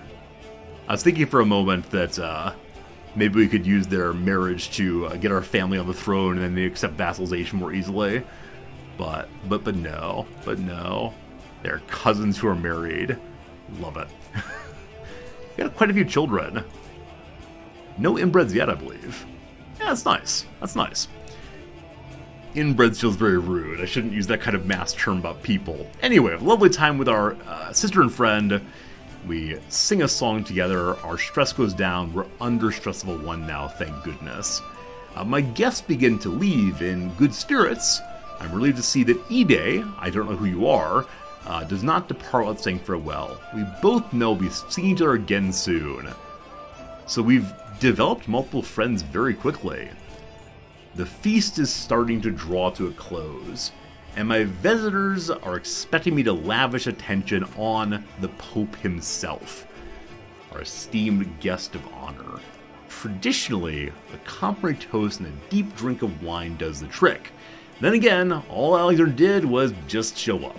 The feast is my idea, I paid for everything, and I hosted everyone. I could say, and now, a toast. I could say, let's address the commoner of the hour, insulting the Pope, or you're all very welcome for my hospitality. Well, Pope guy, missing an arm. We could probably ask how he lost that arm, and whether he's seen any arms recently, and reference the place where he sacked his home repeatedly. But we'll just toast him nicely. We'll be a generous and gracious host in celebration of our newest vassal, the Pope. We have ourselves a lovely feast. Everything went well. Glory and grandeur to us all. The party is completed. We lose 71 stress. People are big old drunk. We're at 0 stress. Wonderful, wonderful, wonderful. Are we stroking the Pope's shoulder? No, that's not the kind of feast it is, man. You keep your hand to yourself. Okay. Time then for a grand something. Though as usual, we only do a grand something after we've set ourselves to war. So, Meinrad of Lotharingia has started the Order of Clairvaux, so the Order of Calatrava in Clairvaux. Clairvaux is a very old and very cool monastery. Kind of want to visit it someday. We'll see. Alright, so is it possible for me to claim down this way? I need a kingdom, if possible. So, one of my princes has a claim on a number of counties. That's not super useful. Show me claimants. Whole bunch of women, a child, and then this fine fellow. You got the claims. You are the direct heir, unfortunately. So no, there's the inbreeding. There's the inbreeding. It's not the case we're able to push a claim against that particular kingdom. Castile's looking like serious business. They've been on the throne for quite a while, so they probably have some spare claimants out there I can make use of. Most of them are landed already. This fellow here, negative 115. He enjoys being at the current court. He has a job there, etc. Down some more. What an amazing hat that is. Looks like she has her shopping basket on her head. Little Gomez here. And native 150, Liege's child. So I don't think we have any like random uncles and aunts who we could potentially use. The only question would be, are there babies who's... No, there are no babies with claims right now. So no, don't see an obvious way to do that currently. Nope, you'll remain independent-ish for now. We need to make sure that our bit of Spain touches our main title. So this would be useful for getting us there, but not much past that. Let's see if there's any loose claimants here. This fellow seems to have claims on absolutely everything. He's the one who is just hanging out. He's not an heir. He's just hanging out. Unfortunately, he has jobs. And he likes the current king all right. We could do some kidnapping. I wasn't planning to do an intrigue playthrough, but kidnapping is always the way to avoid this kind of issue. And no, for the moment, there's just not much going on. Too bad. Does Navarre touch the HRE right now? So we actually do hold that kingdom. We just don't have the entire kingdom title. Let me look into exactly what the words are. We could fight Castile for the rest of that kingdom.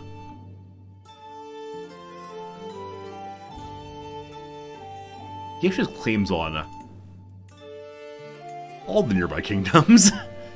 Unfortunately, I can't push his de jure... Oh, I can actually. I can grab the other duchies. That would help. That would help, wouldn't it? Okay, this guy has all the claims I'd ever need, frankly. So let me read, though, what it takes to insert ourselves into the conflict.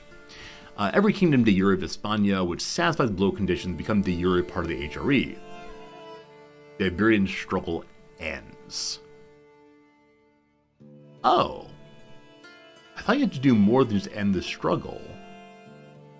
Okay. Your capital is not Iberia, you have an empire that's not Hispania. No problem. You hold at least 50% of Christian faith counties. This is not what I was meaning to go for. I thought there was some kind of, like, you become a member of the struggle. Maybe there's not a decision for that. Maybe just need to show up and begin taking over more and more territory. Because the struggle is still going on. And I'm uninvolved. For a character to be considered uninvolved, they need only have their capital outside the struggle region. This means they're considered an outsider, someone who doesn't have a serious stake here, but who shouldn't. They don't understand local nuances. Because one of the only things people inside the struggle can agree on is that uninvolved characters have no business in their lands. The drama stays in the family. So uninvolved rulers take harsh penalties in counties they hold within the struggle region. Okay, so I don't have to do anything to become part of this thing. I namely just show up and start causing problems. So taking over all the Christian lands is the goal, to be able to push this button for the first time ever. 50% of Christian faith counties in the region have a dear kingdom there, completely control it. Most of the kingdom title is Catholic. The title borders part of the de jure empire. I believe this is de jure, or it's close to it. And have the title of king for at least 15 years. Now, when it says you hold, I believe that means I have to directly hold it. So I may need to take over this kingdom and then take the king title for myself. Yeah, definitely tyrannical to do that. If I get a hook, it wouldn't necessarily be. For right now, though, I'll help take over more things here. So, we're going to go to war with Castile over, unfortunately, it's one of these titles, so that I can't push them all for a vassal. Seems good. Seems good, seems good, seems good. Now, you have alliances, I'm sure. Yeah, alliances to the east there. Alliance with part of Ireland. Love it, love it, love it. Hopefully enjoy the Spanish guitar. Always my favorite. Your troop size is 9,000 or so.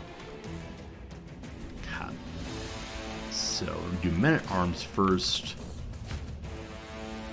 My journey has been a long one. I've finally come home. Our long journey was one county over.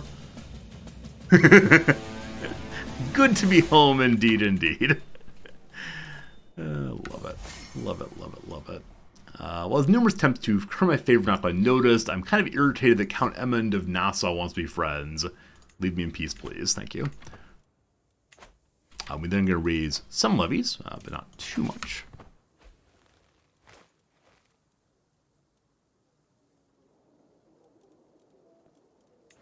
Okay, I believe my men at arms are all now there. That should be more than enough troops. Let's get moving. Okay, we can build more fine things. Just continue. Hey, we can improve the windmills. That's definitely the best thing we could ever do. And we need to save up another 500 money to improve the mine again. Can't wait. Hey, Druce, your name's quite hard to say, my friend. Drucephilius, thank you much indeed for the generous follow. How's it going? Hope you're having a good day. All right, the 20,000 stack. Not even half the army for Empire, but let's go straight on in. I'll take them 3 more months to finish that siege. We should arrive there well before then. Let's start assaulting in a big way. Drucephilisius. Allies are coming to assist them, but we're just fine. I would like to either throw a grand tournament, or I'd like to throw a grand tour. And the tour helps with taxation quite a bit. Where are we in Hostiliter right now? Unbegun. So at 44, we can probably do quite a bit of tournamenting to get our way to capping Hostiliter for the achievement. And so I guess we'll go for that. Hey, we just going to Trebuchet. Truly the superior siege weapon. Have you heard? We don't need to chase after the enemy. We need to be taking the territory we said we're taking. I want to go there. So we're getting defending in mountains. No, we're getting defending in mountains. We are heading into a mountain that we own. No, we don't own that, sorry. You can use control rifle all to arrive at the rally point. I know about that, I always forget. I always forget how rallying works. But thank you for the good reminder. This Catholic fellow has a whole bunch of commander traits. That's great. Hello to Trigon, good seeing you. Great to see you back. Thank you. You're back from away from Twitch Royale. You're more than happy to get my Prime sub. Trigon's awesome to see you. Sincerely, I've been back streaming now for about a year, but cool to see you too. And yeah, thanks for the Prime sub. Hope you're having a good day. All the way sincerely. Sincerely, sincerely. All right. I don't think I believe the game when it says we'll lose this battle. I really don't believe them. So I'm going to take this as long as we don't cross ourselves over a river in the process. Hello to you, Emperor Doomsday. Not many streamers like apps streaming in a suit and tie. It's true. It's true. We have a unique shtick, we'll call it. Good old shticks. Where are the other counties we're going for? Is everything inside this duchy? Okay, so it's this also. I'm going to have half my army march on up and take that, and then the other half will split in half to get some more food. Bisbal, have a good evening. We will be streaming again tomorrow. Stream 6 days a week. Welcome to adulthood, young Spasha. All right, he is 16. His bride is 16. He has in his pockets many fertility items. I think I have some more I can give him. Some flowers, I believe. Also, he went off to the university. He is the first member of our family to ever go to university. Because of that, he is all of the stars in stewardship. The best possible outcome. They grow up real fast. 22 stewardship without having his wife helping him, without a council. He's going to hold so many territories himself and get crazy money. Now, can I give you fertility items also? Yeah, I think I have a flower. Maybe I don't, though. There it is. Pressed aster, plus 15% fertility. She loves the flower. That's pretty nice. That's pretty nice. Okay. Oh, you know what? So during the succession, we had a slight crisis, of course. And as part of that crisis, I forgot to look and see what books were out. Okay, it might be the case the stewardship books actually are out already. They're not both out. One is. Yeah, I'm going to go and put the Book of Legend away, which is on the other side, just for now. And we'll replace that with the other stewardship book to hopefully get experience as fast as we possibly can. Our grandeur, 5. 5 and climbing. Soon. Alright, so we finished Administrator already. We're going on Architect as usual to be able to make as many buildings as possible, as fast as possible. We'll start with higher taxes, though, of course. Hey, Jeff, ever played Divinity 2? I don't think so. If I did, I didn't stream it. So I'm pretty sure I did not do so. But maybe. Yeah, is that Divinity Original Sin? So I think I've played that. Did I film other court jobs? Okay, we have people here again. so last time we looked, there was no one here at all, and it was a little unfortunate. I think we have lost the majority of our people who were previously part of our court, but the folks who are coming in are pretty good. Oh, the guy here who went to university wants to teach absolutely everyone. Yes. Oh, you're absolutely right, Owen. You're absolutely right that collect taxes only works if you are collecting taxes. I'll need it eventually for finishing that tree. That's good. We're going without a food taster for right now. Got to get some more people in the old court to help with this. Our sisters have to do every single job simultaneously. Alright, the Grand Mayor of Genoa comes to make some jokes occasionally. And then no poets, terrible musicians. I'm still missing knights, and so we don't really have a way to get many good bodyguards or even good champions. So with the pile of cash I have now, I'm going to invite some knights to join us. Ideally, I want some knights who are able to bring back the accolades. Do we have any of those right now? Nope. I know the way that we can bring these back is to look for a person in the pile of knights who could potentially be one of these people and then force them into knighting. Sure, you gotta join us. You're pretty good. Yeah, I think it's if any person in the realm could be a knight, they then need to be treated as such. These 17s are good enough for the time being. I might recruit fancy knights soon enough. With all that, no one who's currently a knight can be brought back for an accolade. Yeah, the system is really fiddly. I'm guessing on future patches it'll be increased a little bit or fixed a little bit. I got to keep an eye on this. Also, though we said we were filling up food, we're actually not doing so. These spots can support to 3,000 troops, 4,000 troops. We're not quite there. So we're going to... Oh, we also don't hold that territory. I'm just standing in enemy land. What am I doing? I'm going to ask the peasants for food, and they're going to say no. That's how it goes.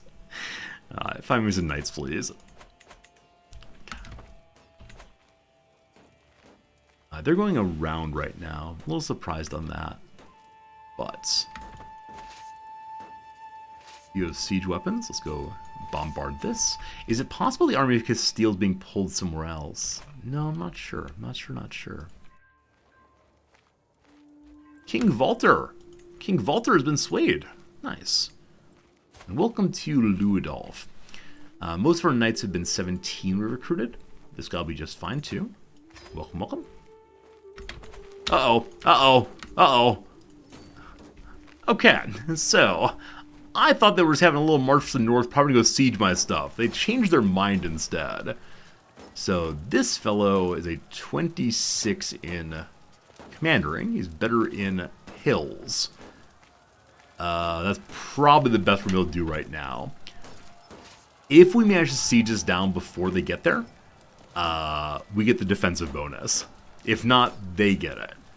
So, how long until they arrive? If we actually lose this battle, I'll be so annoyed with myself. They will arrive in 18 days. If we assault, we'll win in 9 days. That is huge, huge, huge. This group is hurrying over. I don't believe they'll be wiped before they get there. I'm also going to raise all of my levies, just in case. Just in case, just in case. Oh, the siege didn't finish! Math! Math, where are you? Everyone piles into the death stack. At once, all of you march over the hills. They got the good rolls. They got the real good rolls. But I think we're okay. I think we're okay. The Acolytes thing is brand new. It was added in the most recent DLC, I believe. And it's a little fiddly. And yeah, you can definitely bring knights in from around the world by marrying off your courtiers to attractive young men. But that strikes me to be a little cheesy. And so I just don't do it. If you like it though, that's cool. We definitely sent in more people than we needed to, but we got the victory anyway, and gosh, that was what counts. Alright, captured a son named Esteban. Buenos dias, Esteban. And then 2 other fine people. Coptic fellow, who's near to death. Give me your money and get out of here. Thanks, man. Fellow named Lope. Nobody special at all, so I'll just go ahead and let him go. He would not be ransomed, correct? Yeah. Give him that hook. And then a fellow named Duke Farron. He's already considered ransom. He'll free himself also. At the top here, I saw there's a grand tournament that we could invite ourselves to. I may have missed when we have to leave to make it. I have an idea, though. I think we have superior mounts, so we can go a little bit faster. Still won't arrive. Okay, how much speed do you give? 9. This person will give us 15 instead. We still won't make it in time. It starts on the 16th of February. We get there on the 7th of March. Okay. We can't make haste yet, because we're not impatient or craven or reckless, unfortunately. Did any of these other ones... Okay, Mercenary Guard speed also. We'll now make it on 28th of February, starts on 16th of February. Oh, we're so close, so close. Yeah, I wish you could make a try for it. And, like, show up a little bit late, but that's okay. I don't think any of these other give speed. Are we almost direct path?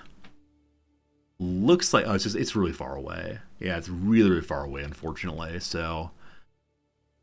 Can't do that. Next time we have a tournament, I'll definitely hop on it right away instead of trying to do one more thing first. This entire army's here. We don't really need as many, but there's only one more siege to do, and then we'll be in good shape, so we'll stay with that for now. Call people to war. Declare the wars. I meant to declare a war on Hungary. Totally forgot to do that. Ruthenia, we have wars against... Wars everywhere if we want to. After we start the war for Hungary, we'll then go and launch our grand whatever. The Duke escaped! Oh, how could this happen? It's outrageous. Truly, truly outrageous. We also got a new sword, the Castilian sword. I'm going to find someone to appoint as our personal champion, and then give them that. The map. The map usually means someone's plotting against me. Don't much care for those.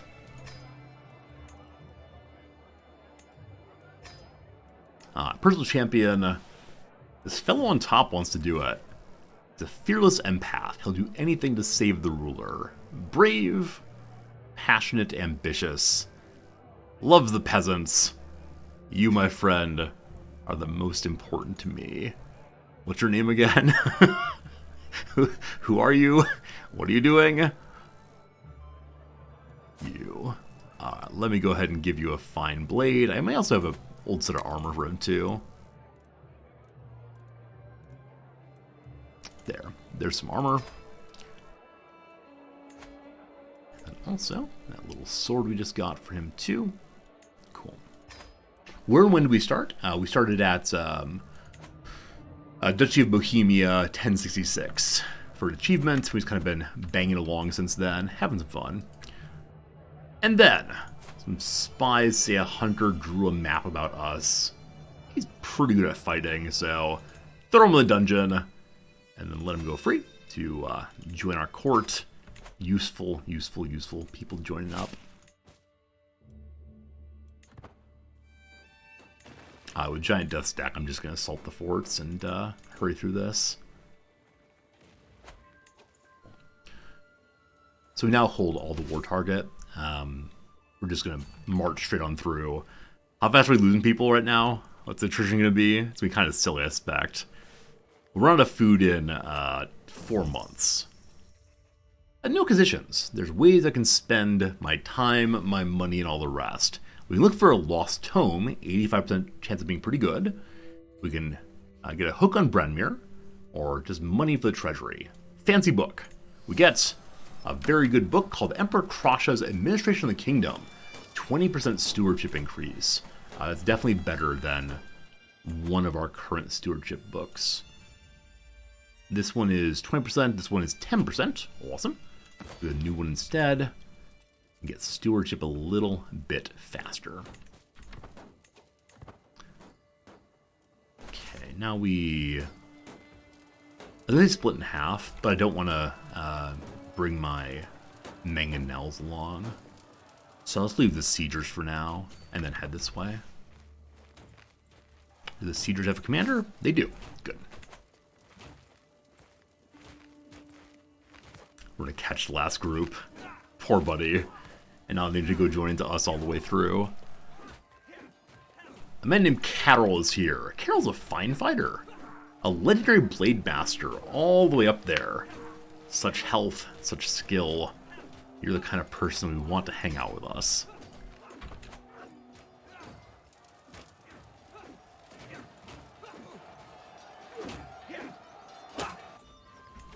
We captured a bunch of knights just now. That's cool stuff. Grab them here also. Check the prison again. What's you, Swerio? You're a knight, you say? You just go away, man. You offend me with your sight. Your sight offends me, rather. More to recruit. Good stuff.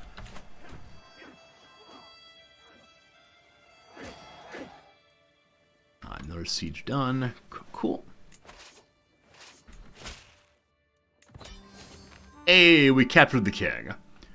The king was leading a battle. I'll just end it there. So, Duchy of Navra is taken now. The kingdom is being rebuilt step by step, gradually. We took one county there ourselves. We'll just give that away. They'll go ahead and improve one thing first. Here, have some blacksmiths. And then belong to some random Czech man. Have fun in Spain, Czech man. Oh, Navra also is we're holding on to. I think that's probably the rightful capital of the whole darn thing. We'll deal with that in a second. My friends, we have an ad break coming in 1 minute's time, so hope you enjoy watching the ads. The game will be paused while we're doing that, and I'll do a little bit of crossword puzzling. I did say at the end of this one, the end of this try on the puzzle, we may go ahead and see if you can figure it out with me. For right now, though, I'll see how much more I can get during this bit here. Scurried.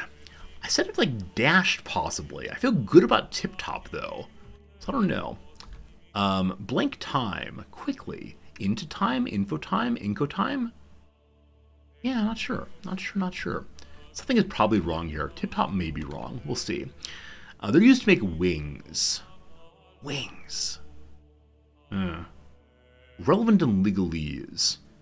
Ad rem, I assume, though I'm not certain on that. Petty Hearst kidnapped the SLA. So many of you knew this was a long time ago, and it's something involving it is not true.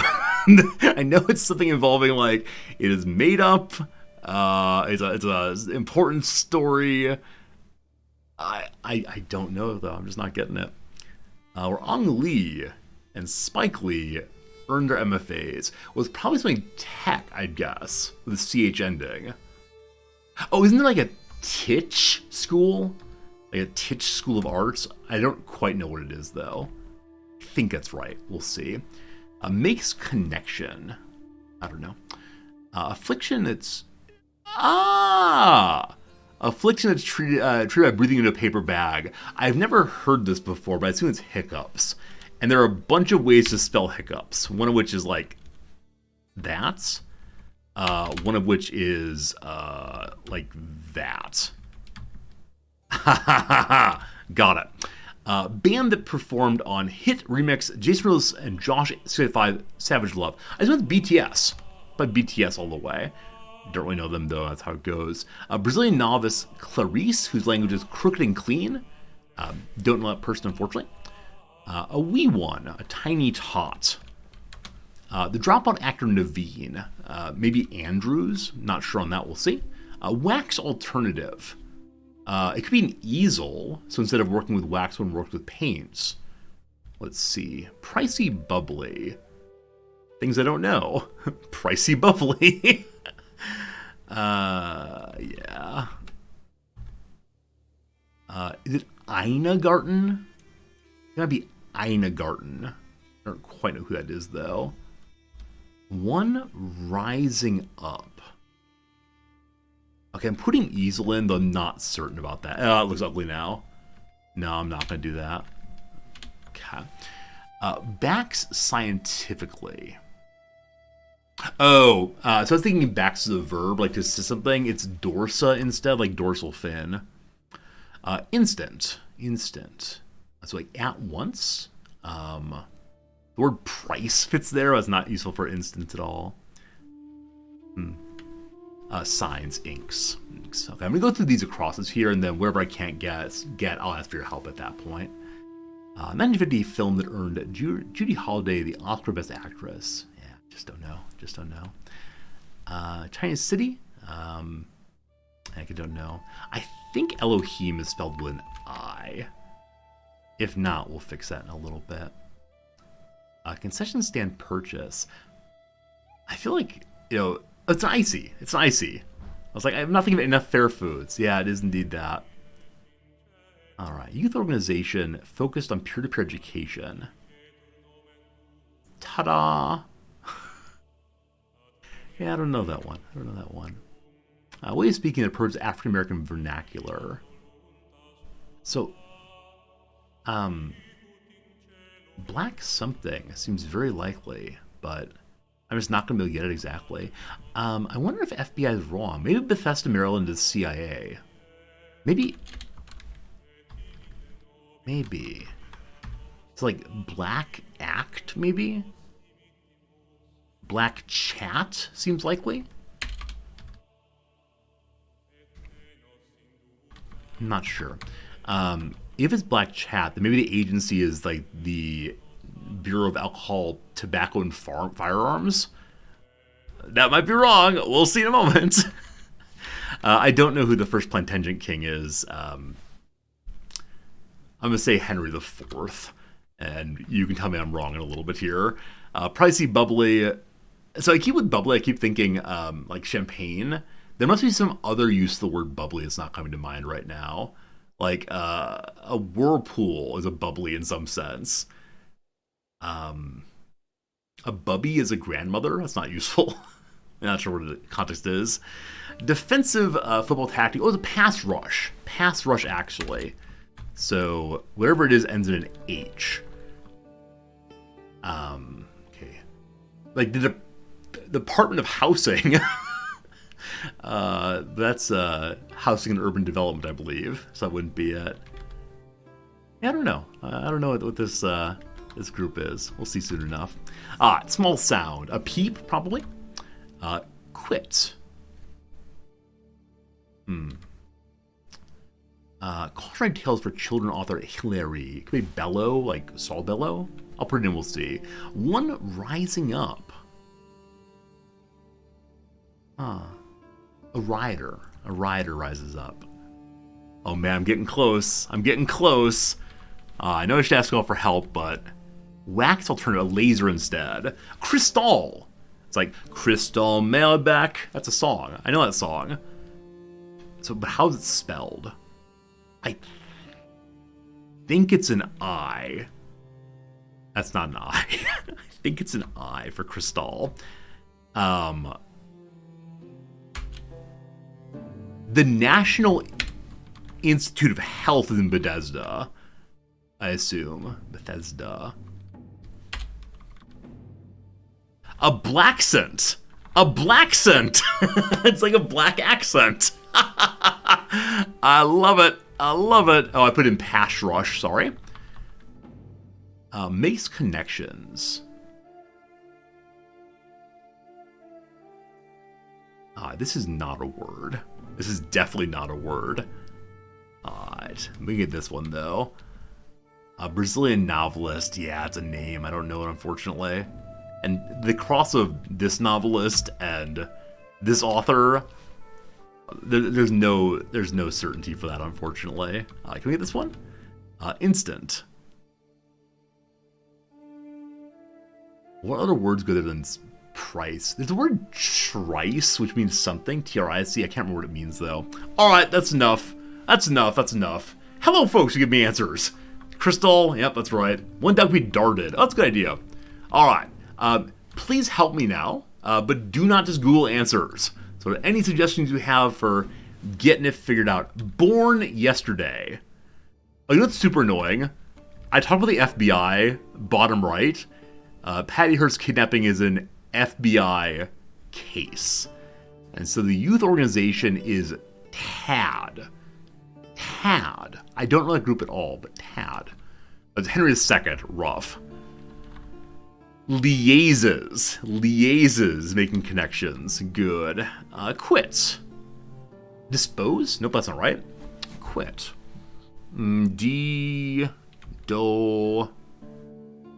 Desist, of course, thank you. It is trice, then. Yeah, it's one of the words I should kind of know. Okay. Use make wings. I miners? I-niners? Or Chinese statue here. Eyeliners. Oh! Like wings on your eyes. Like the little... I don't know how it works, but got it. So, facial feature stuff. This kind of says LeSean, apparently. Interesting. Last hole here. Who knows the novelist names? Or do I have to use every possible letter here? Oh, it's Tish with an S. Thank you, Lobos. Yeah, Students Against Drunk Driving, like Mugs Against Drunk Driving. Thank you for that. Yep, you're absolutely right. Yeah, I thought it was that's like Tish, but thank you. So the last one here, I'm gonna put a W in. So wrong. This one would probably have to Google, or I'll have to go through every single letter if necessary. Name Lis Pestor, maybe? Nope. Yeah, Tyler, what's the answer here? I'll never be able to figure out myself, unfortunately. The C. Hey, thanks. Appreciate it. Yeah, I would have gone through every letter if I had to. Featured answer is Lis Spector. That is the person who we ended on. There you go, team. Thanks for the help. I appreciate it. Mondays are real hard. Real hard indeed. I'll see if we can remember this in the future. The name Lis Spector is a super cool name. I've never known of that name for anyone. Clarice Lispector. Actually, I'm not even sure I'm pronouncing it correctly. And then, is it Hillary, I assume? Bellick. Yeah, this corner down here had quite a few Yeah, quite a few authors in pretty quick connection to each other. Name the next heir that? It's not the worst name. I want to put the word inspector instead, but cool, cool. What was the clue on Crystal again? Bubbly. So it really was about drinks in particular, but I just don't think about that kind of thing at all. Excellent, excellent.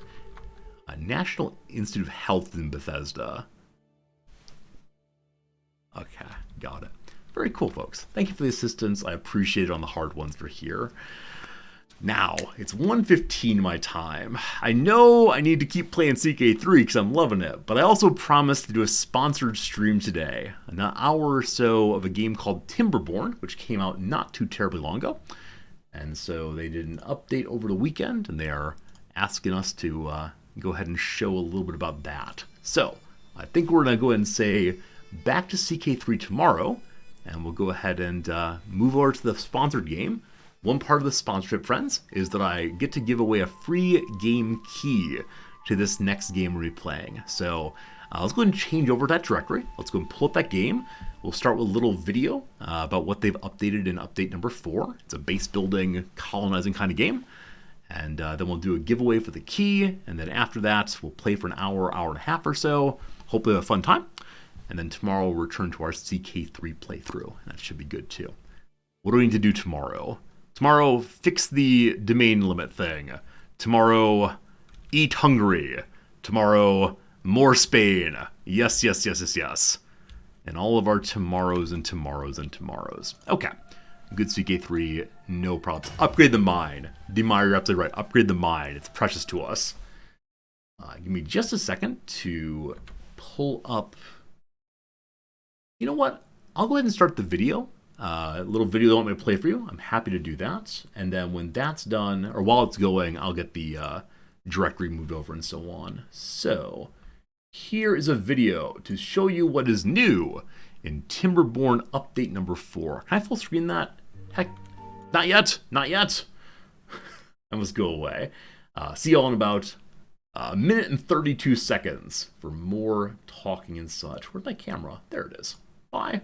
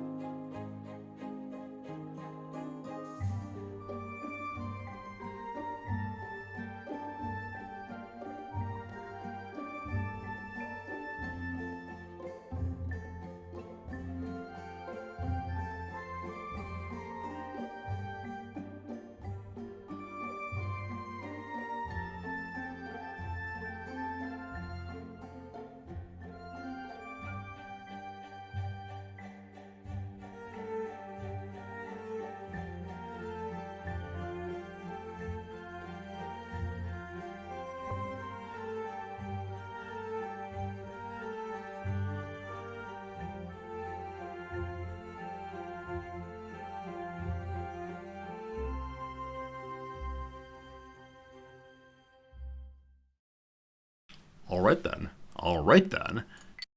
Apparently the next video in the order says, this update changes everything. Feels a little bit overblown, but who knows? I really enjoyed this game last time I played it, and I'm looking forward to seeing how it goes this time. Let me bring my little old camera back on again. Did you all get a pop-up in your chat boxes about, like, check out this game, or what's this game, or something, something, something, this game? Tell me about, did you see, you know, this game? There's my camera. Hello. I also want to go ahead and load this game now. You didn't get a pop-up yet. Okay.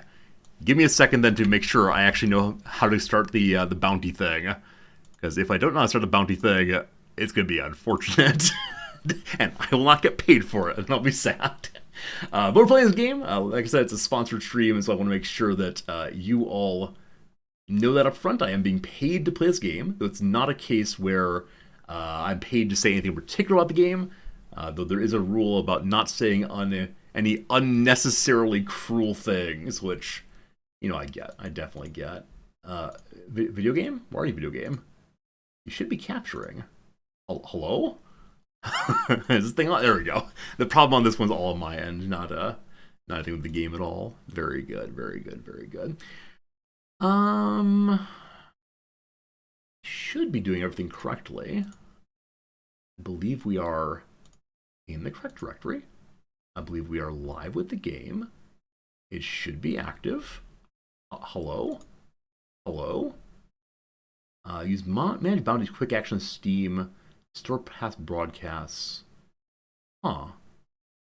I'd say it popped up every 15 minutes. Maybe it won't pop up for another 14 minutes or so. Yeah.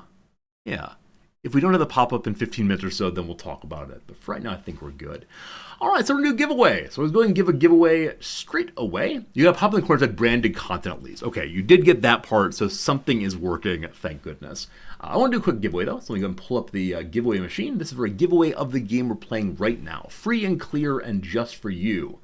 We're going to do a special keyword for this one. So we don't have random people who are not really here. The keyword will just be, I don't know, the word beaver. 1 second, not yet, not yet. Starting now. Anyone types in the word beaver, B-E-A-V-E-R, I'll type it in chat if you want to copy it over. We'll have the opportunity to be entered into the drawing.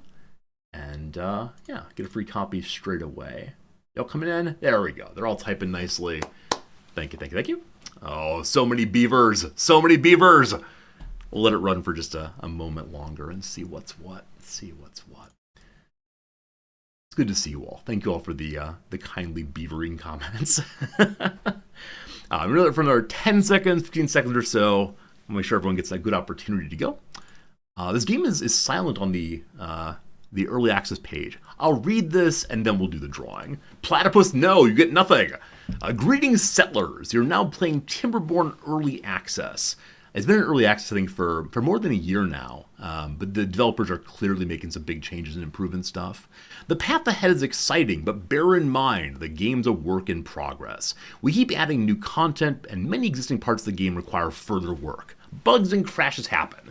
Please share your feedback using the feedback thing, blah, blah, blah. If you previously played the Timberborn Alpha, Beta, or Demo, the game's been heavily optimized and contains some new content, including new buildings, a second playable faction, and more too. Be prepared that some mechanics have been redesigned and work differently. Good luck, and stay hydrated. So one thing that popped up in the little video we watched is that they've made some changes to automatic movement of items. And that makes me so happy. When we first played it, back whenever it came out, it was kind of fiddly. All right, friends, now pulling up the winner. The winner is Harsani. Harsani, it's so good seeing you, my friend. Harsani, are you over on Discord? If so, would you send me a message there and I'll give you the key there? If not, we can find another way to communicate. But Harsani, congratulations, my friend. It's awesome seeing you. I'm sorry you didn't win. Oh, damn, you didn't win. Like a beaver dam. I love it. I love it. I love it. All right, let us go now and begin the game. And Harsani, if you send me a message, I'll send you the key right on over. So, new game to get started. Folk Tales of the Basic Little Friends. They are adorable beavers. Aren't they so cute? Aren't so cute? Will not be playing as them. The new faction is the Iron Teeth. Son of a gun. I have not advanced the game far enough to do that, so we're gonna have to play the basic one for a little bit to get the totally new material. Anyway, I want to read about the two of them, and then we'll start on this one, then go that one soon enough. Yeah, the majority of the new content in the second kind of the second faction, but I'm not good enough at the game to get that yet. So easygoing but hardworking, the Folk Tales are expert farmers. They respect nature and it rewards them with plentiful bounties. Their motto is comfort, food, and sturdy wood too. The second group, the newly introduced Iron Teeth, are defectors of the traditional timber ways. They mastered irons and science to build advanced machinery. They achieve progress through ingenuity, efficiency, and disregard for their environment. Feels like it's the dwarfs of the beavers. Their motto: work hard, work hard. Many of you know one of my favorite poets is Mary Oliver. She has a wonderful little poem called Moles, about what she thinks the moles underneath the ground are doing and how hard they're working all the time. Unseeing, but pushing onward, onward. It's a really great poem all the way. I think that's the poem of the Iron Teeth. But for us, the folktales, very good. Lots of different maps you can choose from, and I'll just do the plains, because I am, as you know, not very good at this game. I love that one's called Thousand Island. If you're from the US, you know full well that Thousand Island is a kind of dressing. But no, the plains seem, just fine all the way. Hey, announcements are working again. Adam Twitching, thank you for the follow, I appreciate it. For some strange reason, that has not been popping up all day long, but thanks for being here sincerely. Plains for now, it's all good. Different difficulty modes if you want to, from easy to hard and everywhere in between. I'm okay with doing the basic challenge. Droughts are mild at the beginning and then intensify over time. So the first time, the music is slightly loud, the first time we ever played this game, I had a really fun time, and then quite suddenly, really quite suddenly, there was a drought. And it felt like the game was making fun of me. Oh, you see how wonderful your home is? Not anymore. So I don't know if this page said droughts previously, and I just missed it or what. But yeah, there are droughts. The enemy is the weather in some respect. I don't think there's combat in the game, but I might be wrong about that. I don't quite recall from last time we played. Alright, we begin. Look at our little buddies going hi-ho, across the bridge they go. Civilian, it's good seeing you. Awesome to see you indeed. Good morning to you, my friend. It's afternoon for me now, 1:24 p.m. Probably pretty early in America land these days, isn't it? Think so. Yeah, I love the image of this game, and like the whimsy of playing as animal characters makes me so happy.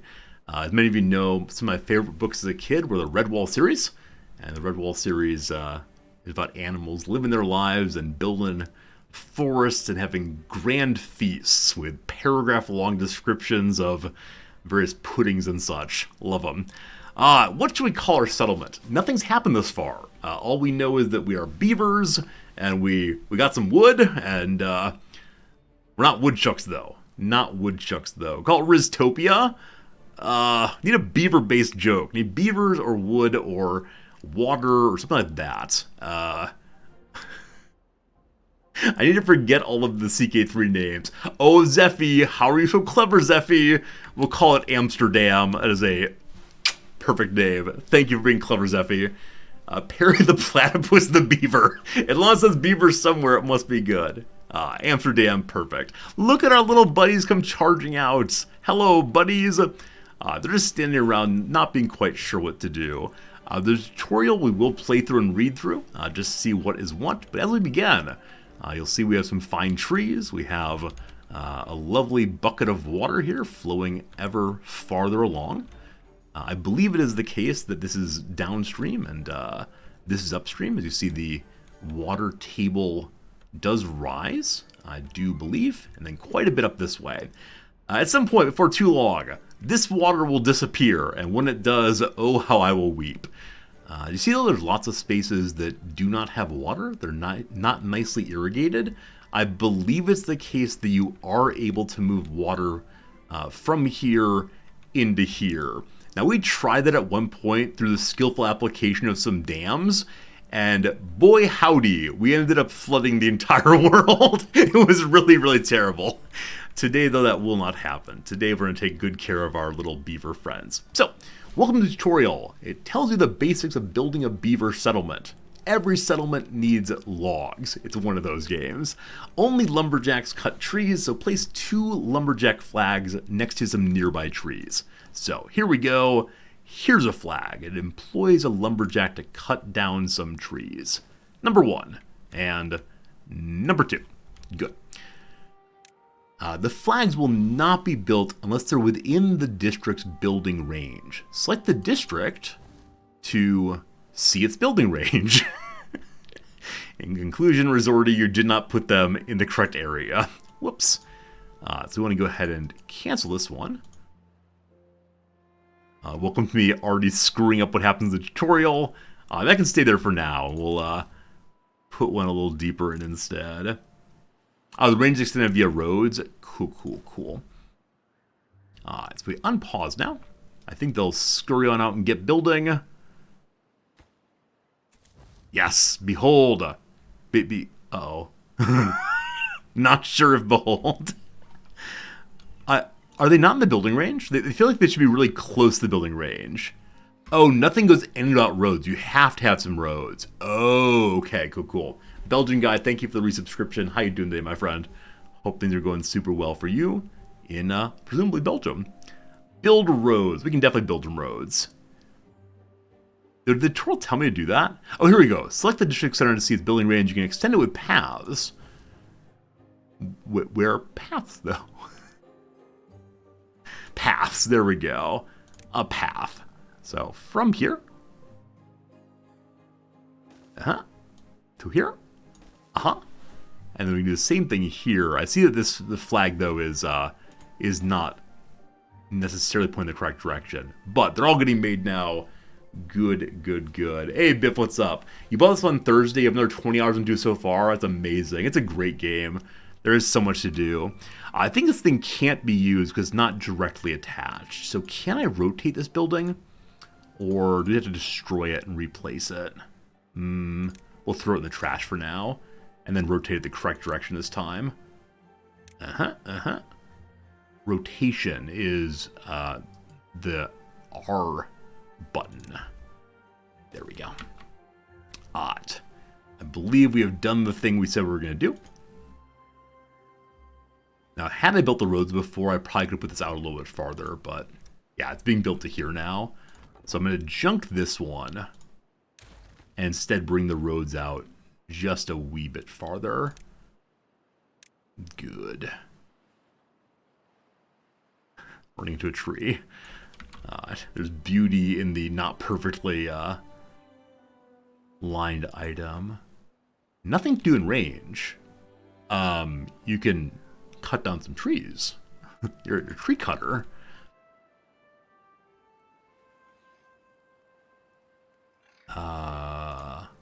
That one's being built now. 2 done. Lumberjacks hired. Mission accomplished.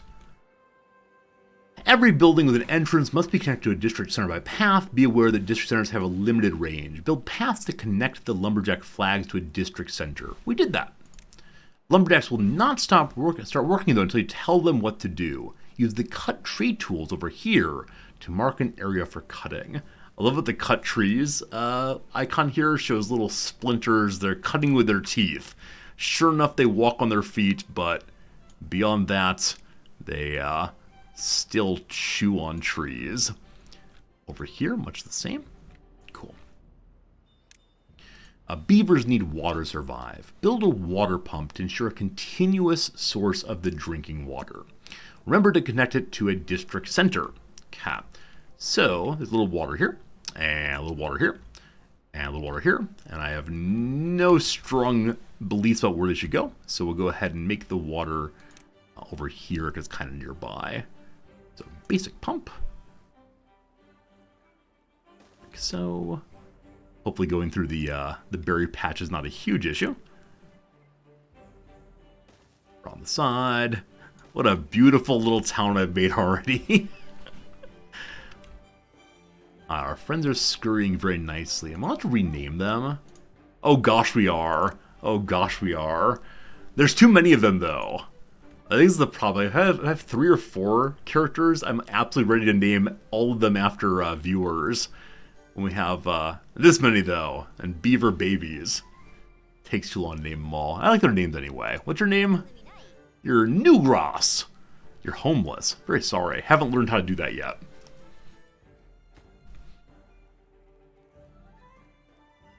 So they have to bring multiple pieces of logs, and they work along. It pumps to 2 down, so I don't know if that's 1 down or 2 down.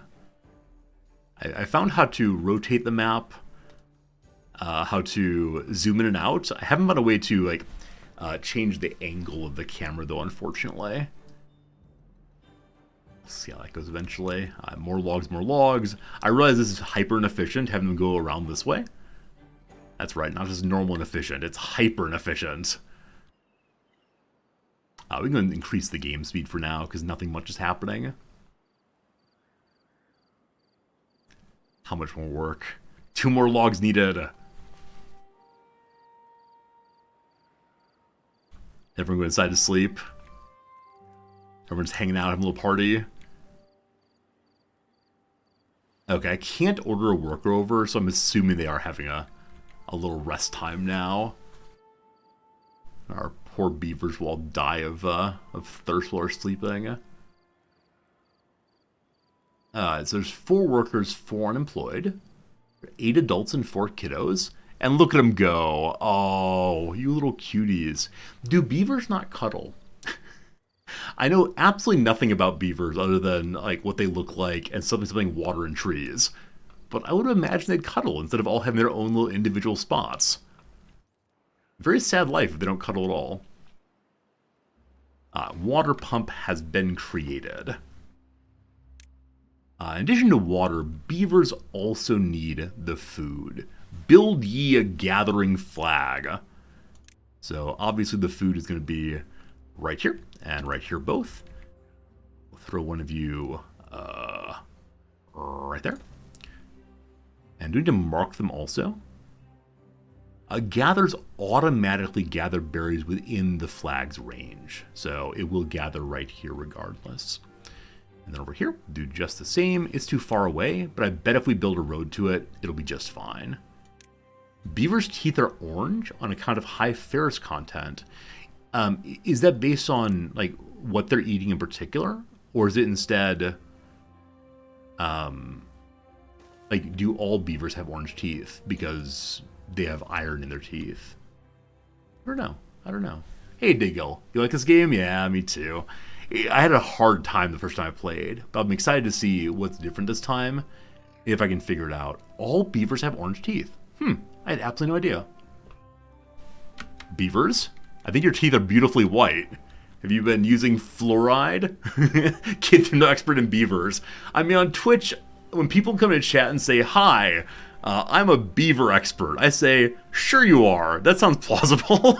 So we've had so many different kinds of people come in chat and say, like, hey, I'm from Monaco. Hey, I'm a scientist at NASA. Hey, I made a children's cartoon. It's very, very popular. Like, I believe everyone who says that they are. I do recall that one time, like this weirdly hostile viewer came by and said, how am I supposed to believe you when you say you're a professor? Anyone can go online and lie. And I was like, can you imagine lying about that of all things? Nerdiest possible thing to lie about. Settlements need stable food sources too. Not just the berries, but also a farmhouse. So we'll do that next. Build a farmhouse. It is foodstuff. Employs farmers that plant and harvest crops. The expanded folktales design fits more workers. So only the folktales can make the efficient farmhouse. And I have no idea where it should go in the base. I'm going to say central rather, and hope that's true. But I believe you're just some guy playing video games. I don't know. My guess is that you are, in fact, a world-class chemist. Don't you lie to me.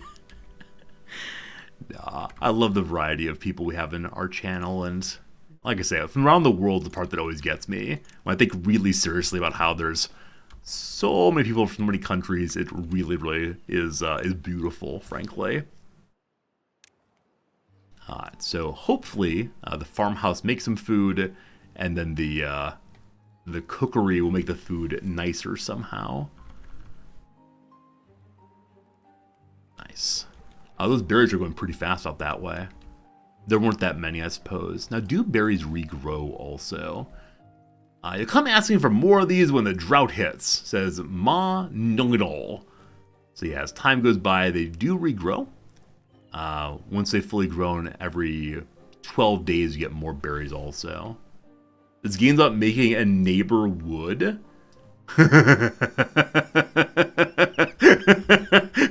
That's one of the sillier jokes I've heard recently, and gosh, I love it. Okay, unfortunately, some of my little buddies have announced that they're quite thirsty. We gotta fix that soon. Hello, Horizon. You're a new viewer? Well, welcome. There's no way I can hide that I'm a professor. It makes you feel cozy. I gotta work on it. I gotta start swearing more and get like some cut-off jeans on and I don't know, like some giant t-shirt with some offensive words on it. I can do this. I could get my hair dyed a cool color. Probably not. Alright, the farmers will not start working until you tell them what and where to plant. We'll do that in just 1 second. Now, you're thirsty. Dehydrated, in fact. So negative thirst. Does this place give people water? A gulp of fresh water is enough to pump you up. So my hope is they're going to wander over and slake their thirst. But I wonder if we need to have like a water cooler, perhaps. Perhaps. Okay. So, I need to create ye fields. So, food building here, crop building here. Oh, also, team. Also, I realized just now my camera is kind of where it was in the last game. Should it be somewhere else? Like, would it be better if it were in like the far left or far right? I'm gonna throw myself in far left, and we'll see how it looks. Whee! Okay.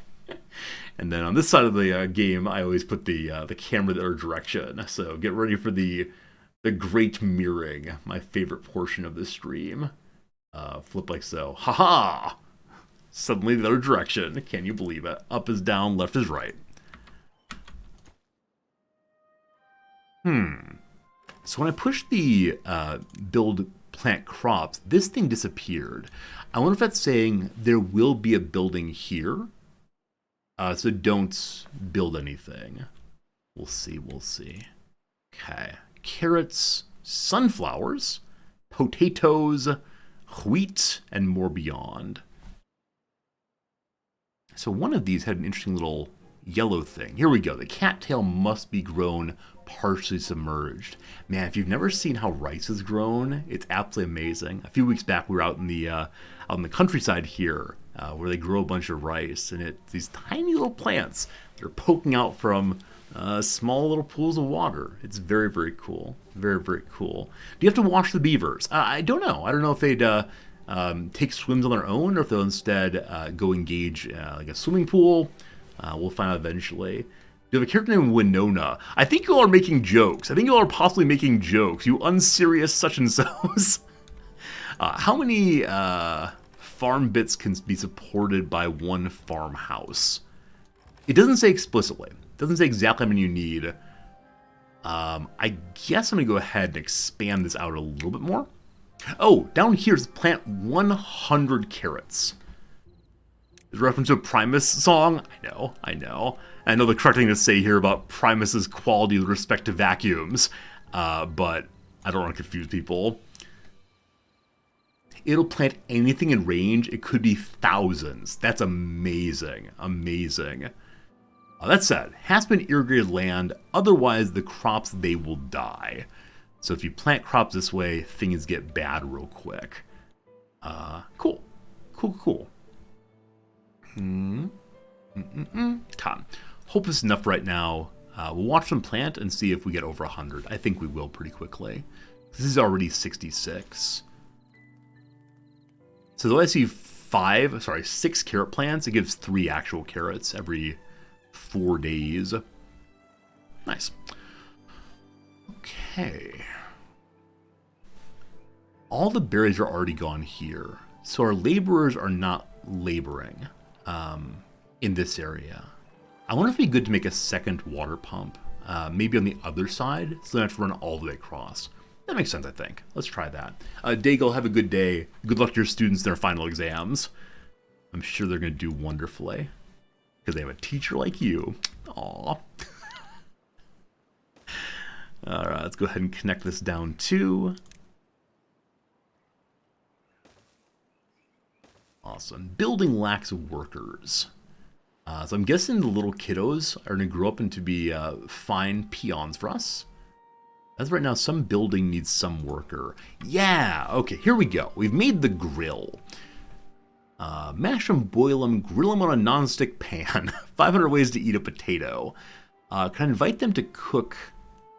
Okay, no, there's not a carrot grilling spot. So this building does nothing for us. We can't grill carrots. They're very good roasted. Very, very good roasted carrots, but not in this game. So is there a way to deactivate this building even if we don't destroy it? Pause key probably. Back to you eventually. They just eat carrots raw. They're pretty tasty. They're pretty tasty. I thought they want a variety of meals to eat, though. Different ways to go. We've been playing for more than 15 minutes now. Have any of you in your chat boxes got a little pop-up that says, like, check out this game, click this button here? Or is that not showing up at all so far? If it's not showing up, something's amiss in Resorty Land. I'm not sure how to figure it out, but we'll see. Buddies here are happier the more foods that are available. Oh, cool, cool, cool. So maybe we don't need all these carrots. Oh, that said, only 6 carrots are planted. Oh, you know what? I bet this is 66 tiles of carrots currently, and they want 100 of them instead. I get it. The 100 tiles, not 100 carrots. So they want a big old field. Big old field. That will be 100. And our road's in kind of a weird spot now. That's alright though. While all the buildings have some storage, they'll fill up quickly. Build additional stockpiles for logs and water. Each storage building can only hold one type of resource. You can set it after selecting the building. You can do a 10 by 10 block to get 100. Look here, Mr. Math. Look here, Mr. Math. I mean, yes, 10 by 10 is a fine way to go to make it look nice.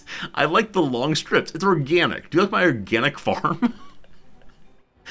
So we need to build some storage buildings next. Here they are. The wood pile and the large warehouse and the small tank and all the rest. Well, first of all, let's have a pile of logs. And I'm guessing fairly central makes a lot of sense. So we'll rotate you like so. And small tanks for water as well. And I guess we'll put those pretty centrally also. They want 3 of them for now. Someday the drought will come, and then we'll wish we had more for sure.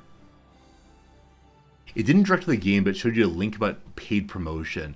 That paid promotion thing has to be done anytime you're doing a paid game. We've been paid to play it. Pardon me for 1 second. I swear I'll be right back to the game. I just need to sort out why my stream is not correctly activated. It should be activated. I've pushed the button. Let's see here. Manage bounties done. Bounty telling queue. At any point during stream Timberborn for 1 hour straight. Yeah, must be active. Must be active. But it should be showing you a little... yeah, audience chatter 15 minutes. Should be a find out more about Timberborn update for learn more here. Alright, Twitch, I'm trying best. Trying the best I can, Twitch. Gotta believe, gotta believe. Yeah, strange. Anyway, that's fine. I'll trust I'll get worked out. If not, maybe I'll do this one for free, and in the future we'll stream it again. Who knows? I'm guessing there's no way for us to recruit additional beavers right now. Hopeful that some will come along, or perhaps our... Oh, look at the farmer sleeping in his field. That's incredibly, incredibly sad / sweet. So construction lacks materials. We need more logs. So we have 1 log worker here. Maybe we need more than 1 on that. Maybe. Timberborn's great. You wouldn't mind more streams? Yeah, if it goes well today, I have a fun time, which so far I am, but we're just getting started. I'll definitely put it on the list to play again, probably next week. I just very much want to finish our Crusader Kings 3 playthrough. My favorite. Oh, you know what? You know what? I didn't mark this half of the forest to cut down. That's going on here. I only marked this section to cut. And so they've done what I asked them to do, but they were not asked to do the correct things, of course. So please do this, and please do this. More trees, more trees. We're destroying our entire forest all at once. Oh, you can cut into the farm. It probably only cuts into the farm if the farm has trees inside of it. I get it. And we could head out here. There's even more lovely berries, even more lovely trees. We'll see. Alright, the pile. Please pile up. Select a good. There we go. Basic logs. Boom. And the tanks are being built next.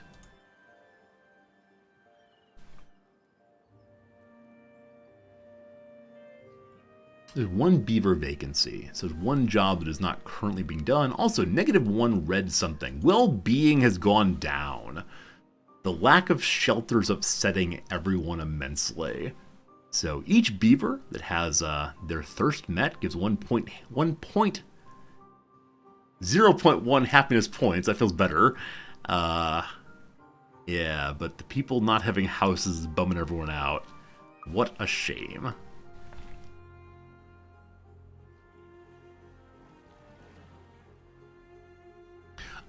The second pump house is not being run right now. So I was hoping they'd go back and forth and bring the water around, but that hasn't happened. Here, what do we want in the tank? Just some Wasser, thank you. Mission accomplished on the first one, and then 2 more. Oh, there might be too many farmers at the farm. I see that now. I see that. Let's go ahead and get one of them free for right now. That should help with getting more water moving around. Cool. Man, we're on day 4 already. I know eventually we're going to drought, and it's all going to go absolutely terrible. And I don't want to think about that. Not even a little bit. No logs there. I can't add another worker here. I think it's 1 worker per flag. So I'm going to add a second flag. And hopefully we don't overforest. Hopefully we remember the important lessons we learned from... I don't know, Bill Nye the Science Guy and Miss Frizzle and so on. You can set the unfinished tanks to water. Hey, thank you for that. And that way we can advance the tutorial once more, though I shouldn't put down too much else until... Actually, no, I have to finish building them first. That's cool, though, Biff. Thank you. You can set goals before they're actually created. It's still no workers. Alright, farm guy. There's 1 farmer. We'll see if he can keep on top of the 100 or so.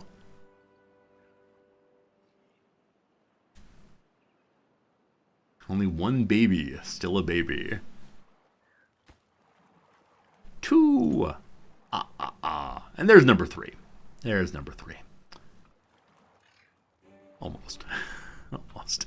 So see the logs on the ground here. Does that mean they're actually piled up? Or just as like the default image? No goods in stock. So at the bottom here you can see, are there logs waiting? But it looks like there's logs even if there aren't logs. Understood. There we go. We now have water tanks, all kind of low, but built nonetheless. And then, with logs and waters in place, I should prepare the same berries for the upcoming carrot harvest. Build ye a medium warehouse, putting carrots and berries both inside of them. Time to begin to store a little bit better. And again, I'll put it in a central location, trusting that we should keep all of our storage buildings accessible to everyone as we continue along. I hope eventually we can irrigate this beautiful land back here. But I know if I do it wrong, we'll end up flooding absolutely everything, and that will be sad. I think adding an additional logging spot was a really good idea, especially because this one's doing absolutely nothing right now as they gradually refill. Oh, mighty forest, how I pine for thee. I see how you are. I see how you are. We going to have one warehouse for carrots and actually one for berries. So our 2 warehouses will not be side by side, but hopefully that's okay. As a lot of berries are coming from here, hopefully we can get the berries brought right over. And then the carrots are, not so far away there. Might be better to have a little road in between, but we'll figure that out eventually.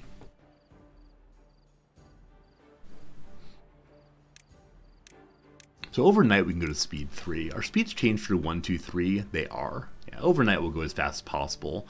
Because as of right now, I don't know if there's a way to put the beavers on night shifts, like in RimWorld. Alright, so you get the carrots.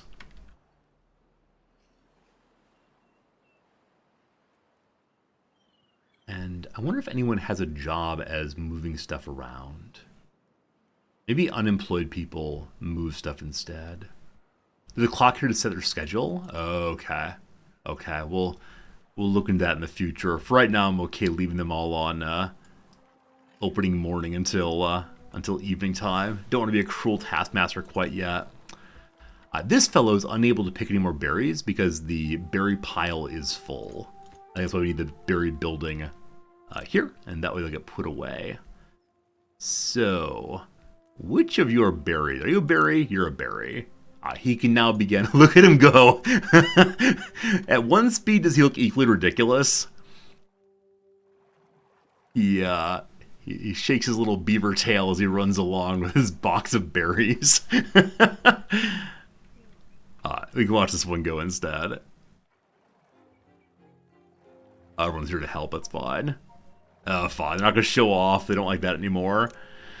Homes increase the beavers' well-being and allow the folktale population to grow. Build enough lodges to house the beavers. Beavers will not reproduce unless there are empty slots for their kits. So I think it's a case of being able to engage in population control by only building houses when you want some more. I'm guessing it's okay to have houses on dried land.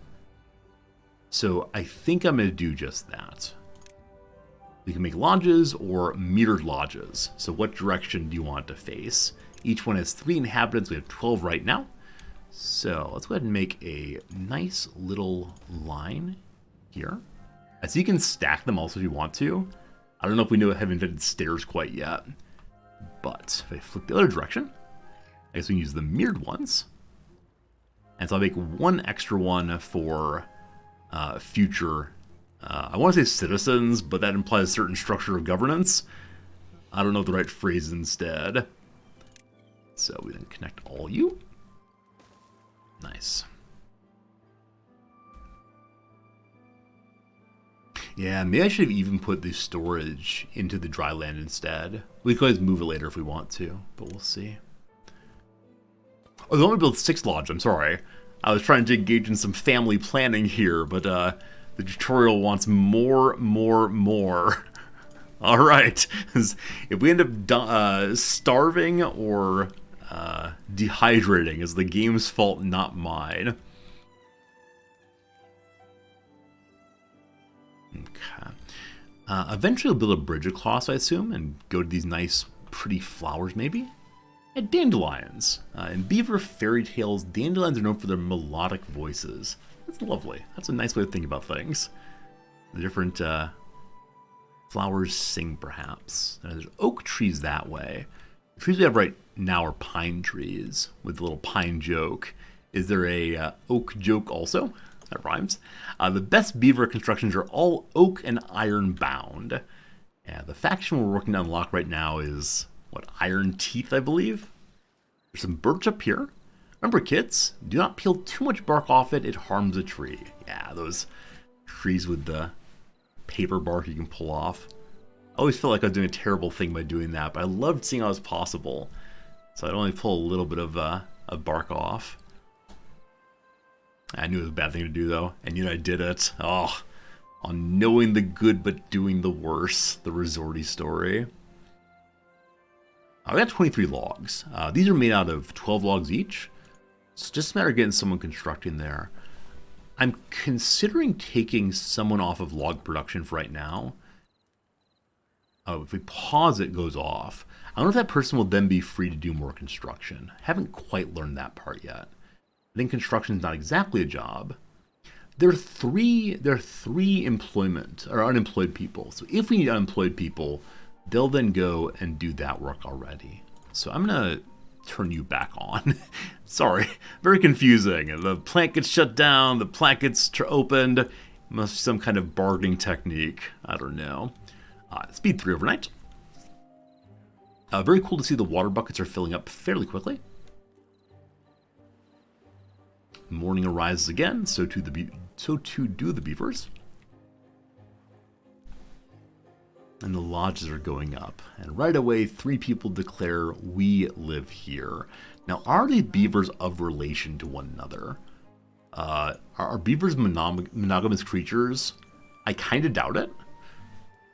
I think I would have heard if they were, like, what, swans are monogamous. Yeah, I wonder if they're, like, building stable family units, or if instead they don't particularly care who's biologically related, as long as they're smelling right as part of the community. So probably once all these are built, we'll see our well-being shooting up more and more. We do already see that carrots are nicely feeding some of our folk. I mean, gotta make sure we expand and grow more carrots as time goes by. We could already do that. I guess the only question will be, does Buddy Carrot Farmer manage to keep these planted as he's also harvesting? Or is there going to be a long period of the carrots being unharvested? With that fear in mind, I'm going to add one more worker here and see what happens. We still have one unemployed person who I think will do construction. Does he also haul? I don't know. Man, look at all those berries. It's less than halfway full. I hope berries don't go bad. This does not appear to be refrigerated. Okay. This is doing nothing, so I'm going to go ahead and actually turn this one off, which sets the worker free again. Nothing spoils in the game. Oh, that's nice. That's nice. I can imagine the water getting kind of stale. If you leave a glass of water out, it doesn't taste quite right afterwards. I'm sure there's some interesting chemistry to explain what's happened to your water sitting on the counter overnight. Maybe just dust falls into it. I'm really not quite sure. Dogberry is a berry yourself. You can assure that you don't go bad. I don't know, Dogberry. I don't know. You better stay good. Alright, some folks go into their beds tonight, other ones, they don't work. They decide to instead wait for additional logs. There are plenty of logs. There are plenty of logs just not getting to where they need to go. Yeah, so this log pile is completely free of logs. So I'm guessing all the logs are instead at these little wood spots. That's berries. Yeah, there are 2 there and then 20 here. So it's just a matter of getting them all over there. I could make a back road to connect these 2 together, because right now they're going all the way across. And roads seem to build instantaneously, and I think they may be free as well. So, kind of want to move this one, so it's out of the way of the road I was planning to make. And once it's empty, then we'll do that, I suppose. 2 more to go. 2 more to go. The beavers are happier than ever. You reached a new well-being high score. My big dumb head's in the way, but there it is. And at score 15, we unlock our next level of iron teeth such and so's. And that'll be good. That'll be good.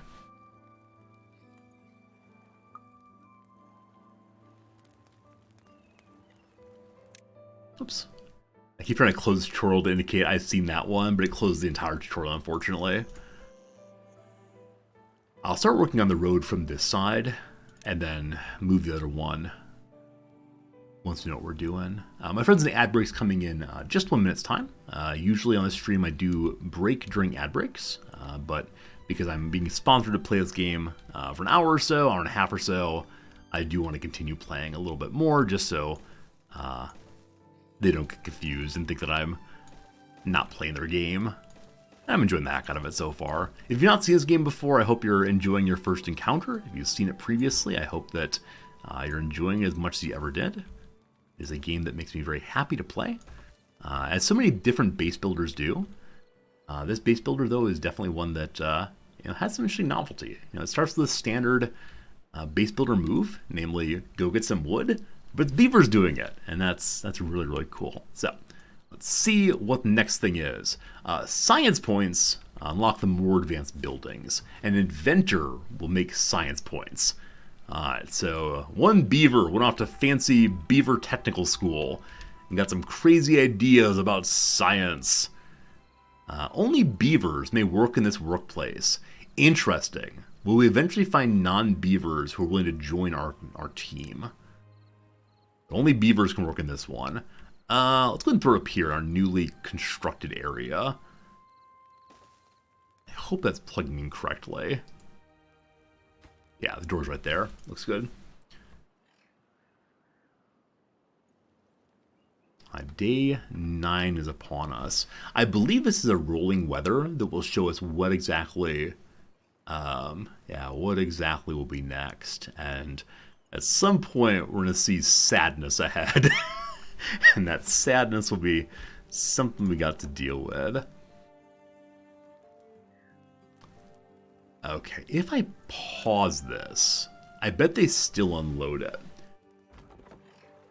And so for right now, we have enough logs here and there everywhere that we don't need to have multiple of these. Eventually we will move. Yeah, they are unloading it still. Cool. So then we'll destroy it once it's empty. Hey, logs are finally moving over to the storage location as well. Fantastic.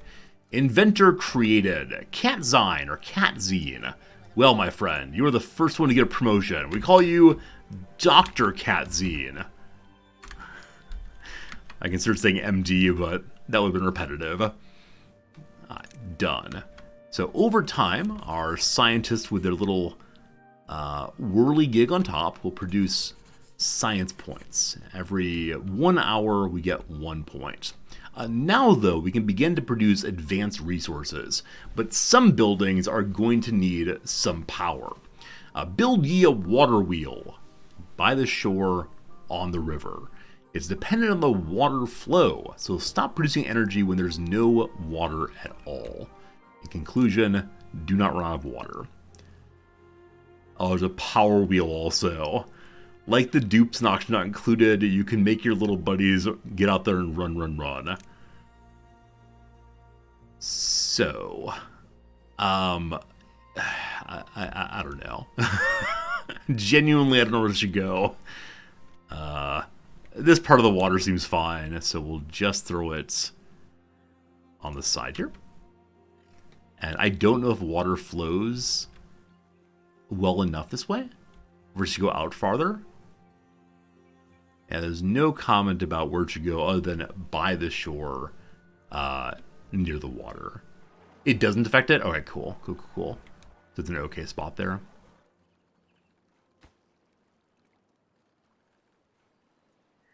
Produces power to be placed in water on a riverbank. We did exactly that. And they're running there with no road. Oh, sorry, it does affect it. Okay, it does affect it. For right now, since it's built on the shore, maybe in the future we'll move it elsewhere. But for right now, I'm just going to do what the tutorial says, and we'll work past that. Are you empty now? Hey, you are. Good. So destroy. And then fix our little road. Cool.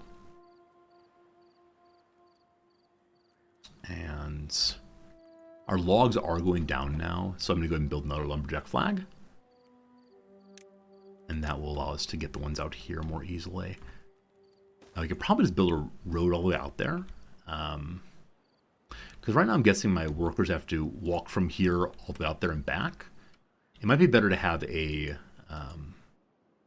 carrier doing the work of running up and down the road. Especially if they can carry more than one log at a time. And I honestly don't know if they can. Oh, the thing to say, though, is if we do that, then the forest will not regrow. I don't know, though. I think the stumps are probably not going to regrow, are they? Huh. I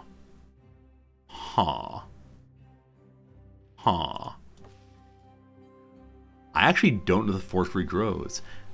What's on this, though? It's like some alien such and so?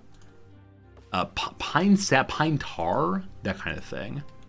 Trees will sometimes regrow or respawn. Okay, in that case, I'll just throw the flag here, and if that doesn't work, we can figure out a little bit later. So, mark trees, all marked. Good.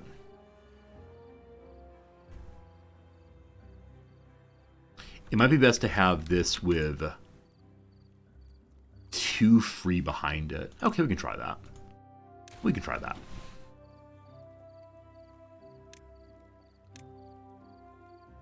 Oh, the lumber got thrown on the ground there. Now there's some behind. It's unreachable, though, I believe. Yeah, they can't quite get to it, because it's not against the shore. So we can go somewhere. I'm doing the best I can with my shore. Okay, I guess we could move this over. The best may be at the bottom of the carrot farm. Oh, like here you mean? That makes sense. Makes quite a bit of sense, actually. Alright, so we'll undo that one again.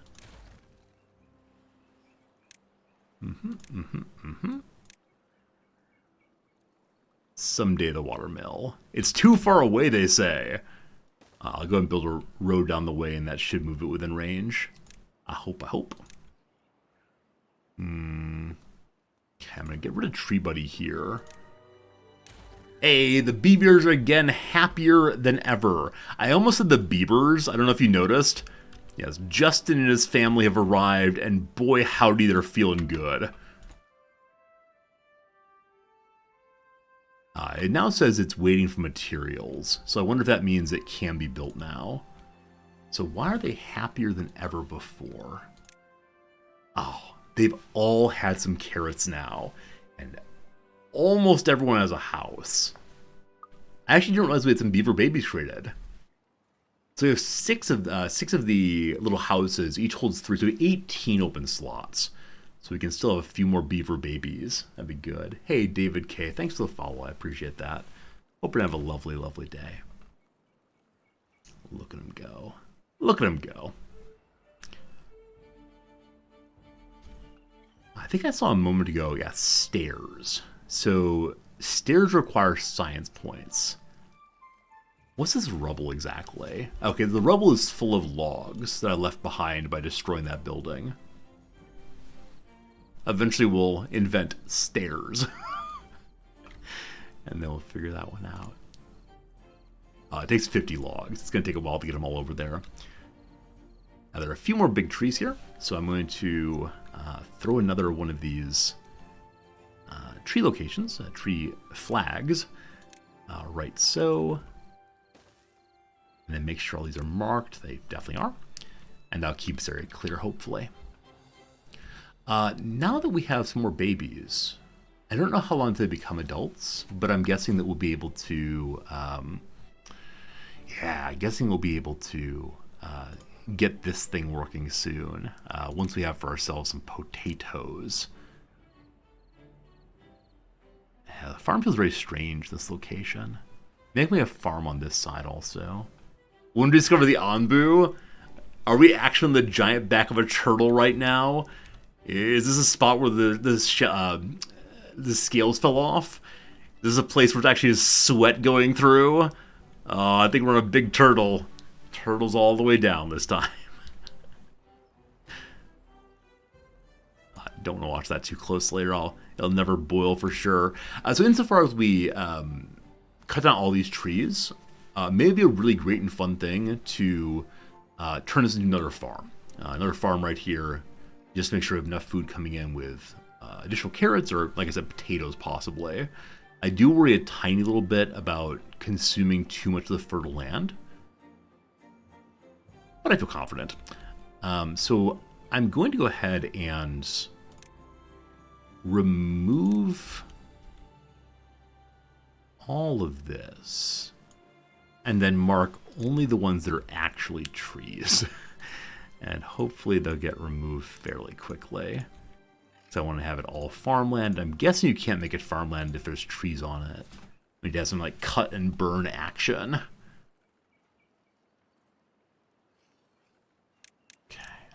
Let's make a potato farmhouse next.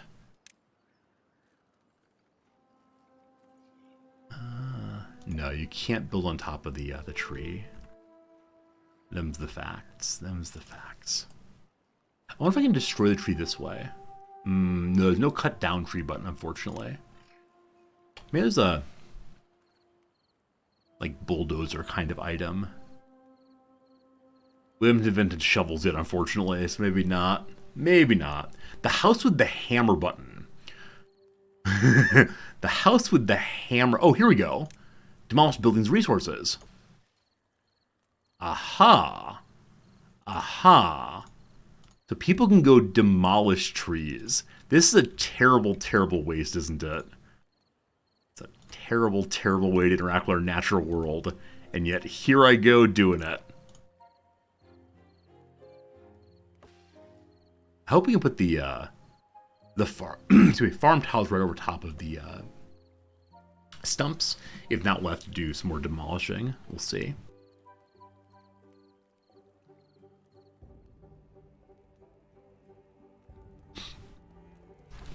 How's the water wheel not done? Only 6 more logs. You can do it. You can build those stumps with roads also. Oh, can you place roads and then remove the roads? That'd be cool. That'd be cool. I should probably increase the priority on this so it gets done straight away. There are lots of other things to do too. But this one's holding up the tutorial, so get it done, you. Get it done. There we go. Water wheel online. Behold, I give you power. It's now time to start making planks. Build a lumber mill and connect to the water wheel with power shafts. Nice. Nice, nice, nice. I don't want to put too far away, so maybe it goes right here. Hey, Mr. Ray, good seeing you. We're discovering this game. So I actually played this game once before, when it first came out in alpha. I played it for, I think, a stream, maybe is all. And decided to get back to it someday. Today is someday. I'm really enjoying it so far, so it's one we'll probably play quite a bit more of in the future. Alright, need to make a lumber mill next. And it's a pretty large building. And it has an entrance like so. And so I want to put it there. To do that, though, I got to destroy each of these. Breaking more wood. Breaking more wood. And the lumber mill will go right there. And hopefully we can plug it in without too much trouble.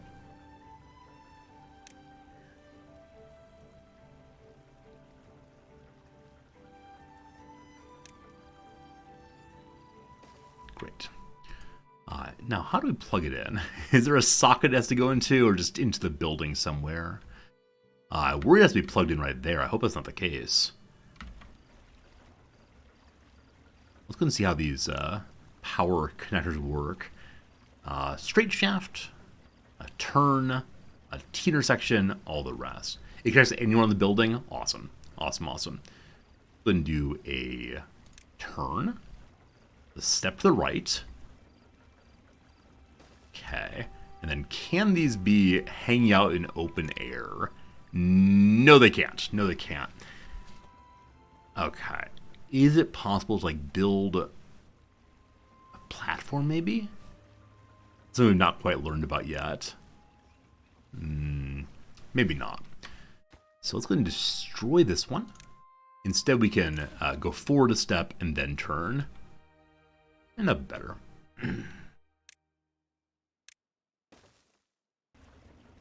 Now, can we turn right here? We get rid of the road first. Okay, so roads and what is called power shafts cannot be in the same spot. No worries.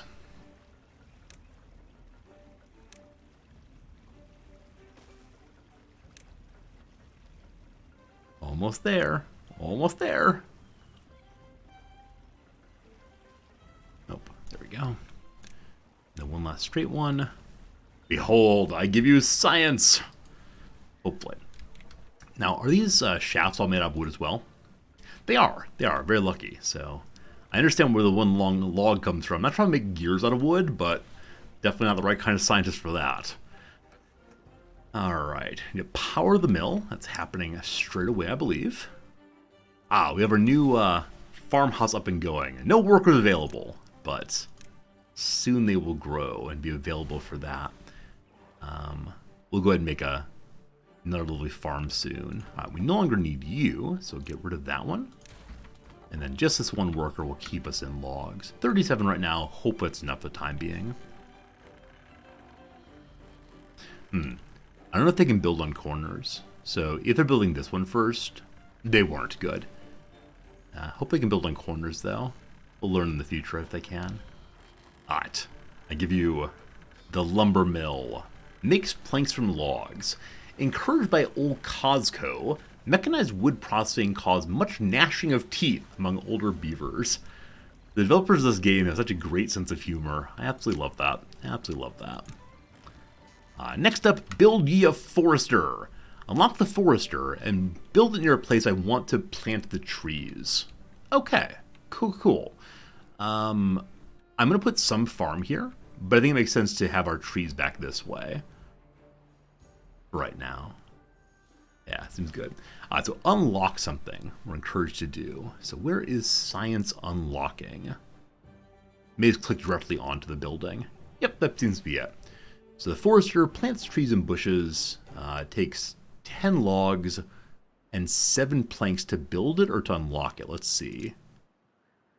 The unlocking is just the science points. And then you need to have planks made to actually create the rest. So are there workers here? Not quite yet. Not quite yet. We've got to free somebody else to get them over there. So I'm going to get rid of one of my farmers for now. And we're full up on the beavers. And so I think it's time to make a few more beaver nests in order to expand our population again. There are houses. Okay, one goes there. Eventually we'll have staircases, and I might do some stacking. Right now this looks good, though. A little beaver motel over there. Happiness of 5. And I do worry at some point we'll drop off really hard, because suddenly we'll have no food for anyone. We'll plant berries over here. Eventually we'll have staircases. We can go up here and get some more nice resources. My only concern is how far can we leave from our little base here before things get strange. What's that? A drought is incoming.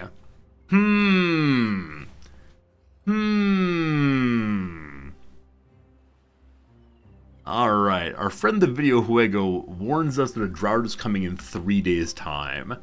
We have 3 buckets of water, but I don't feel super confident. I worry the game might be trying to teach me a nasty lesson about you should have saved more water. So we're just going to put in additional water throughout here. And hope that'll be enough. As I'll watch all dry. There it goes, though. We have a worker there, chewing his way into planks. The planks pile up right here. We have 2 of them currently, now 3. Getting close to being able to plant our own. For that, we need to have the forester.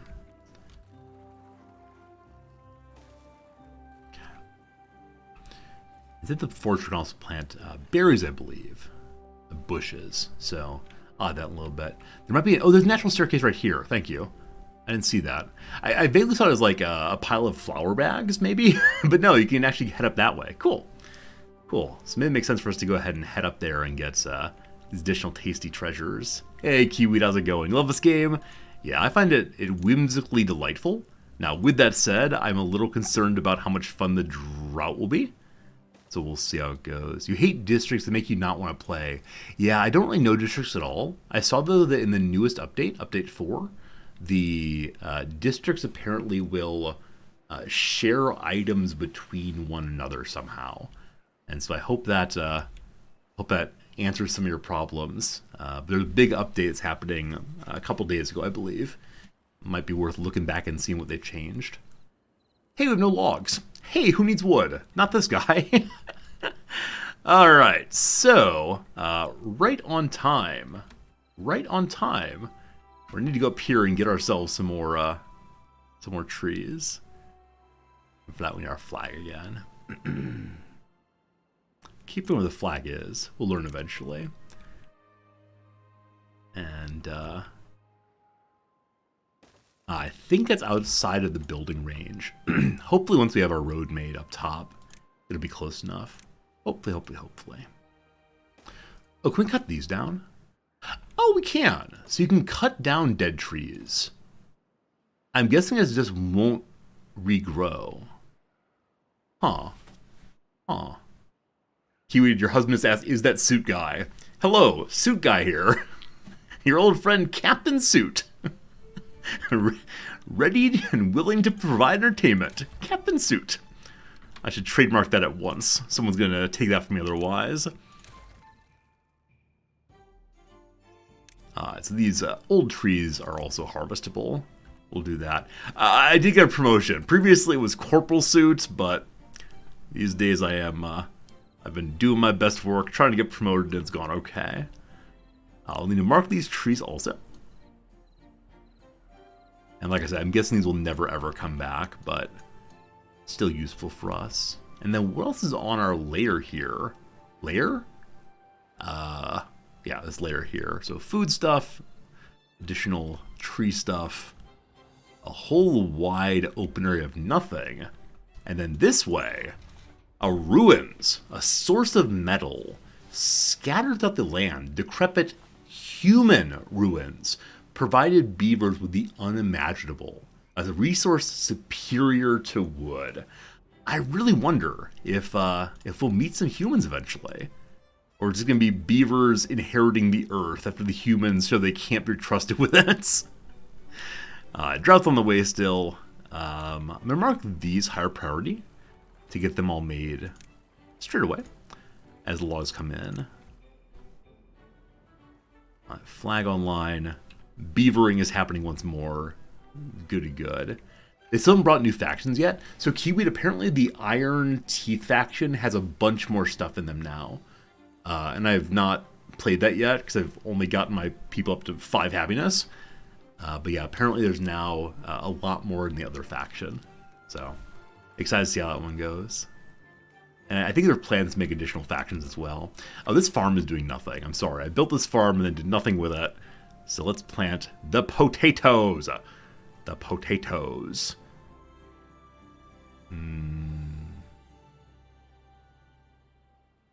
Plant trees. No, plant crops. There we go. Wheat, potatoes. We probably don't need too much planted. We're going to run out to the edge here. And the same right there. As a little bit. And we'll call that enough for now. There's one worker at each farm. I need to probably have another storage location. Not for carrots, but for potatoes. This needs to be full of the water. And the water. And what else can go and but the water? Medicine, catalysts, biofuel, maple syrup. Tasty. I've yet to find authentic maple syrup here. There's a lot of the, plastic bottle. Used to be Aunt Jemima. Don't know what it's called now. A lot of that kind of stuff, but I think it's primarily high fructose corn syrup. Haven't seen any maple syrup in the grocery stores here yet, though. They must have some somewhere. Probably some, fancy import store. We'll see. Alright. Up to 19 characters. So there's still one open slot, I believe. 2, actually. If I want, I can break the debris by the berry bushes and make a pool of water. Oh, right here. That'd be cute. Sure. Please demolish. Yeah, I like that. That seems like a really nice thing to do. And that way we'll learn our first little bit about how water flows, I assume. I believe it's the case that water attempts to find the same level. So it's not going to roll back and fill up the next level afterwards, like when we go to here. So it's not going to climb up past that, but maybe it will try to meet exactly that level, or exactly this level, rather. Not quite sure yet. How am I coping with toilet paper in Japan? I mean, yeah, the default toilet paper in Japan is very, very limited ply. There's not big old plush bear hugging you like in the US, but It's fine. It's fine. I like my time here. It's been good for me, etc. A nice little pool now. Lovely. Okay. I need to have a storage location for these potatoes also. And I know this building can make nice potatoes for us to eat. So let's make our little warehouse thing. Right here.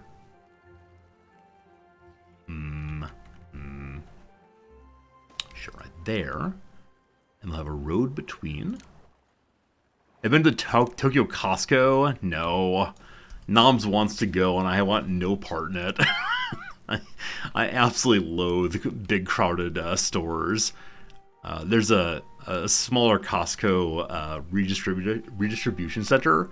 It's a little store over in Shimokitazawa that buys big Costco things and breaks them into smaller packages. And so you can probably get our fancy American toilet paper there. But no, I just don't want to go to Costco.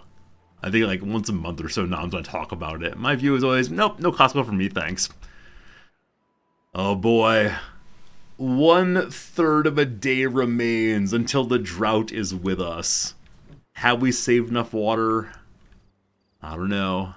Or a little pool. Oh, if I'm gonna use a pool, I should probably pump from it. Then maybe the water will flow out and this will really grab water a little bit longer than before. Productivity 61%. Percentage of time spent on production opposed to downtime such as carrying materials. I think that means I need more hauling people to... Yeah, more hauling people who will consistently move the water while a person stands there and works longer. Maybe. Hey, Fears, what's up? It's good seeing you. Good morning to you. I'm always happy to see European viewers waking up, and I can say a good quick hello. Hello, Aussie. How are you? Look at that. A good morning and a good evening all at once. Okay, so... we have all the planks we need. We do not have the logs we need. And the drought is upon us. So... these are all marked to cut down still, correct? They are. Maybe again having more than one log would be a good idea. I think this is the only other log spot for right now. We don't need this one working, so we can just pause that. The worker will go find other tasks. We can turn it back on once this is made. Okay, now the drought is going. It's last for 3 days, and yeah, as you see, the water is rolling away. Gradually the world becomes sadder, darker, a little less exciting. Down, down, down it goes. Question will soon be, do we have enough water? Have we saved enough, prepared enough? I don't know. And with that, we can't make any more planks.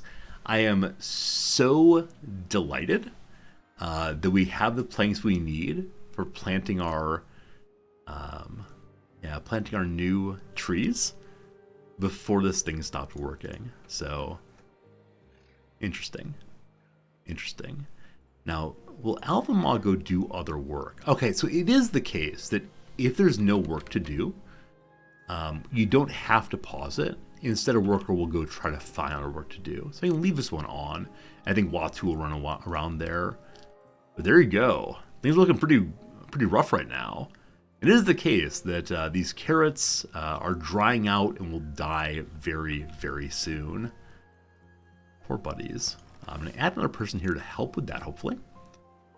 And the same... I'll leave it as it is right now. Oh, Dr. Katzine died of old age. So my inventor has died. There's a new one there already. Huh. We see little water buckets. They're still relatively full. The pumps themselves are doing nothing now. They have no water in that one, and no water in that one. This is the remaining water. And the drought gets worse and worse and worse. Beavers can die. I'm so sorry. No, they all live infinitely happy lives. Happy beaver families. What do you mean dying? Why would you even say that? Okay, this is our forester. He plants the trees and the bushes. I think it's time for us to plant some trees. So close the choose the plant trees and bushes tool and plant some pines. Similarly to crops, trees need to be watered to grow. Remember to mark them for cutting. Okay. So, I need to mark now to plant the pines. So different kinds of trees grow at different rates. And so the birch, 9 days, 1 log. The pine, 12 days, 2. Or 7 days, 2. I don't know the differences between these two, the left and right there. Chestnut trees and maples and oaks and all the rest. For now, more pines, more good. Hey, Nightbane, first time playing, so I played a little bit when Early Access first came out, but yeah, I'm not an expert in this game in any meaningful sense.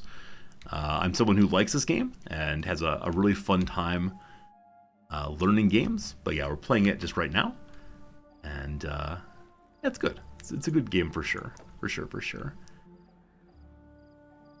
In the middle, 1 tree remains. The second column is a resource they give if you don't cut them down. Oh, okay, so the pine resin. I understand now. Also, there's 1 lone tree out here no one can get to. It's too far away. You build a road out, possibly. My settlement is now allegedly self-sufficient as long as the water continues flowing. Consider building a dam or placing more tanks to help the beavers survive the droughts. The tutorial showed you the basics, but there's much more you can discover on your own. Good luck! Alright, so I'm guessing you're supposed to complete the tutorial before the drought comes. Whoops. Whoops. Yeah. I guess we should add additional trees. Like, I honestly don't know how many we can take care of or how many we need. But insofar as they do take a few days to grow, maybe good to have some more. That's a nice collection. We'll see. I'm glad we had the clever idea to make a few more of these. Only 2 days to go still. Now, the making a dam thing. I understand what the word dam means. I know it's like a tall wall that one would use to keep water from flowing. And so I wonder if I try to make a dam here, would that keep the water on this side a little bit longer and not have it all flow down this way? I think that's how dams work. I'm very grateful that I'm not the person in human history who had to figure out anything, because can you imagine, oh no, the water's going away, what we do? I think we make a wall? Maybe? Yeah, definitely I'm one of the people who benefits from a tremendous amount of goodness that's been discovered throughout history. A professor who said, hey. Yeah, I mean, the truth of it is my actual job, I don't know, I stock store shelves. I just want to pretend to be a professor on TV. That was my first job, though. I actually really enjoyed my first job of stocking shelves. I felt so useful, especially when a random customer would come up and say, hey, Resorty, do you have any laundry detergent out back? I'd say, oh, let me go look. And I'd go look, and sure enough, there would be laundry detergent. And sure enough, I could find it for them and help them out. I love that. As I said previously, occasionally in my current job, I sometimes wonder whether I make a difference in the world day to day. I mean, not streaming. Streaming is always good and it makes people happy, but in the teaching, it's occasionally an open question whether the world's better than it was yesterday. Expand this on. Good. Also, with expand, we can now get these trees also, I suspect. So, cut on both sides. Good. Oh, there are berries out here that are going to die in 8 days. Can I actually get to those? Or are they too far away for building? That's not what we build. Path. So, down and around this way? Yeah. So poor beavers have to go farther and farther now, but it's for the good of the community. I'm sure they understand. I'll go ahead and mark all these also. No, you don't have to mark berries. Berries automatically go. Wonderful. Is someone planting now? Wait, the forester just stands up here and looks? This is not a builder, it's a watchman.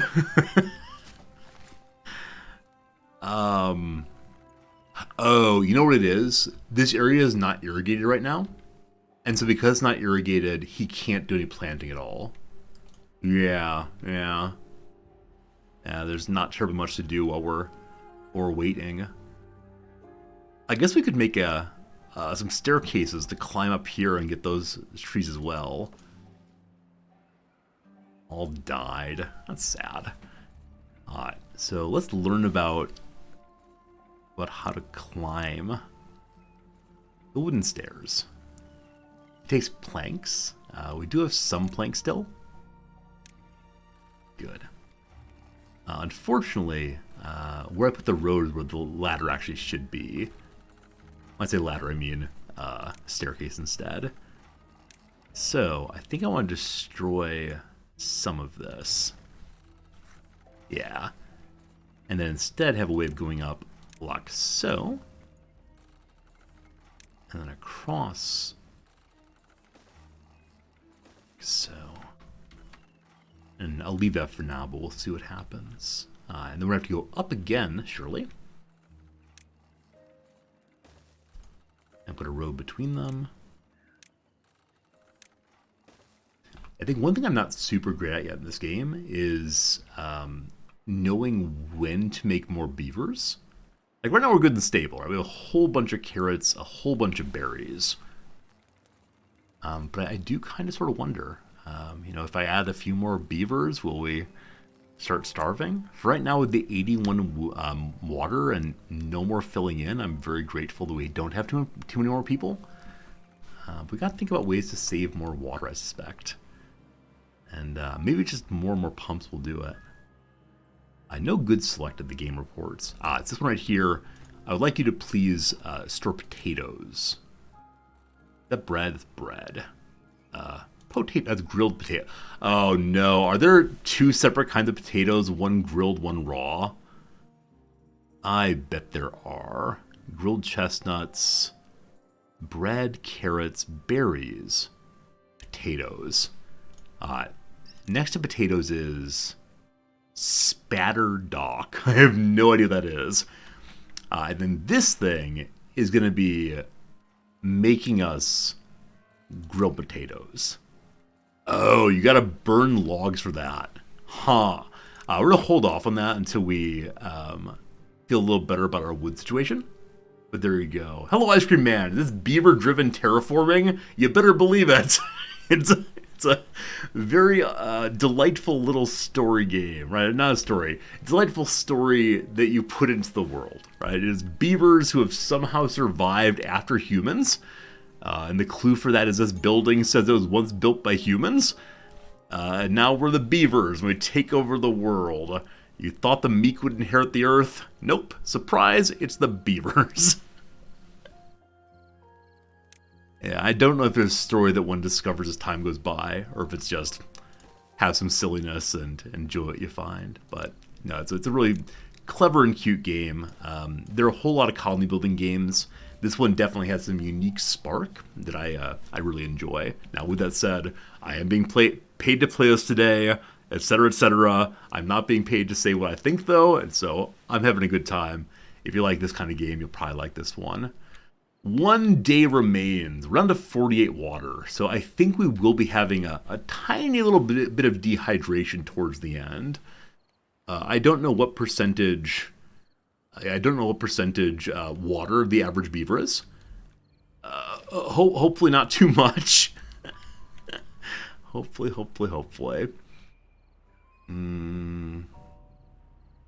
Okay, what else could we possibly do right now? Yeah, I don't think there's terribly much. I did mark these trees to cut down, correct? Yeah, I did. Did I mark ones up here? No, I did not. Okay. So mark all these to get consumed next. And I think the dead trees will never grow back, so it's fine to keep going up. These oaks, also dead. So all these we'll have to cut down and then probably replant somewhere eventually. Eventually, we'll want to have more fertile land, and I'm not exactly sure how to think about that right now. We'll probably like dig some trenches or something to help with that. Maybe.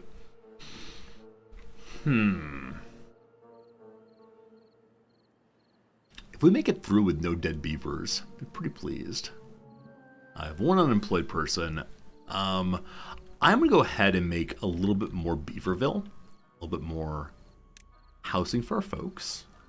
I'm going to put it back to back. Hopefully they don't mind hearing beaver noises from the other side. I'll run a road right in front of that. And then connect like so. I don't know if we eventually need beaver parks and all the rest.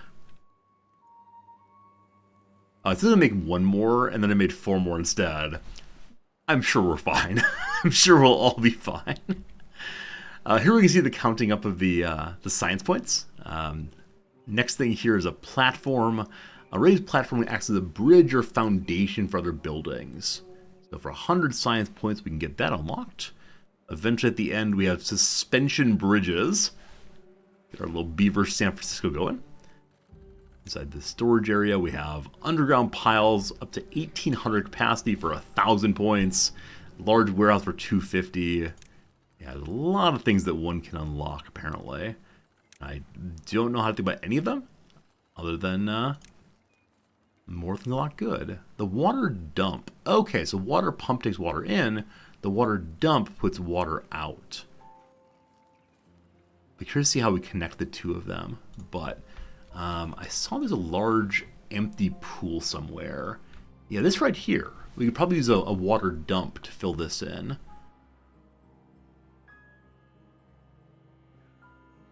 Or, is there a way I can dig from here to here and fill it up without flooding absolutely everything? I believe last time we played I tried to do that kind of thing. I ended up flooding, as you know, absolutely everything. So, 0.8 days. I think we're going to survive. I think our little beaver buddies me just fine. This fellow is just standing at attention. So it might be the case that lumberjacks will not go do other work. Yeah, everyone's just standing at attention. I think maybe you do need to free them. I thought they would go do other work if there was nothing to do. But no, it seems that our little lumberjacks will just stand and try to do a job even if there is no job to do.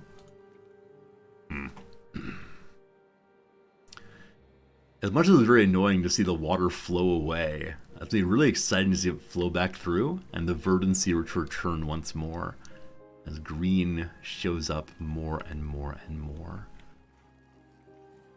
Okay. Our log pile has some inside. Our carrot pile, pretty darn full there. Lots of berries also. That's great.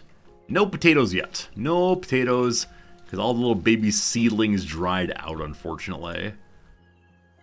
Yeah, the ground is parched, the ground is sad. Can't wait to see it return. From high in the mountains way over here.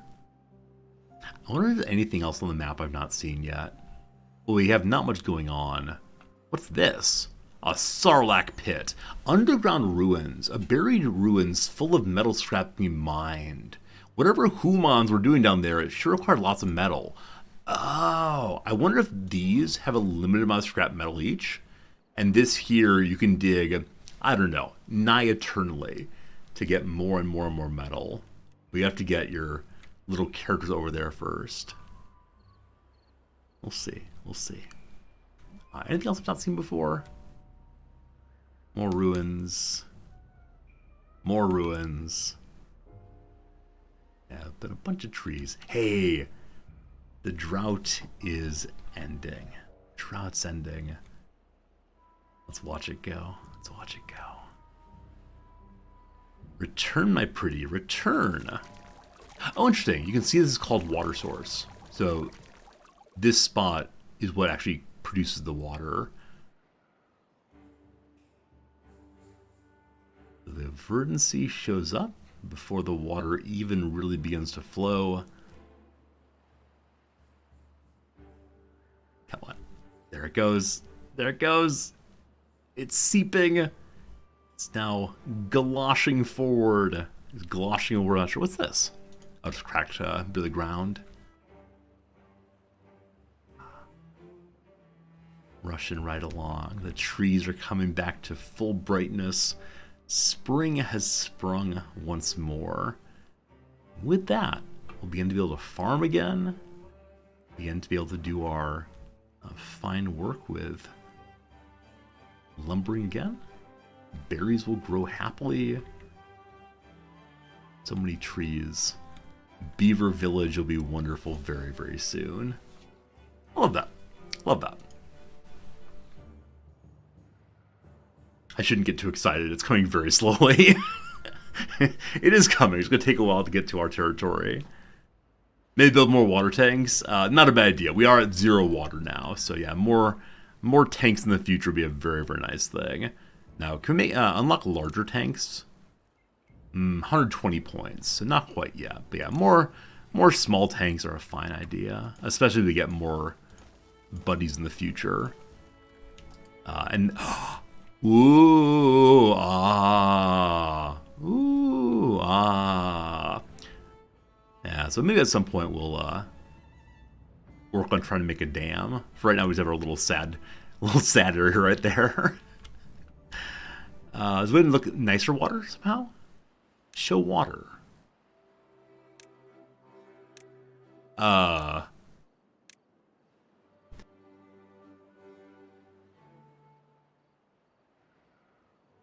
Excuse me. I don't think show water button did anything, did it? I click show water. Nothing occurs. Show storage overlay. I do see that. But the water button appears to just be what we see right here, unfortunately. What if I go over this way with multiple levels? Does water do anything? Nope, seems about the same, unfortunately. Yeah, I'm not quite sure why it's not functioning correctly. Okay.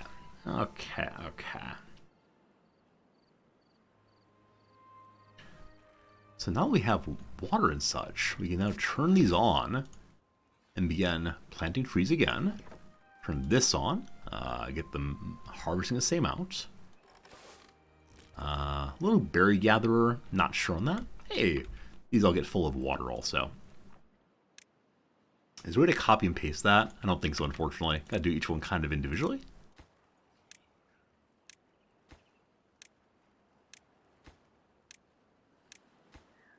But double our water storage should be absolutely amazing. Okay, more babies are moving in. Lots of carrots, no berries at all. Now we are getting berries out here, gradually. I expect we'll need to get some more carrots soon as well. You're turned off, that's fine. I'm going to turn the lumber mill back on. Get some more planks. Now we're able to make one of these also for planting more berries. And I don't know. So these blueberries do grow on their own. We could fill up this area with additional blueberries, I suppose.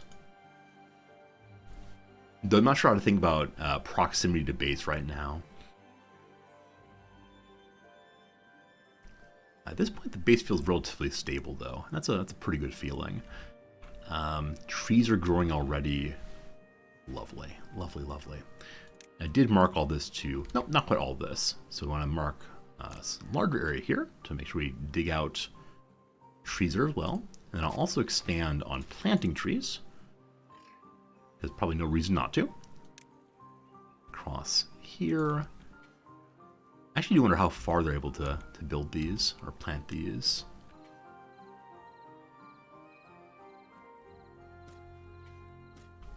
We'll see how that goes. This level has been just about fully cleared. There's one tree left. I marked already. I did. And now I still want to decide what to do with this layer. Maybe it'd be good to put some... Yeah, maybe it'd be good to put some Additional housing up there. Oh, the building shows you how far they can work. Okay, they can reach that. I understand. And so the question then is this one, how far they can go. They can go actually all the way up to there. That's awesome. Thank you for noticing that or mentioning that. We'll continue planting. Last little bits. I think was to here. And I think they're here also. Cool. Now what? Now what? We survived through one drought. I think I can do anything. No one can stop me. I missed the tutorial telling what to do next. So now we gotta make our own decisions. Oh, freedom is terrible. That's the facts about that. Probably doing things that would lead to greater happiness would be good. So different kinds of seeds and such are nice. People want campfires and shrubs. They want some fun. They want knowledge. They want spirituality. My goodness. These terribly greedy little friends. Could make the dam also. Could make the dam for the future. It would need to be after the water wheel for sure. And I probably want to put it after this pump as well. So we could make a dam right through here. But I don't want to stop the water flowing entirely. I think if I make a single layer dam, again, right across here, then the water will build up.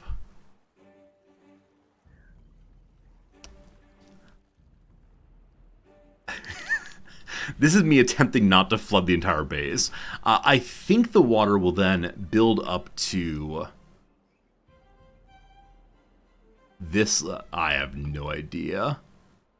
I do not know how high the water will go. Because I'm worried by making a wall, then it might flood to the level above. And that would be pretty bad. What's the worst thing that could happen? That's what I'm wondering. Alright, so let's do some landscaping. The dam blocks water but allows them to pass through a spillway on top. Okay, so if the water rises beyond a certain point, it will then continue on, it looks like. Or the levee blocks water completely.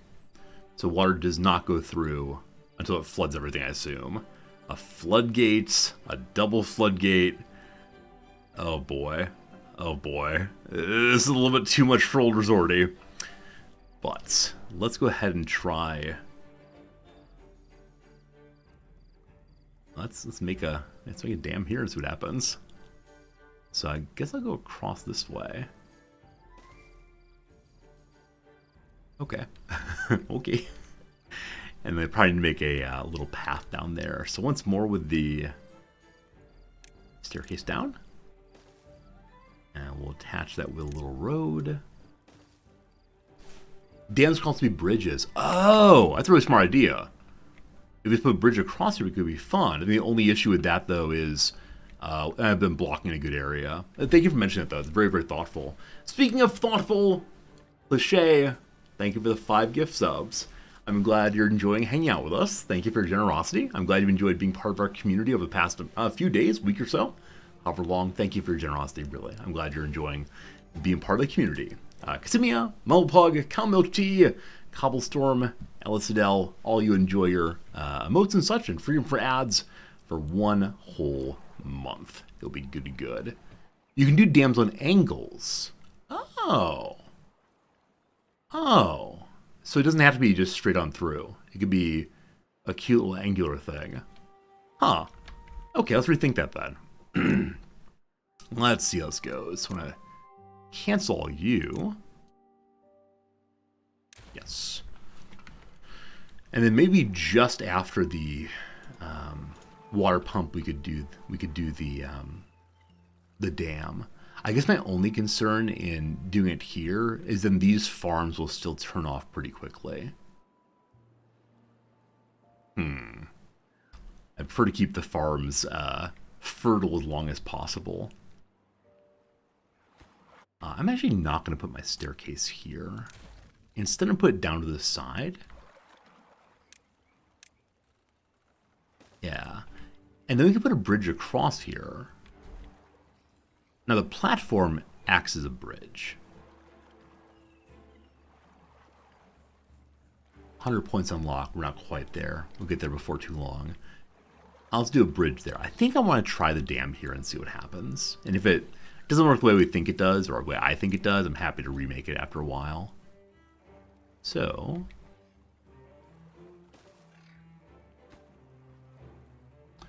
this says it's too far away to build. Yeah. So how do we get out there exactly? I guess I could build a bridge, or not a bridge, a path on the floor underneath the water, and maybe that will count. Yeah, it feels strange. It feels strange to make a road inside the water, but is it now buildable? Let's see. Hey, it is now. That's weird. Okay. Delightfully weird. 7 more points. 7 more points of science until we can make our bridge across. Gonna be good. And that gives us access to lots more tasty stuff across the way. Nice. Nice, nice, nice. We have 3 unemployed folks. Gotta find some work for them. 50 logs. 50 logs. Yeah, I feel like wood's still not coming in fast enough. So thinking we should probably begin to plant in some additional places. This spot we're digging out seems really nice. Just need additional fertile land. Yeah, probably across the way. Once we have that bridge done, this spot would also be great for a bunch more trees. Once we have enough wood that I feel pretty confident in it sticking around, we can then turn on the grill and begin making grilled potatoes, which I think will lead to additional happiness for our folks.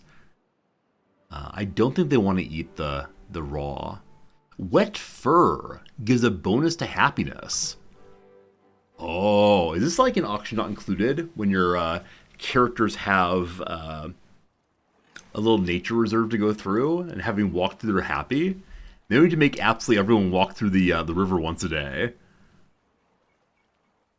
Maybe. Okay, I see how this works now. So there will be a little bit of water preserved, but then excess flows over. Where if if a drought happens, the water will hold here a while longer than float on. Now, I guess after that, we can make a levee just to hold on to as much water as possible, as long as possible. Man, it's hard for me to think of a beaver population controlling this entire map. Like, obviously it can be done, but there's so much to expand to. It's kind of silly. Okay, I'd also like to think about trying to fertilize additional parts of the map. Fertilize is not the right word. Irrigate more parts of the map. And so I'm thinking, I'm not going to do this, but I am thinking, what happens if we go ahead and like just dig straight through here? We'll then have water flowing through the middle. Presumably throws a like happy, lovely greenery everywhere. And maybe we try to attach it to back on this side, and the water gets shared back and forth between them. Yeah, I don't know why I'm concerned about flooding. I think it's because the first time I played this game, many months ago, we had some flooding. It was pretty darn terrible. What's wrong with you, buddy? A broken tooth? We need a dentist that... How do you break your tooth? Huh. I'm sorry. So working at the lumberjack flag, they have an opportunity to break their teeth. These are kind of like beaver dentistry? Maybe? Is it a food thing? I don't think a health button, unfortunately. Well-being, that seems likely. The campfire. The rooftop terrace. The teeth grindstone. Amazing. Amazing. So, outside their homes, of a little area where they can resharpen their teeth. And then the campfire apparently gives more health, happiness also. A place for the beavers to relax and socialize in the evenings. Up to 5 people can visit there. We have more than 20. And so I'm going to go ahead and... Oh gosh, it's huge. It's absolutely huge. One of them goes here. And I wish I left a little bit more space between these. We'll put one here also. More happiness, more good. Friends, an ad break is coming in just 1 minute, so I do need to go ahead and stop it here. I streamed about an hour longer than I usually do, but it was so much fun. So thanks for being here today for the Crusader Kings 3 portion of the show, for the Timber... Oh gosh, what's this game called? I'm loving it so much. Timber. What on earth is the game name? Timberborn. Thank you. The Timberborn game. I hope you had fun. Back tomorrow for more Crusader Kings 3. It'll be a truly lovely time seeing you there. For now, I'm Resorty. I'm going to go get some sandwiches, and we'll see you again real soon. Goodbye for now. See you, folks.